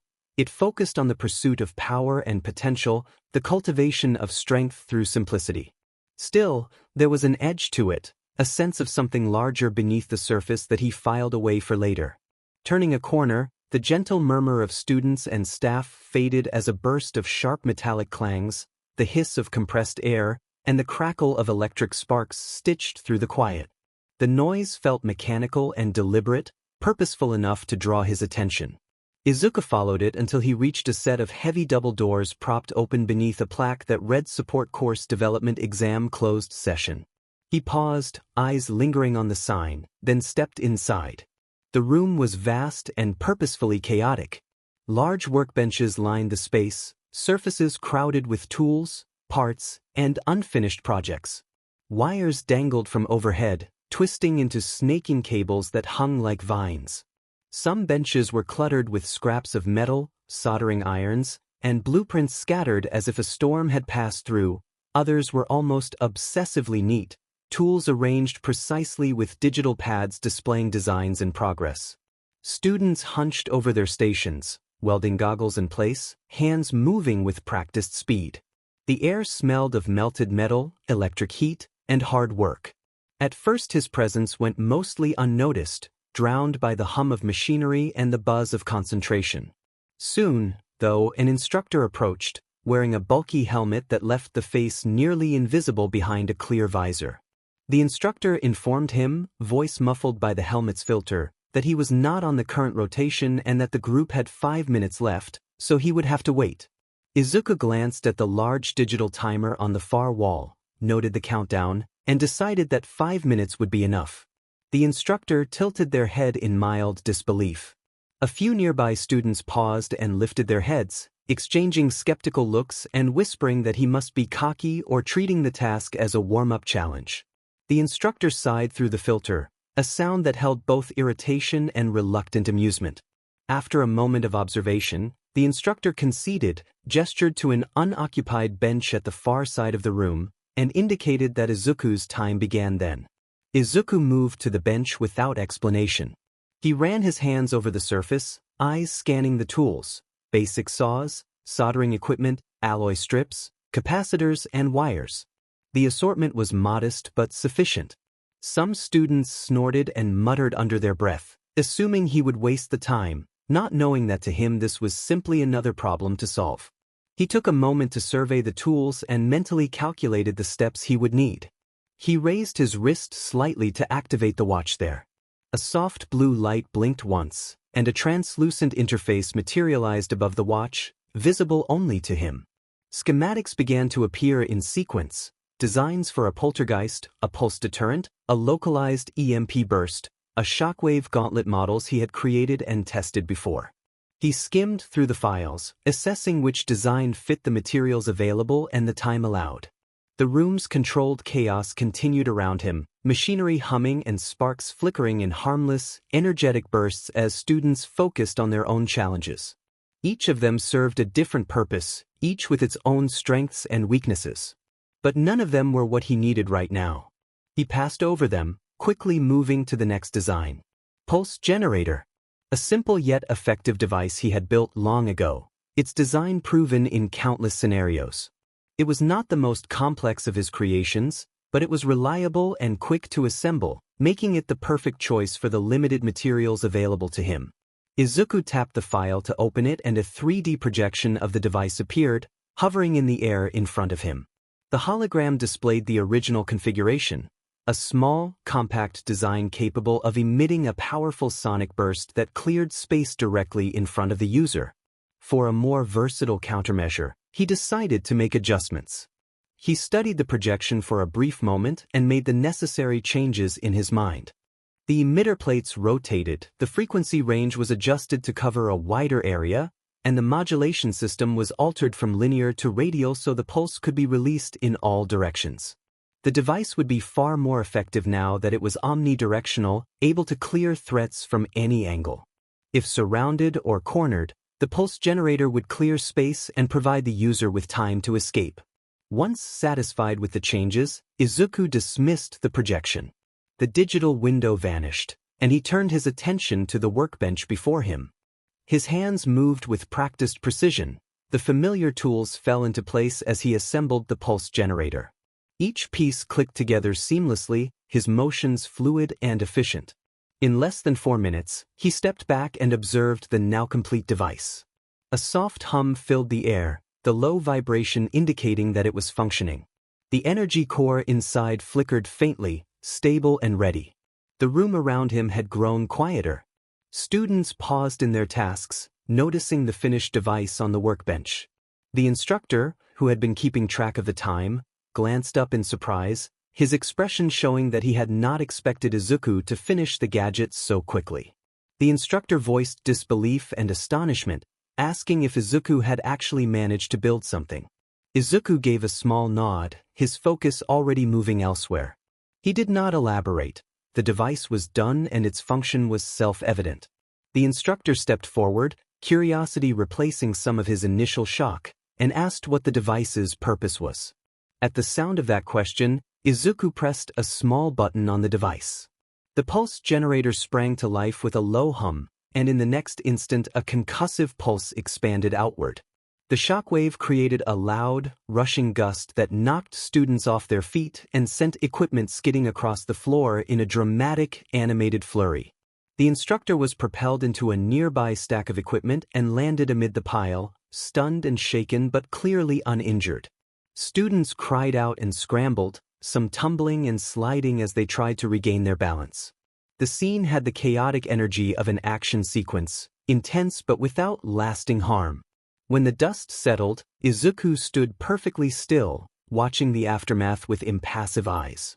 The pulse generator hummed quietly, its purpose made abundantly clear. The instructor lay on the floor, groaning as he tried to sit up. He took a moment to take in the chaos and then, still gathering himself, asked what on earth had just happened. Izuku responded calmly and matter-of-factly, saying that he hoped the demonstration made his point clear. The instructor paused, processing the full extent of what had just occurred. After a deep exhale, he told Izuku that he needed his name to record a grade and that, once that was done, Izuku could leave. Izuku provided his name quietly, Izuku Yagi. The instructor blinked, still recovering from the shock but nodding slowly as he made a note. He confirmed that Izuku would receive his grade and indicated that he was free to go. Without another word, Izuku turned and walked toward the door. His footsteps echoed in the hallway, punctuating the silence left behind in the room. As he reached the doorway, he glanced down the corridor just as a few other students began to enter the presentation hall. Their faint murmur reached him, cutting through the residual quiet. He stepped into the hall, which buzzed with nervous energy. It was not filled with bombastic fanfare despite the legends surrounding UA's entrance exam. The walls were adorned with sleek, modern panels flashing subtle animations of the UA logo. The soft whir of the ventilation system mixed with the quiet chatter of students, who murmured to their friends or fidgeted with their phones as they waited. Izuku sat quietly a few rows back from the front, posture relaxed while his gaze swept the room, noting every subtle shift. The students who could not hide their anxiety, the groups whispering strategies, and the confident ones who wore smirks of excitement. Present Mike then boomed a welcome to the UA Heroics entrance exam and warned everyone that the test would be tough, emphasizing that they would be challenged with real combat scenarios and needed to be ready for anything. Izuku did not feel a rush of excitement like some of the other students. He felt detached and observant, taking in the cadence of Present Mike's voice and the small shifts of energy in the room. The briefing continued with a concise explanation of the exam's rules, the dangers involved, and the mock city where they would be assigned. The students were shuffled out of the hall and onto buses, restless with anticipation. When the bus finally stopped, they exited onto the edge of the mock city. Before them stood massive, towering gates of gleaming metal emblazoned with the UA logo. Beyond those gates, the exam awaited. As the students gathered in a loose group and looked up at the imposing city walls, Izuku stood slightly apart, observing them all. The streets stretched out in front of them, the artificial city eerily still, its towering buildings and lanes designed to mimic a real metropolis. The mock villains would be waiting, programmed to react to their every move. A tense silence hung in the air. The students stood with their feet firmly planted, eyes scanning the surroundings. None of them moved, unsure of what would happen next. Then the tension was broken. Present Mike shouted the command to start, his voice cutting through the quiet like a signal that set everything in motion. The students did not immediately rush forward. Most of them looked around, confusion etched on their faces, unsure of where to begin or how to proceed. A few glanced at Present Mike for guidance, while others looked toward their teammates. Present Mike, elevated on a platform overlooking the area, had raised his mic and was about to offer his usual energetic commentary when he noticed hesitation among the students. He opened his mouth to speak, ready to guide them through the initial chaos, but a quiet voice interrupted him. Izuku warned the students that he would not stay there if he were them. The students turned, heads swiveling toward Izuku, some squinting as if they had misheard. Present Mike blinked, his usual playful grin faltering as he scanned the scene, asking in confusion what Izuku meant while remaining rooted to his perch. Izuku did not respond with words. With an almost imperceptible flick of his wrist, the air around them shifted. The world seemed to bend for a brief moment, and then Present Mike was no longer on his platform. He stood beside Izuku. Present Mike began to protest, trailing off as he blinked rapidly and tried to make sense of the abrupt shift. His usual confidence had vanished, replaced by disoriented uncertainty. Izuku kept his gaze fixed ahead on the mock city, its towering buildings, street obstacles, and cluttered urban environment still seeming perfectly intact, and then slowly raised his hand. Izuku instructed Present Mike to watch. Before the instructor could respond, Izuku snapped his fingers. In an instant, everything changed. The entire mock city, every building, every street, every obstacle seemed to fold away. The illusion collapsed as if it had never existed. Structures dissolved into empty space, and the streets and obstacles evaporated, leaving only a stark, silent void where the city had stood. The students, frozen with Izuku, stared in shock. Some stepped back as if they feared the city would reappear or that they themselves might vanish. They exchanged looks of disbelief, mouths agape, unable to comprehend the impossible scene unfolding before them. Legs felt heavy, as if rooted to the ground, while their minds tried to process what they had just witnessed. Izuku remained still, expression unchanged, his focus unwavering on the blank expanse. It was not a display of triumph. It was a simple, almost casual rearrangement of the environment, as if he had altered the scenery with a gesture. Present Mike stared at the empty space where the city had been, mouth opening and closing without forming words as his mind raced to grasp the spectacle he had seen. He struggled to find an explanation and then asked how it had happened. Izuku, unperturbed, asked whether he was allowed to leave. Present Mike stood there for a long moment, still unable to fully comprehend what he had witnessed. He admitted, hesitantly, that Izuku may leave. Izuku nodded once and turned on his heel. His footsteps echoed in the quiet arena as he made his way toward the exit, leaving stunned silence in his wake. The students remained frozen, their gazes fixed on the empty space. The grand test they had been part of was gone, obliterated in the blink of an eye, and none of them knew how to react. Present Mike muttered to himself that it had definitely been something new. Before anyone could say another word, Present Mike's phone rang. He glanced at the caller ID, swiped the screen, and brought the phone to his ear. He answered the call. The voice on the other end sounded frantic and urgent, demanding that Present Mike stop the applicant immediately. The caller warned that the applicant must be stopped from leaving and insisted that he could not be allowed to walk away. A voice on the phone demanded that he not let him leave. Present Mike's grip tightened around the receiver as those words cut through the room. His eyes snapped to Izuku, who stood calm and unaffected just a few feet away, and the caller's urgency seemed to trigger something in him. Before Present Mike could take a step or say a word, Izuku vanished. Present Mike blinked with the phone still at his ear and found only empty space where Izuku had stood. He pressed the receiver away from his ear, hands trembling, and noticed the line had gone dead.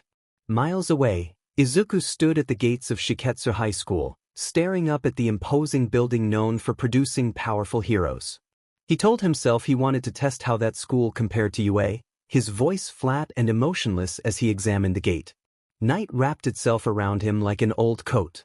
The city's usual bustle softened into a deliberate hush. Neon lights buzzed and engines hummed distantly, but none of it demanded attention. For Izuku, who had long ago moved beyond the constant motion of ordinary life, the stillness was oddly comforting. Teleportation, once a skill that required focus, had become second nature, and he could be anywhere in an instant. Tonight, though, he had no urgent destination. His steps were deliberate, each click of his shoes marking time as the familiar curve of his street came into view and steadied him. He reached his porch and stepped inside just as the door swung open, warmth replacing the cool night air. The lights were dimmed and the television cast muted colors across the living room. His mother called his name and then moved forward, dropping to her knees to pull him into a tight embrace. She trembled, holding him close with an intensity that left him still, feeling the steady press of her heartbeat against his cheek. She asked where he had been and said that they had been worried. Izuku told her he had only been roaming, his voice flat as his gaze drifted toward the hallway. Tashinori appeared in the dim glow from the television and addressed him as son. He stepped forward, laid a firm hand on Izuku's shoulder, and said that they needed to talk. Izuku observed the hand on his shoulder and waited as Tashinori prepared to speak, his own thoughts already moving beyond the present moment. He could sense the tension, but he felt no urgency to resolve it. Izuku asked Tashinori to lead the way, his voice neutral. The living room seemed suspended in time. A lamp in the corner cast a faint glow that barely pushed back the darkness, leaving the edges of the room in soft shadow. The air was thick and unspoken, hanging heavy in the stillness. Izuku sat at the far side of the low table, his posture relaxed, arms hanging loosely as if his body rejected the weight of the conversation. Tashinori sat opposite him, shoulders rigid and jaw clenched, the angles of his face taut with restraint. He held something back that threatened to break through, but words would not come easily. The silence between them felt loaded and aching. Inko lingered near the wall behind Tashinori, hands folded tight in front of her and worry softening the lines of her face. She looked between Izuku, enigmatic, and Tashinori, who had become something far more dangerous in her eyes. A faint creak of wood split the quiet as Himri peeked through the slightly ajar door, small and wide-eyed, sensing the strain she did not fully understand. Tashinori broke the silence and asked when Izuku had acquired that quirk. Izuku replied flatly that it was not a quirk. Tashinori snapped, incredulous, and asked if Izuku thought he was stupid. Inko stepped forward in slippers, hesitating for a moment before offering that perhaps Izuku was telling the truth and maybe it really was not a quirk. Toshinori's features shifted, frustration flashing across his face. He turned back to Izuku and asked what else it could be. Izuku stated that it was a gadget. Toshinori repeated the word with disbelief and pressed for clarification, asking if Izuku meant a machine. The tension loosened for a brief second, but his reaction was far from relief. He let out a dry, humorless laugh that did not reach his eyes and demanded to know who had built it. Izuku answered matter-of-factly that he had built it himself. Toshinori stared, searching Izuku for any sign of deceit. Finding none, he folded his arms tightly across his chest as if shielding himself from the unfolding truth and asked if he was expected to believe that. Toshinori's voice dropped as he recited the reasons for his disbelief. He reminded them of Izuku's poor attendance at school, his barely passing scores, and the medical reports he had seen that showed the extra joint and X-rays confirming quirklessness, arguing that a late development would have shown by age 10. He said the phenomenon Izuku displayed did not feel like a natural quirk, it was too sudden and too clean.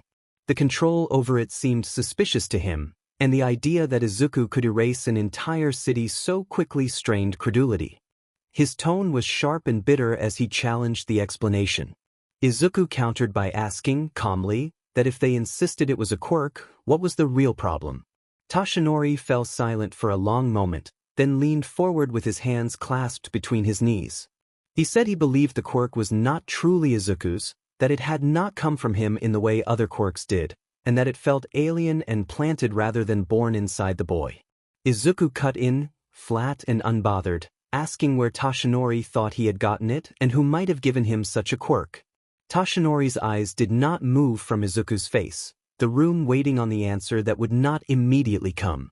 When he finally spoke, his voice was low, stripped of warmth, and cold enough to chill the space between them. There was a beat of silence, heavy and lingering. Izuku's face remained composed and unreadable, but there was a subtle shift in the way he held himself.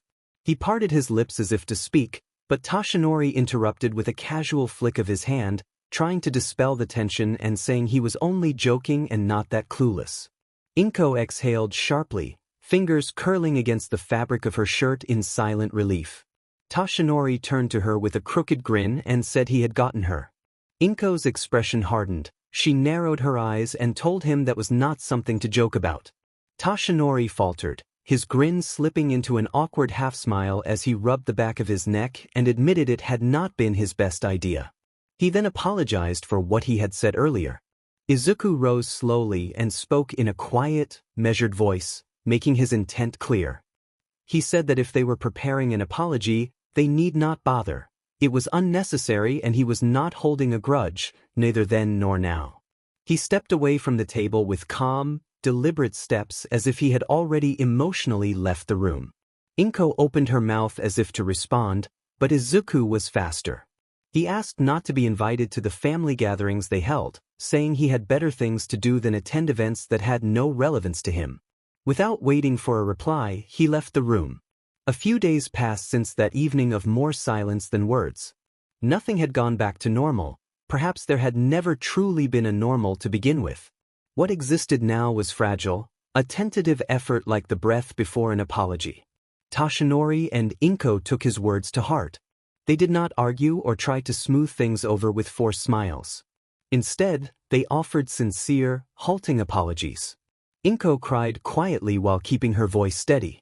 Toshinori's hands trembled slightly as he sat between regret and restraint. Izuku met their apologies not with anger but with cold acceptance. He had insisted he held no grudge, and the truth of that statement felt sharper than anger. They tried in small, almost invisible ways.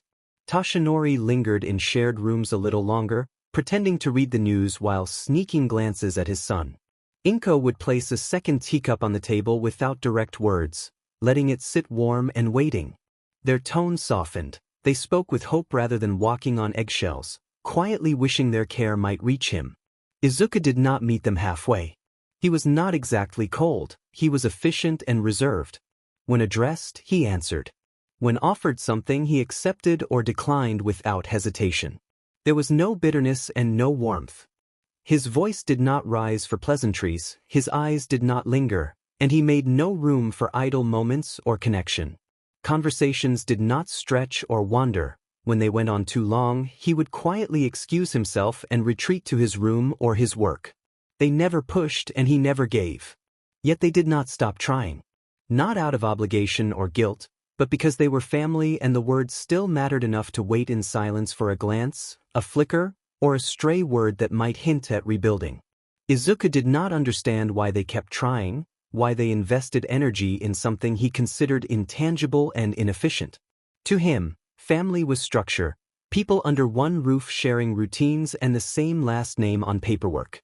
Emotional effort felt like a miscalculation. At best it was inefficient, at worst it was noise around the things he believed mattered. He did not resent them, and he did not wish they tried more or less. They respected his space, his time, and his silence, and that was all he wanted.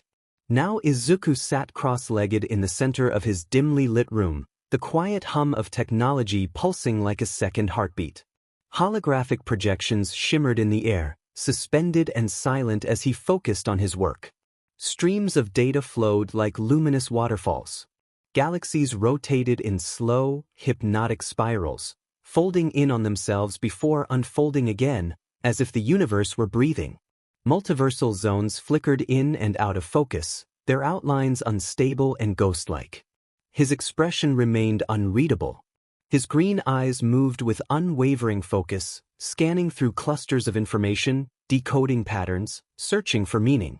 He had been at this for hours, maybe longer. Time had melted into the rhythm of quiet observation. The flow of data shifted. A spike flashed across the feed, sharp and fleeting, cutting through the steady hum like a jolt of electricity. It vanished as quickly as it had come, but Izuku had already locked onto it. He leaned closer, narrowing his eyes as he traced the trail it left behind. That pulse was not random. Something had caused it, something fast, precise, and unfamiliar. He pulled the coordinates into focus, isolating the origin point. A lone vessel appeared on the display, compact and unfamiliar in design. It was not from this quadrant. It moved with remarkable speed, slicing through space as if it had a destination and very little time to get there. With a smooth flick of his hand, the holograms dissolved into nothing. The room dimmed, shadows reclaiming the space around him. He stood up, silent and focused, the faint glow of his watch reflecting in his eyes. His mother called from the hallway that Izuku's hero exam results had arrived. Another knock, louder and more insistent, followed. She announced that she was coming into the room. The door handle turned. By the time it opened, the room was empty. Izuku appeared with seamless precision, crouched low atop the curved hull of a small spacecraft drifting through the stars. The ship was compact, closer in size to a personal shuttle than a star cruiser, its body smooth and functional. It could perhaps carry 4 or 5 people if arranged tightly. Its design was practical, with minimal ornamentation, and it had clearly been modified for speed. He moved quickly, flattening himself against the cold surface. Within seconds, he had vanished from detection. Not through camouflage, but through control. Izuku masked everything. His energy signature, his gravitational presence, even the subatomic traces that might give him away. To the ship's sensors and the pilot within, he was nothing. He was absence.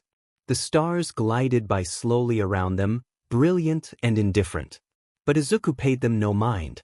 His eyes were fixed ahead, watching and waiting. The hum of the vessel's engine vibrated beneath him in a steady rhythm. Though it was not the most advanced technology he had seen, it had been modified, tuned for better move, likely reworked by someone with access to multiversal designs. It was crude in some places, clever in others. Functional, yet clearly pushed to its edge. That told him something. They were not running.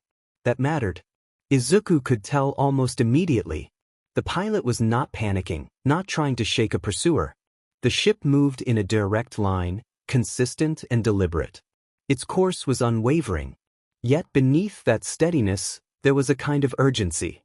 He felt it in the way the ship surged forward, pushing its engines just a little harder than ideal. It was not fear, but focus. It reminded him of the way someone might move when they were late for something important, walking fast but not sprinting, checking the time every minute, cursing softly under their breath. Someone trying not to waste another second. This ship was not escaping. It was trying to arrive. And that intrigued him. So he waited. Time passed in a strange rhythm. There was no day or night out here, only the slow turning of stars and the whispering dark between them. Izuku remained motionless, the universe flowing past him in silence. Then something changed. A shimmer appeared in the distance, faint at first. Just a ripple in the black, like heat rising from invisible ground. The fabric of space began to bend inward, a subtle distortion. Not natural. Izuku lifted his head slightly, eyes narrowing. The ripple deepened, folding into itself with delicate precision. Then, like an eye opening in the dark, a portal appeared. It did not tear open violently like most dimensional rifts. It unfolded gracefully, with control. Its edges were rimmed with a soft, steady glow that pulsed with stabilized energy. This was not an accident. It was a design. A gateway built with purpose. The ship beneath him adjusted course with only the slightest shift, heading directly into the opening. It did not slow down. It did not hesitate. It went in. And so did Izuku. Crossing the threshold felt like slipping into still water. The world went momentarily colorless, soundless. For a brief second, he felt nothing, no motion, no temperature, no weight. Then light returned, and with it, the universe. But it was no longer the one he had left behind. What stretched before him now was unlike anything he had ever seen. Suspended in the void was a structure so vast, so impossibly large, it caused something deep in him to stop. A spacecraft? No more than that. A monolith. The ship before him stretched farther than his eyes could track. Galaxies floated nearby like fireflies next to a bonfire. It was easily the size of 2 or 3 full galaxies, maybe more. It defied scale and defied sense. Its silhouette alone seemed to curve around the distant light, swallowing starlight into its shadow. Izuku slowly rose from his crouched position, standing tall on the small ship's hull. His breath caught, not from exertion, but from the sheer magnitude of what stood before him. The vessel shimmered like a god asleep in the void. Towers rose along its surface like mountain ranges built from alloy and glass. Endless stretches of cityscape blinked with lights, dense as neural pathways. Ships entered and exited like sparks drifting away from a fire. Docking arms stretched out in arcs longer than planetary rings. Between them, glowing corridors connected what could only be massive living sectors. And within it all, there was life. Izuku could feel them. Beings. Not just millions. Not billions. Trillions. And perhaps more than even that. Species from across the multiverse. Civilizations that had vanished. Races he had once tracked and studied were now gathered here, alive. The lost were not lost. They were here. Izuku understood that this was where all the worlds that had blinked out without explanation had gone. All the cultures that had fallen off the map left no ruins or signals behind. The gaps in history, the sudden silences in space, pressed against Izuku's thoughts. He stared in silence, heartbeat slow and steady while his mind raced. This was the answer, and it raised new questions about why they were here. Izuku landed softly on the ancient floor of the colossal ship, his boots making no sound against the metallic surface that thrummed beneath him. The structure dwarfed any construct humanity had ever dreamed of. Its interior pulsed with an eerie vitality, as though the ship itself were alive. Veins of luminescent circuitry wove through the walls, casting shifting patterns of azure and violet across the cavernous chamber. Arched supports, etched with glyphs that flickered like dying stars, stretched into the darkness above. The air held the scent of ozone and something older, metallic yet organic, a fusion of machine and relic. This was no mere vessel. It was a living archive, a monument to eons uncounted, its surfaces worn smooth by time yet humming with purpose. Faint vibrations under Izuku's feet pulsed in rhythm, as if the ship's heart beat somewhere deep within its core. His augmented lenses scanned the environment, overlaying data in precise glowing lines across his vision. Atmospheric composition, energy signatures, structural integrity. All functional. all active. The chamber was far from empty. Countless entities moved through vast corridors that branched off like arteries from the central hub. Some glided on currents of energy, their forms shimmering with bioluminescent hues. Others strode with mechanical precision, limbs encased in sleek exosuits that whirred softly. A few were carried in hovering capsules, faces obscured by frosted glass. Izuku's database struggled to identify them all. Civilizations hidden for millennia, their existence reduced to myth, were here, moving with purpose. But for what? A sharp, guttural voice cut through the stale air. A small figure strode toward him, barely reaching his chest. Its rough, cracked skin resembled weathered stone stretched tight over a compact, muscular frame. The alien wore a uniform of gray and yellow with crimson gloves, the fabric shimmering faintly as if woven with microscopic circuits. Deep-set, obsidian-like eyes held a mix of mild amusement and sharp disdain. It moved with a swagger that belied its size, radiating a volatile energy that seemed to ripple the air. The small alien demanded to know who he was and why he stood there, the tone edged with irritation. When a second, louder challenge followed, the first alien raised its voice and asked if Izuku had lost his mind and whether he even knew where he stood, seeming to accuse him of acting like a mute statue. Izuku remained motionless, face a blank mask. His lenses had already decoded the language and silently parsed the alien's words. He did not respond. Observation was his priority, not engagement. Energy crackled around the smaller alien, arcs of violet plasma snapping like whips along its arms. Its body surged upward, muscles expanding until it reached nearly twice Izuku's height. The uniform stretched but held, fibers glinting with adaptive tech. The alien's smirk twisted into a sneer as its voice dropped and the content of its words became a low threat about drags and competence. Izuku's sensors cataloged the transformation as a biological augmentation, likely triggered neurologically. He assessed the threat level as low and calculated possible responses: neutralize, evade, or de-escalate while holding his position. Action was unnecessary until intent was confirmed. A new voice arrived then, smooth and cold as polished steel. A second alien approached, identical in species but different in demeanor. It held itself rigidly, arms crossed, the same gray and yellow uniform accented by deep indigo gloves. Its eyes were glacially calm. The air seemed to still around this one as if the ship itself acknowledged its presence. The small alien froze and immediately apologized to the second figure, admitting that it had forgotten something important and promising it would not happen again. Commander Vren narrowed his eyes and warned that the assembly did not tolerate delays, reminding the other of what was at stake without elaborating. The unspoken threat hung sharp and heavy. Mr. Picky swallowed, paled, and then spun back to Izuku, returning to a sneer that had lost its venom. He dismissed Izuku as a pest and stalked off, footsteps echoing faintly as he vanished into the shadowed depths of a corridor. The glowing veins in the walls pulsed faster, as if mocking his retreat. Izuku did not move.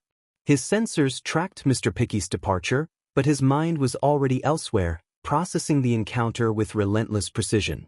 The alien's transformation, the commander's authority, and the mention of an assembly were fragments of a larger pattern. This ship was no mere outpost or way station. It was a stronghold, a nexus point, a convergence. After a while, Izuku emerged from the corridor. His footsteps landed softly against the cold metal floor, subtle echoes reverberating beneath the vast, vaulted canopy of the hangar.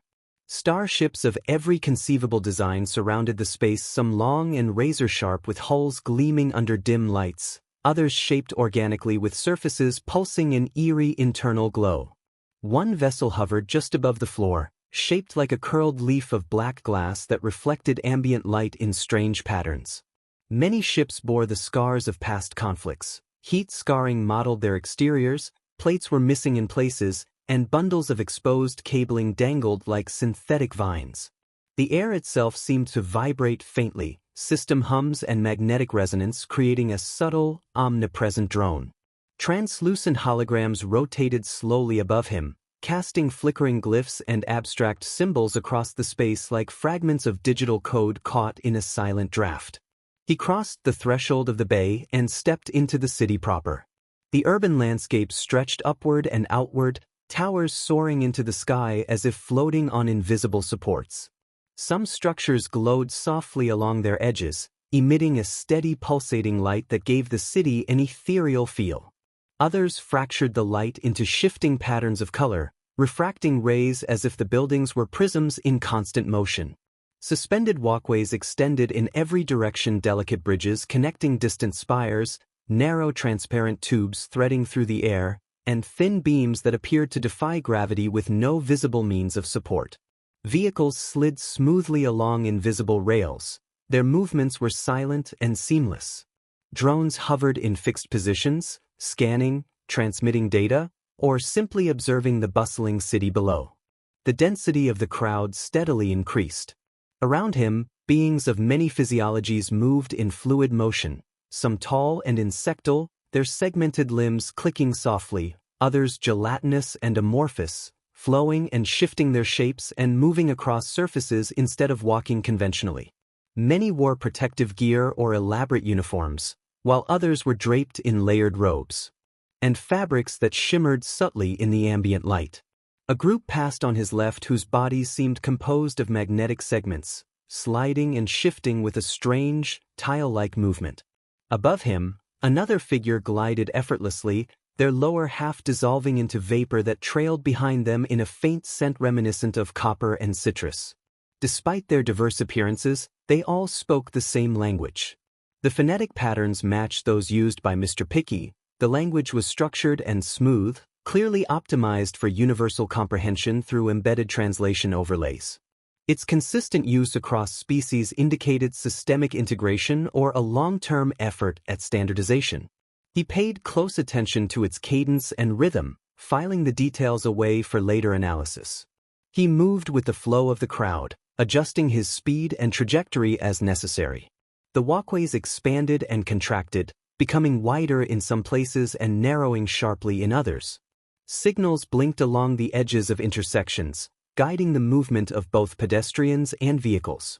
He soon spotted what appeared to be a transport nexus, a tall vertical column embedded with segmented pods rising and falling silently on an invisible track. It was likely a primary route to reach the higher clearance zones he needed to access. He angled toward it, anticipation sharpening his focus.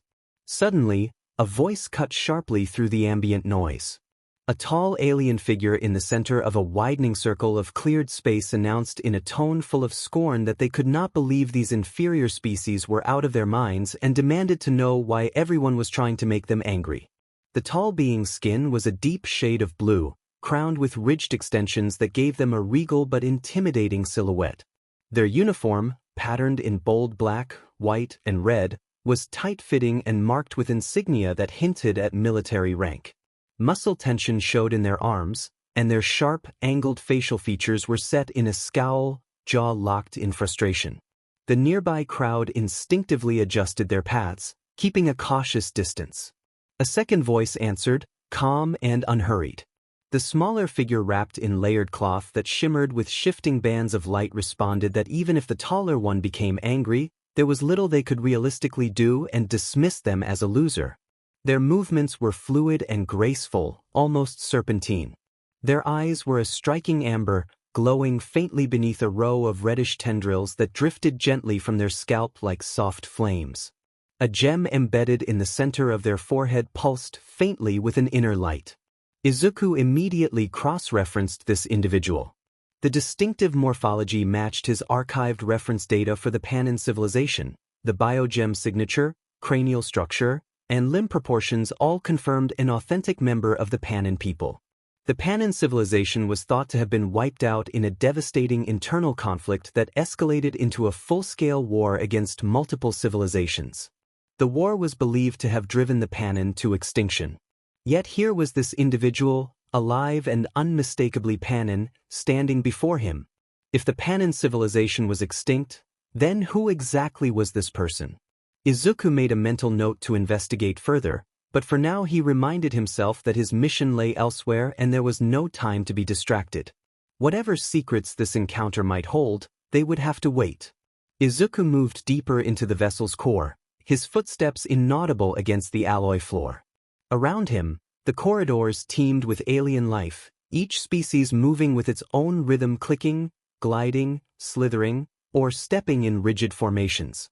The ship pulsed with mechanical breath, a soft synchronized hum embedded in every wall and floor panel.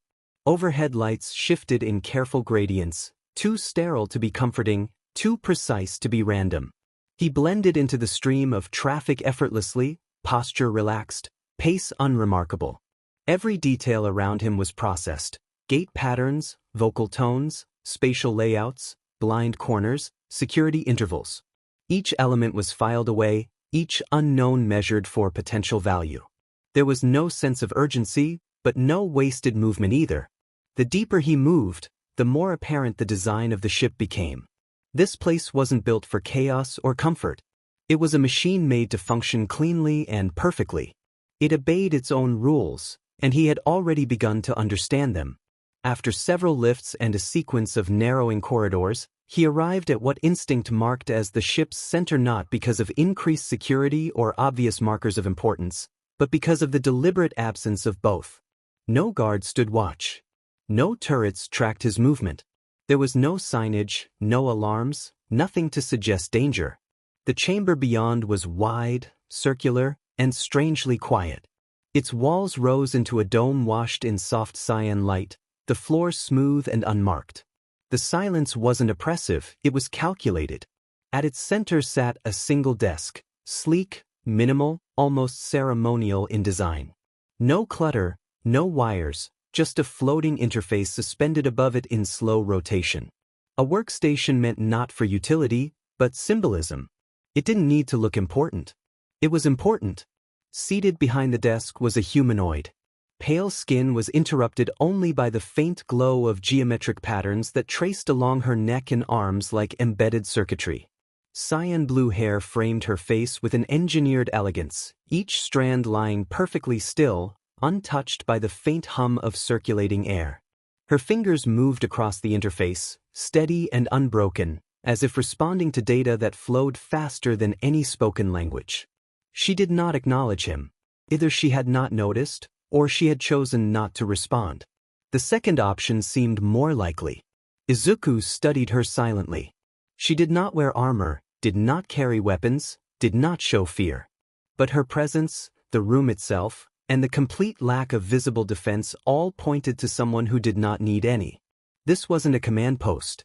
It was the control node. He considered the possibilities. Approaching might yield answers, if she chose to speak. But initiating contact would risk exposing his intent. Intent led to questions, and questions drew attention. That attention could compromise everything. Without breaking stride, he turned and slipped back into the stream of foot traffic. The density of the crowd made tracking easy. He let instinct guide him, scanning for a target, someone isolated, unprotected, irrelevant. It didn't take long. Just ahead, moving along the edge of the corridor near a docking conduit, a lone figure shuffled forward. Small and cloaked, their movement lacked coordination, posture defensive, head kept low. Translucent skin flickered with natural bioluminescence beneath ragged fabric. Their eyes scanned nervously, not with trained awareness but with prey-like skittishness. No uniform. No insignia. No one nearby. He adjusted course. With a few quick steps, he closed the distance, positioning himself behind them with practiced precision. One hand reached out, fluid and fast, wrapping around the figure's thin arm just above the elbow. The moment the connection was made, the world distorted. Light bent inward.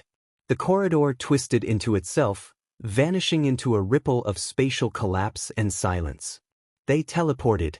As Izuku and the alien materialized onto the outer docking platform, the familiar hum of ship engines resonated through the vast chamber, a steady, almost hypnotic vibration. Sparks of static energy flickered intermittently, tiny bursts of restless light weaving through the shadows. The platform stretched out in every direction, an endless expanse of cold metal and sharp angles. Docked vessels loomed like sleeping giants, massive and inert, each bearing the distinct marks of civilizations from distant stars. He had expected silence. A void. But the platform was far from empty. Not far from where they stood, a brutal scene was unfolding with harsh, immediate energy. The Panin Izuku had observed earlier lay on the floor, injured and struggling. An aggressor dragged them roughly and watched with a smug, deliberate calm that made the violence feel like sport rather than necessity. The Panin's limbs scraped across the hard metal, leaving marks behind as they were hauled along. Izuku's eyes narrowed as they locked onto the scene. There was no sound from him, no flicker of reaction on his face, only a subtle shift, as if the air itself had changed tempo, like a slow, inevitable clock winding forward. He turned toward the alien he had brought with him, whose posture still betrayed confusion frozen between fear and disbelief. He reached out, placing 2 fingers lightly on the figure's forehead. A gentle pulse of energy passed from his touch. The alien's eyes glazed over, pupils dilating briefly before settling into a blank stare, unseeing and unmoved. Their features slackened, lips parted slightly, and they blinked uncertainty, no longer registering the world around them. Izuku released them, and the figure began to drift away, aimless and unmoored. He observed quietly that this method worked as well, his tone flat and controlled as if noting a simple fact. The larger alien yanked the Panin up by the arm and flung them aside. Their body hit the ground with a dull thud, limbs splayed awkwardly, breath ragged and uneven. The aggressor sneered that the Multiverse Federation was not how it used to be and that it was accepting incompetent fools like this. The Panin stammered, begging for a moment. A sharp blow cut through the air and silenced the plea. The Panin collapsed again, stunned and struggling to breathe steadily. The attacker muttered a crude insult that trailed off as he noticed a new presence, someone who did not belong and who remained unervingly calm amid the chaos. Izuku stepped forward. His movements were slow, deliberate, each footfall a soft echo on the cold metal. He did not glance at the aggressor, his attention remained fixed on the figure lying on the floor. He knelt beside the Panin, lowering himself carefully to their eye level. His face betrayed nothing, no urgency, no tenderness. His hand rested lightly on their chest. Izuku told the Panin that he had a lot of questions to ask, his voice quiet and controlled. Golden light spread from his palm, slow and steady, like dawn creeping across a dark horizon. It radiated warmth, bathing the wounds in soft light. Skin knit back together. Bones shifted and aligned with quiet precision. Breathing deepened and steadied. Pain ebbed away, replaced by stunned silence. The Panin looked up, disbelief clear in wide eyes, lips parted but no words coming. Behind them, the aggressor snarled, body tensing for attack. A fist drew back. The Panin gave a warning, voice cracking, but it was too late. Mid-strike, the alien's upper body vanished, no flash, no noise, only a burst of violet mist that lingered like smoke. The sudden absence was more deafening than any sound. Silence returned, thick and complete. The Panin blinked, mouth hanging open in stunned confusion. Izuku spoke calmly and deliberately, stretching the space between words as he suggested they talk. He looked down at the Panin, steady and unyielding, while the chamber held its breath. Izuku spoke quietly, his voice edged with a tension he had not yet named, and asked for an explanation of why every alien species had gathered in that place. The Panin stirred at the question, a flicker of discomfort crossing their features. They shifted and sat up slowly, each movement betraying the pain Izuku had chosen not to treat. Izuku watched them wince, their breathing shallow and their skin pale beneath strange markings that still shimmered faintly with residual energy. Their eyes found his, and for a long moment neither spoke. There was exhaustion and confusion in the Panin's gaze, but also a flicker of familiarity, as if on some level they already knew him or what he might become. The Panin blinked deliberately and, with a strained whisper, asked if he did not know. Izuku frowned and straightened slightly, arms still crossed, stance guarded but steady. He said that if he did know he would not be asking. The silence that followed felt dense, almost physical. The Panin hesitated, then told him the name he had not recognized, the tournament. Izuku tilted his head, trying to fit the word into the scene. The Panin explained that it was a multiversal combat event held every 200 years at convergence points where dimensional boundaries thinned and travel was easier. Civilizations from across existence gathered there, from galaxies full of starlight to timeless planes, each sending their best. Izuku asked what they were competing for. The Panin answered that they competed for the prize. They described the prize not as a single thing but as everything: knowledge beyond comprehension, technologies lost to memory, and power drawn from the hidden architecture of reality. The Panin said that the victor gained access to it all and that victory meant more than prestige. The winning civilization could free itself from the forces that destroyed others, escaping entropy and decline to become something more resilient and seemingly eternal. Izuku went silent and considered the implications. He realized why the gathering outside had seemed so wrong, why species that had no reason to share a sky were now under the same sun. He glanced toward the skyline beyond the chamber walls, where spires rose like blades in alien architectures humming with distant energies. The crowded streets and humming docks were not a celebration or diplomacy, they were preparation. He turned back to the Panin and asked if all of those beings outside were competitors. The Panin replied that not everyone was there to fight. Many had come to support their champions: engineers, tacticians, healers, scholars, elders, diplomats, and civilians. Some were there to observe or to protect their cultures. The Panin said the event defined entire epochs, with some civilizations bringing their histories, their last hopes, and even their future generations. The Panin flexed their fingers and allowed that the pain was easing. They explained that so many civilizations came because the prize was worth more than peace or pride. Every civilization believed it could win or could not afford not to try. Some came seeking salvation, others conquest, but all sought to reach the top and become greater than what the universe otherwise allowed. Izuku let the weight of that settle. This was not merely a matter of strength or survival, it was a ritual of power enacted across realities. The stakes were absolute, and something about the situation still did not make sense to him. He asked why civilizations would rely on a tournament instead of pursuing knowledge through study and effort. The Panin did not argue. They looked at him with a stillness born of resignation and explained that effort alone was not enough to save a civilization. They listened to the muffled activity beyond the docking bay, ships rising and landing, boots moving, languages overlapping, and said that progress rarely went unnoticed. As societies pushed beyond their limits, others watched, not always openly hostile but always attentive. Izuku's expression shifted. The pattern the Panin described began to fit into a larger picture. The Panin's voice grew colder with experience as they described how those already living in the light often made sure others could not keep climbing. They leaned forward and made clear that powerful civilizations actively prevented rising societies from advancing unchecked. Silence stretched between them again. Izuku had no words to add. The Panin said that their people had believed in slow ascent, in building something real. The Panin recounted that they had believed they could reach the higher tiers through integrity.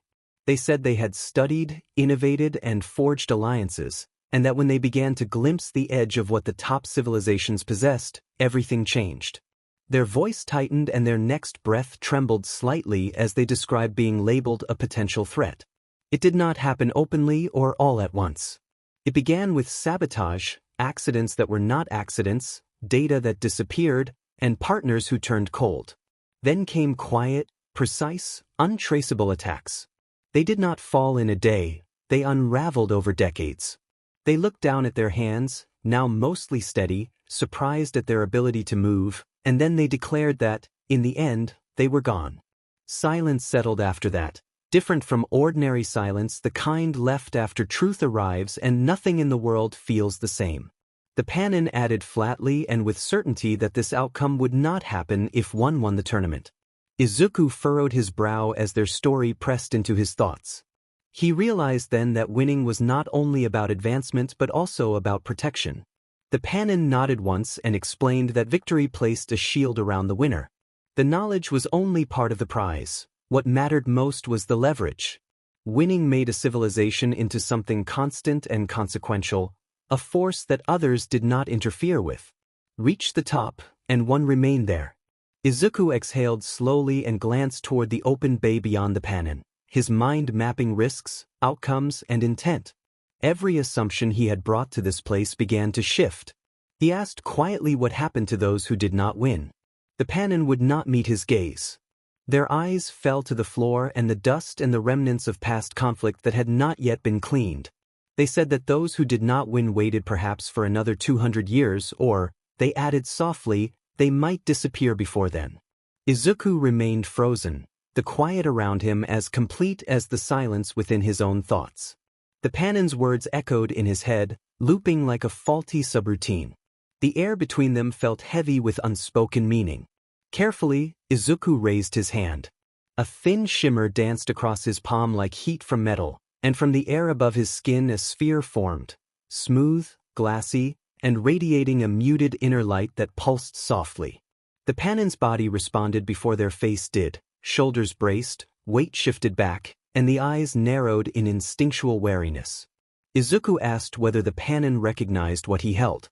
The Panin continued to stare at the sphere, expression impassive, and then shook their heads slowly, admitting that they did not know.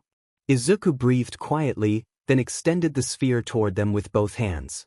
He explained that the object was named the Custodian of Knowledge and that it contained records and inventions enough to rebuild a civilization from scratch. The Panin gazed at the sphere as if it might vanish, breath quickening, fingers suspended as if refusing to touch it. The glow painted moving patterns across their face. The Panin then asked why Izuku was helping their people, pointing out that they did not know one another. Izuku looked at the Panin for several seconds and explained that the custodian had never been his.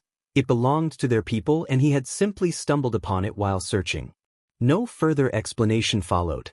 He stepped forward and placed the sphere into their extended hands. Their fingers closed around it slowly and respectfully, the glow bathing them in gentle light. As he left, Izuku warned the Panin not to repeat the mistakes their people had made. The Panin looked up, grateful, but found that Izuku was already gone.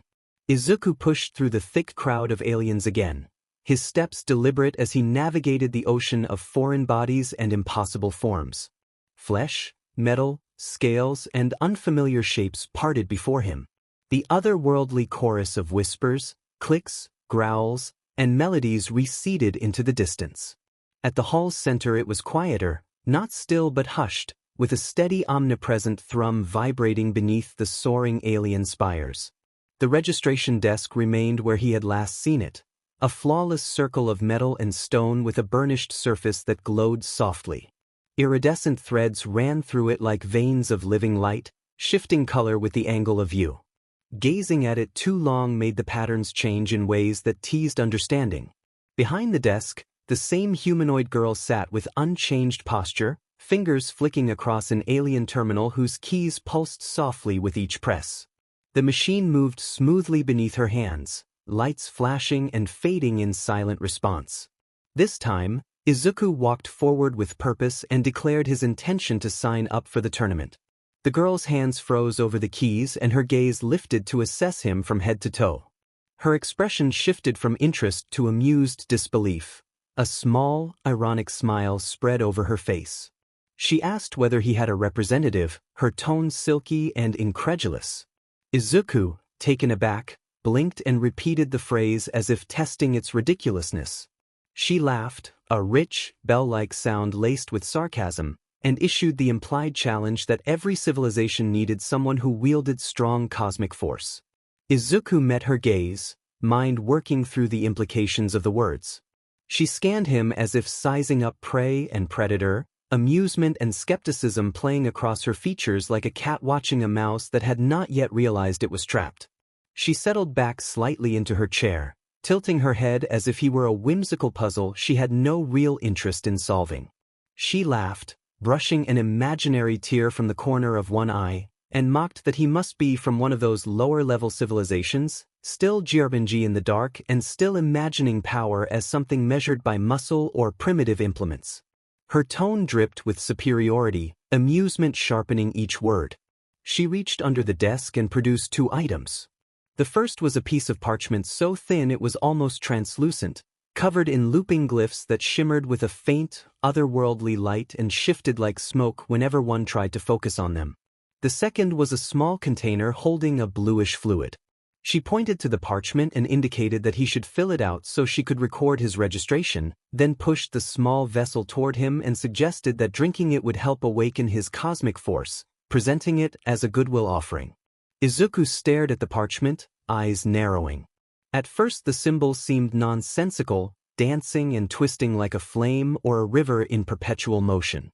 He could feel the receptionist watching, amusement in her gaze as she waited for his bafflement to turn into embarrassment, but he refused to give her that pleasure. Without looking up, he rotated his wrist.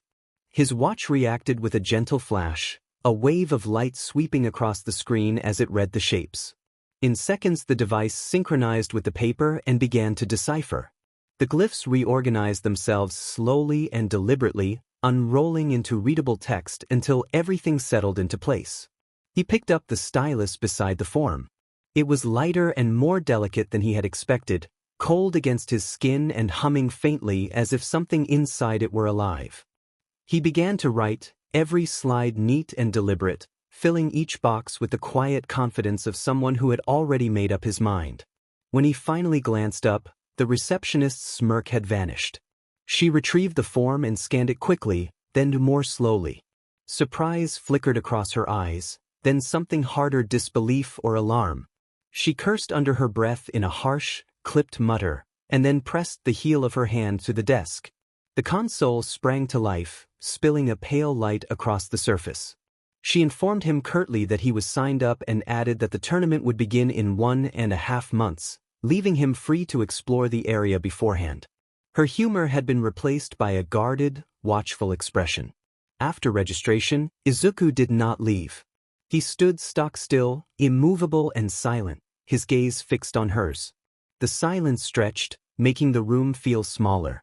The receptionist shifted slightly, one shoulder twitching. Her fingers hovered above the console, paused. Finally he broke the silence and asked what the most advanced level of civilization log there was. She replied that the highest recorded classification was Type 8. He pet his head as if considering the response, expression unreadable. Wordlessly he reached for the container she had pushed across the desk, glanced at it, and then walked away. Later, Izuku sat on the edge of his bed, the capsule flicking idly in the air before settling into his palm with a quiet click. The yellow light from his desk lamp picked out the capsule's smooth surface as he rolled it between his fingers and thought about what the receptionist had said. It was an advanced classification, one that implied manipulation of reality at a conceptual scale, but he knew it was limited.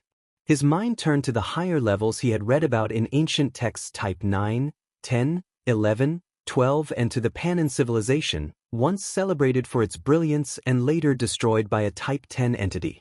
If Type 8 was the apparent ceiling here, what had happened to the civilizations beyond it?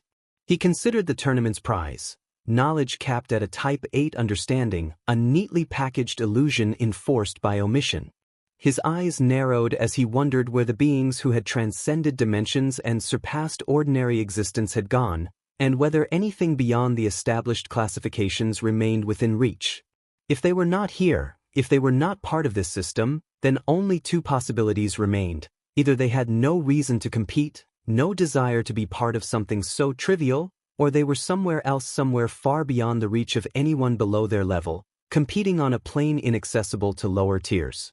His mind raced through the possibilities, seeking connections in the web of data and in the gaps between the tournament's walls, but the answers remained elusive.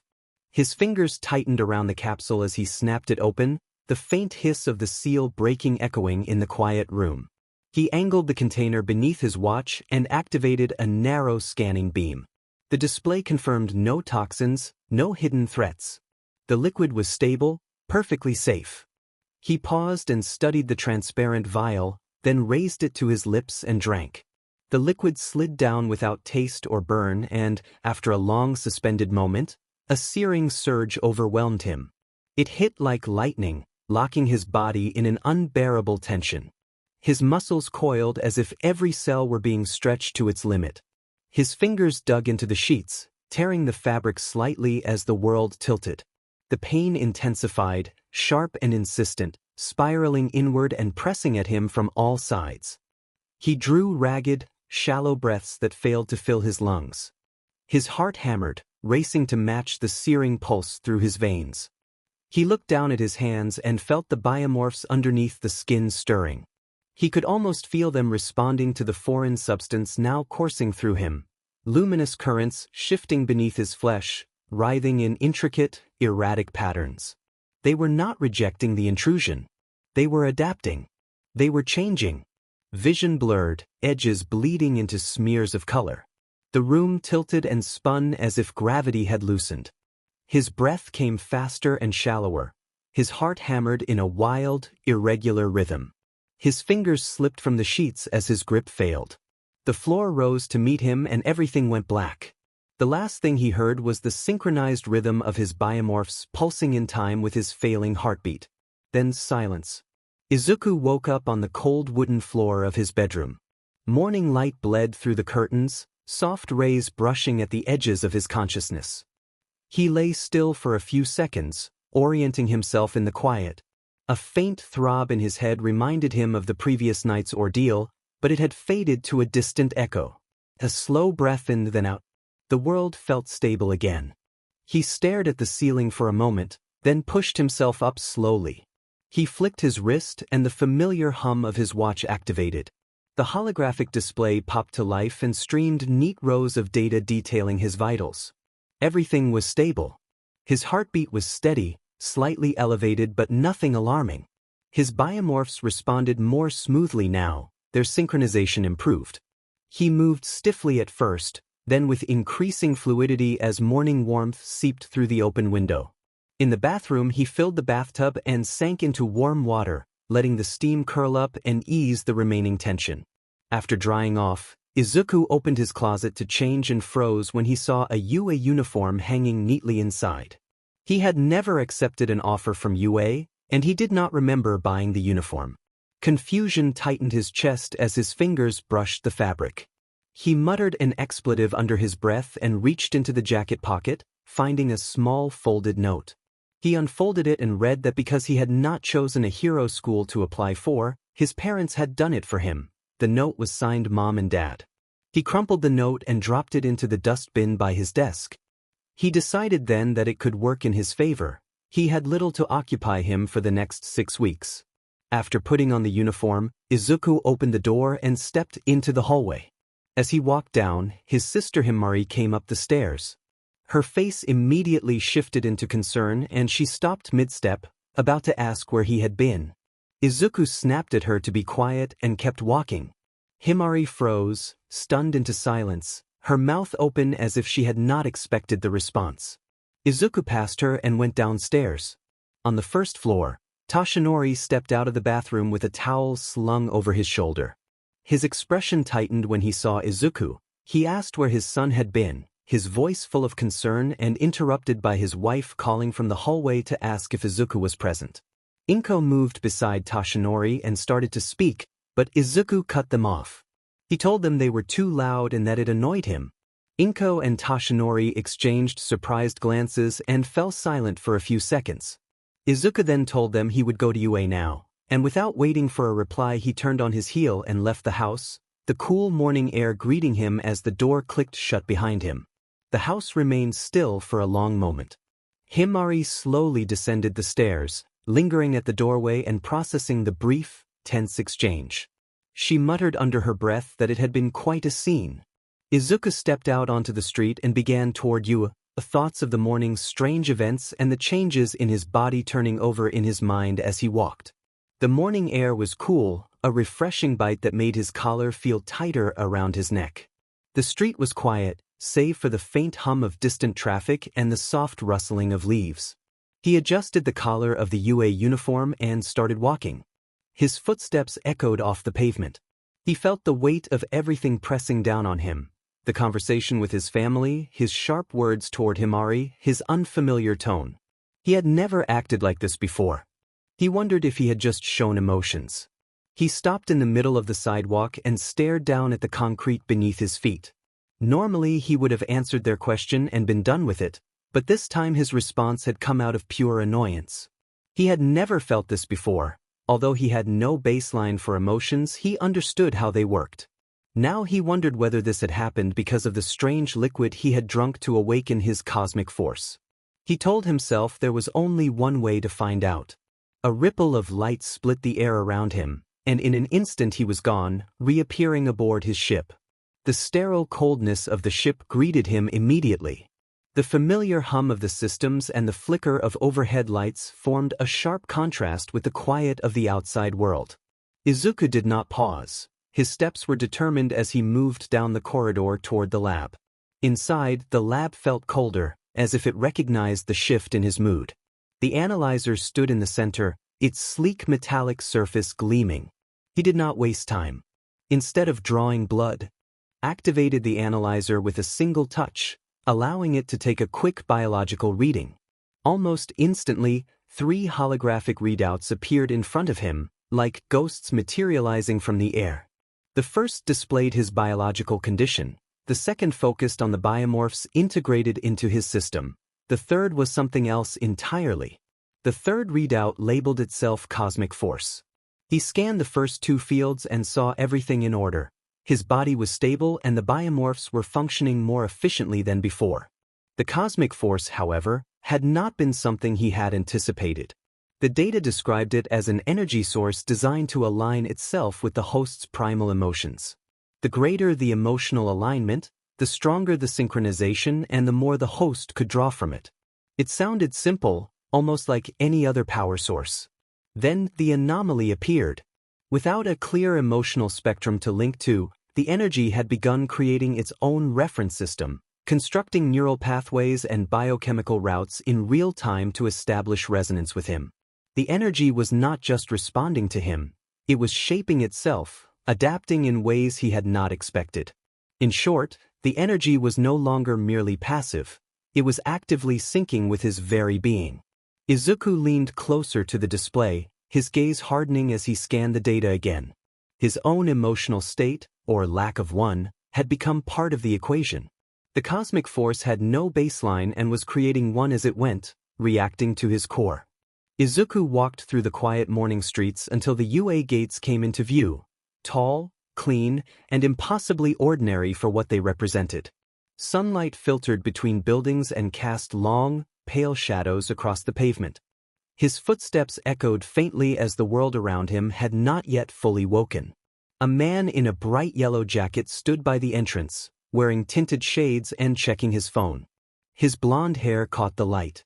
When Izuku stepped into view, the man straightened and greeted him loudly, his grin immediate and familiar. Present Mike asked what was up in his usual boisterous manner.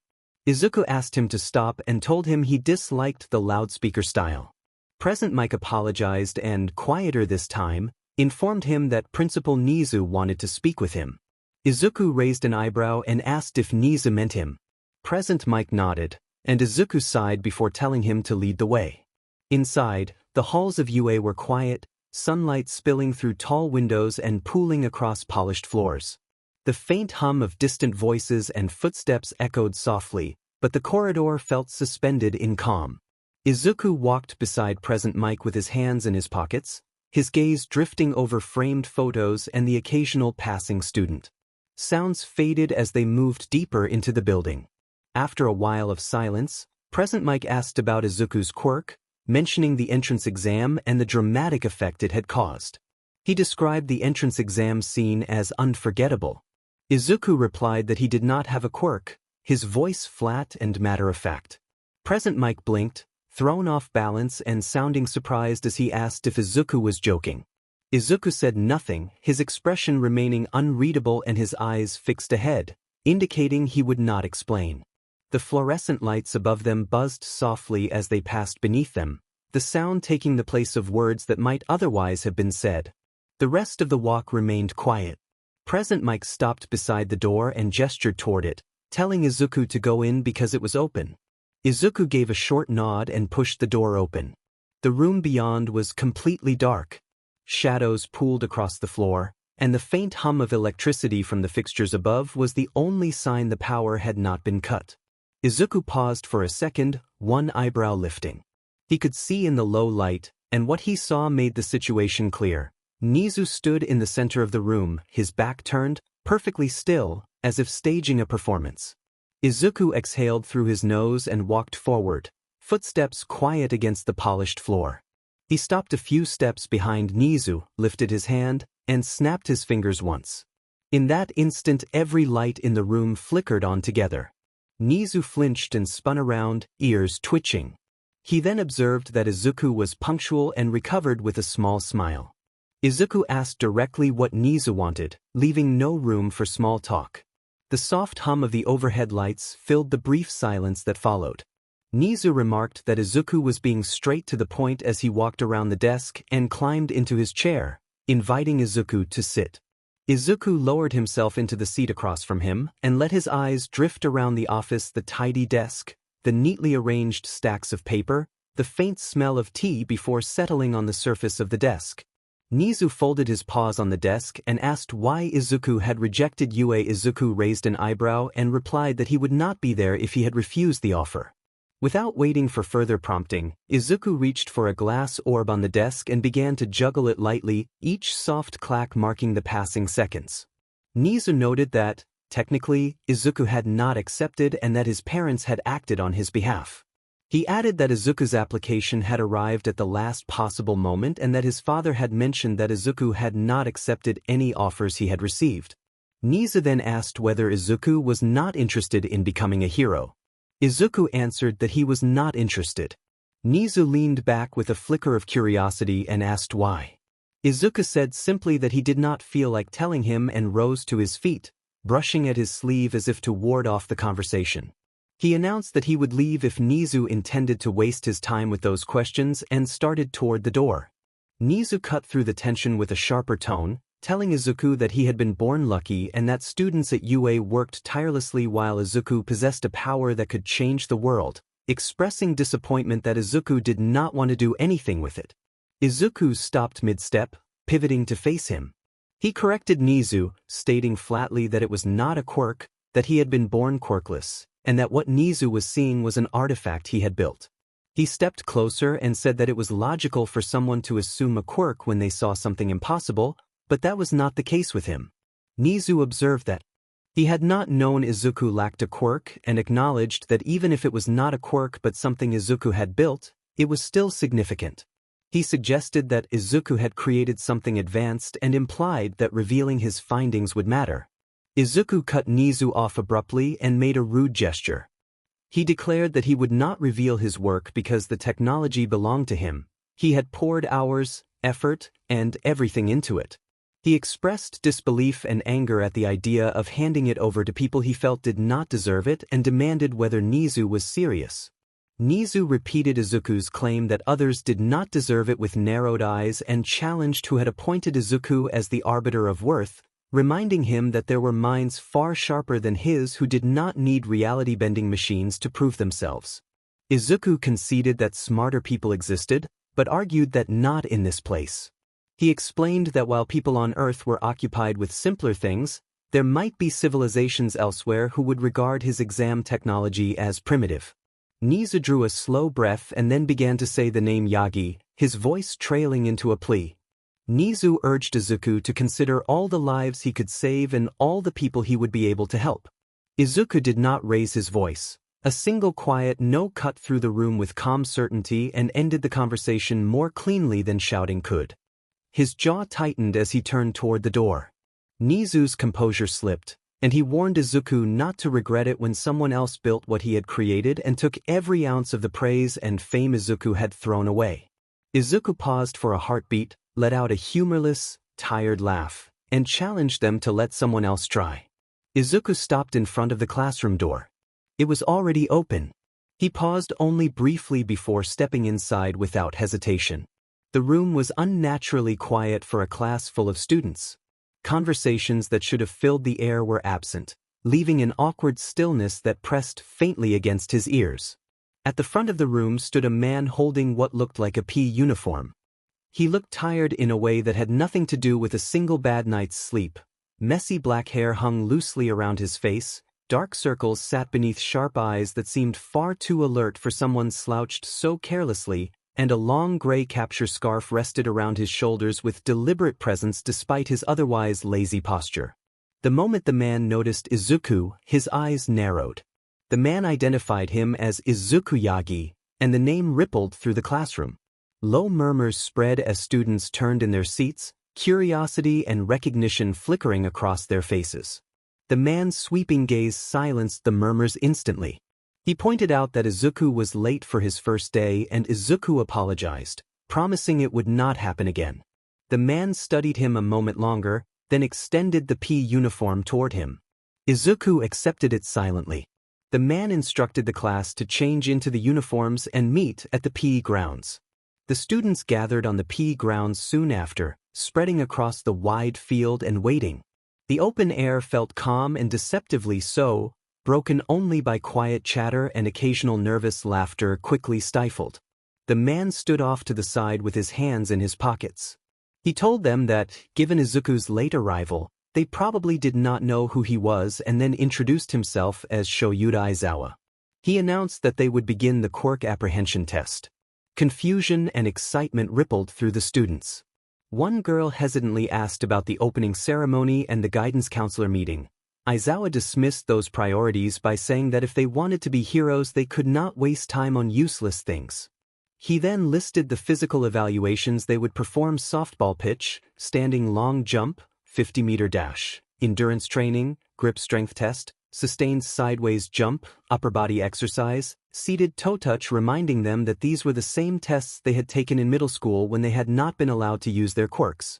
He noted that the country still had not standardized those records or tracked average performance.